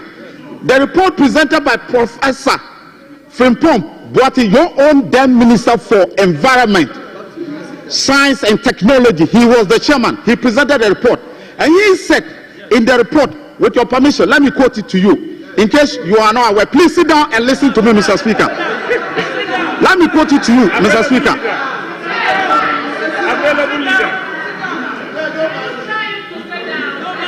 Mr. Speaker, in the said report, Mr. Speaker, Professor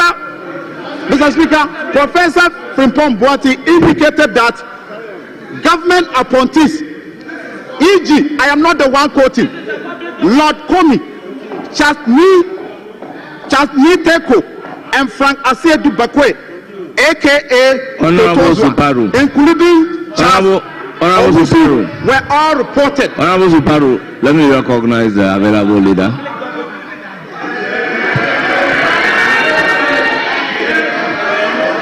Thank you very much.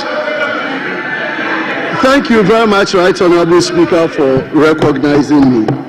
Right Honorable Speaker, I come under Order 122, interruption of debate. Order 122 what? 1A. 1221A. Please allow me. I know the rules, okay? Mr. Speaker, it says that a debate may be interrupted by a point of order being raised, and it is upon this order I come. Mr. Speaker. What is your point of order? Yes. Please. Please, don't worry. Don't worry. Mr. Speaker, my point of order being raised is in relation to the statement the honorable member has placed on this house. Mr. Speaker, he is referencing a document that was submitted by the former Minister for Environment, Science and Technology. That document, he said he was reading from that document, and I can't see him reading from that particular document.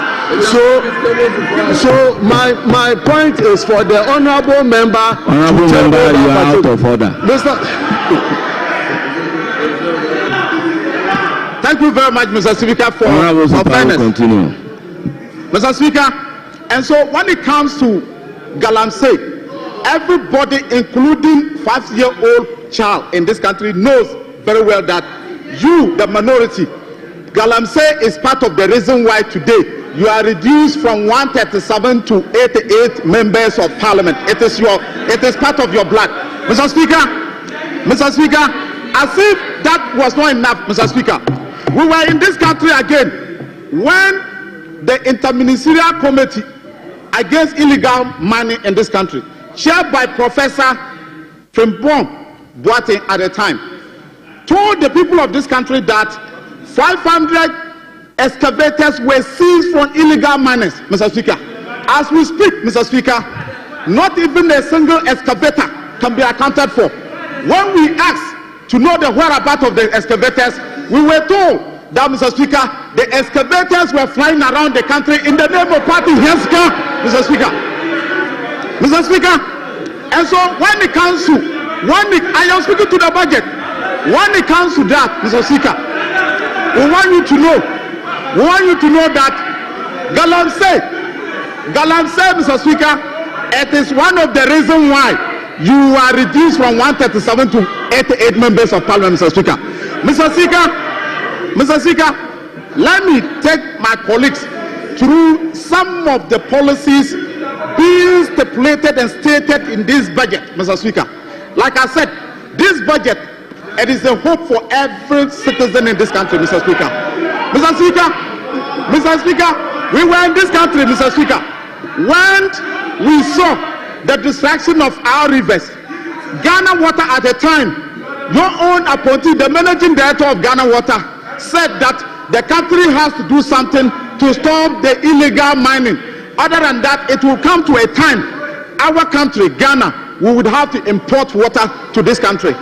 Mr. Speaker, John Dramani Mahama, because he is a person who really cares about the forward movement of this country, he says we are going to employ and recruit young men and women to be at the riverside, Mr. Speaker, and a budget allocation has been allocated for that purpose, Mr. Speaker. Mr. Speaker, again on the budget, Mr. Speaker. Mr. Speaker, in 2024, afforestation, national afforestation, you said you introduced a program in 2021 called Green Ghana, and you said every person we should go and plant trees. I want to find out from them, Mr. Speaker, those trees that we've been planting from 2021 to the past 4 years, how many trees can they point to us? Yet they spend the Ghanaian taxpayer money. An amount of millions of Ghana cedis has been expanded in that regard, Mr. Speaker. I will take my time, Mr. Speaker. We are saying that NDC government, by His Excellency John Dramani Mahama, says that we are allocating 70 million Ghana cedis.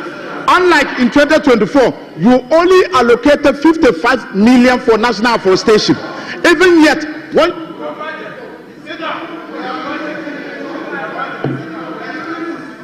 Honourable Member, your time is up.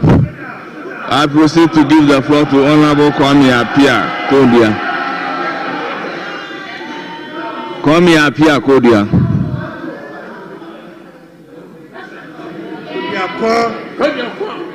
Thank you, Mr. Speaker, for the opportunity given me to contribute towards the budget statement and economic policy of President John Dramani Mahama, presented to this August House by the Minister of Finance. Mr. Speaker, having gone through the budget from page 1 to page 242, NDC claims that this is a budget that is going to reset this country. But having gone through the budget, I will describe the budget as a budget that cannot propel this country. Hello? I will describe the budget as a budget that cannot propel this country towards development, towards sustainability, and towards development. During the campaign of President John Mahama, as a presidential candidate, he was moving from the north to the south and from the south to the west, promising Ghanaians that when he becomes a president, he will be in a position to solve the major problems facing this country. Yes. Mr. Speaker, now Ghanaians have realized that they have sold their color television for black and white television. Mr. Speaker, and that electioneering campaign message is different from the is different from the management of the economy of this country. Yes. Now Ghanaians have seen the distinction between the two. Yes. Giving President Mahama opportunity, he will go back to the Ghanaian people and retract most of the things that were said. Mr. Speaker, listen. Please, with your relief, I will read page 114 of the budget statement and economic policy of the NDC. Mr. Speaker, I read. The National Youth Authority educated and trained 6,631 youth in the areas.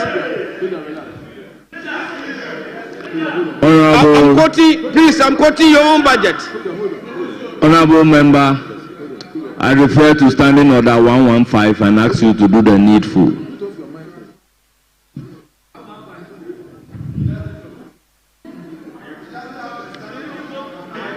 Thank you. Honorable Member, you may read Standing Order 115.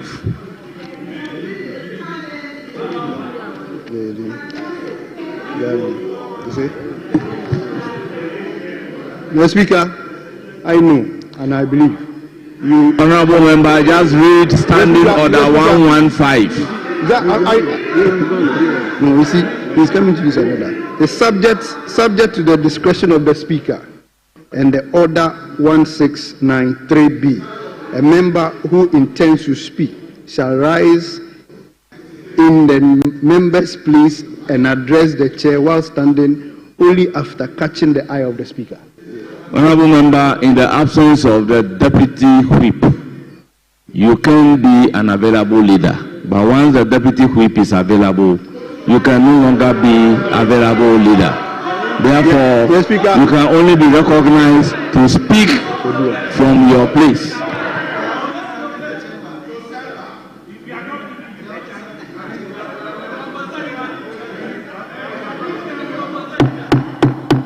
Honourable members, let's get this order very clear.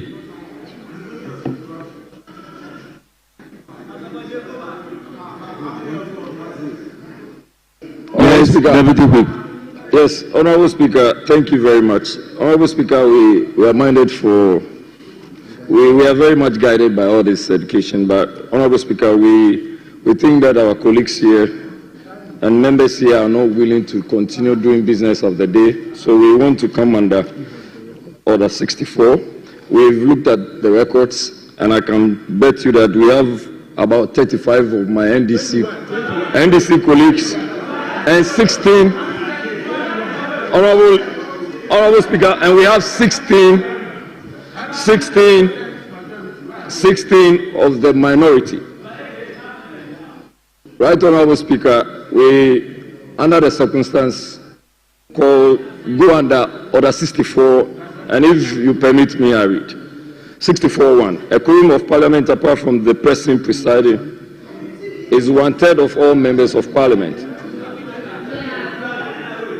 We are not running away. We are saying that as majority members, you should be ready to do the business of government. And if you are not ready to come and do business of government, we are not going to do the government business for you. Mr. Speaker, that is what we are asking you to do with.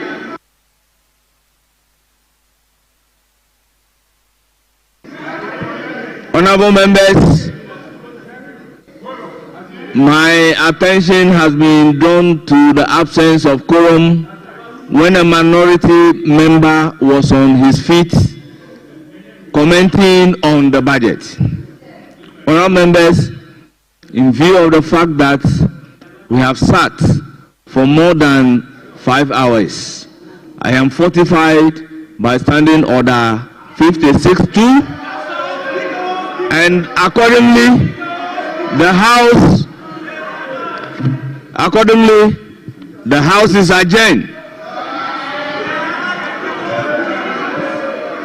to Monday, the 24th day of March 2025 at 10 o'clock in the forenoon.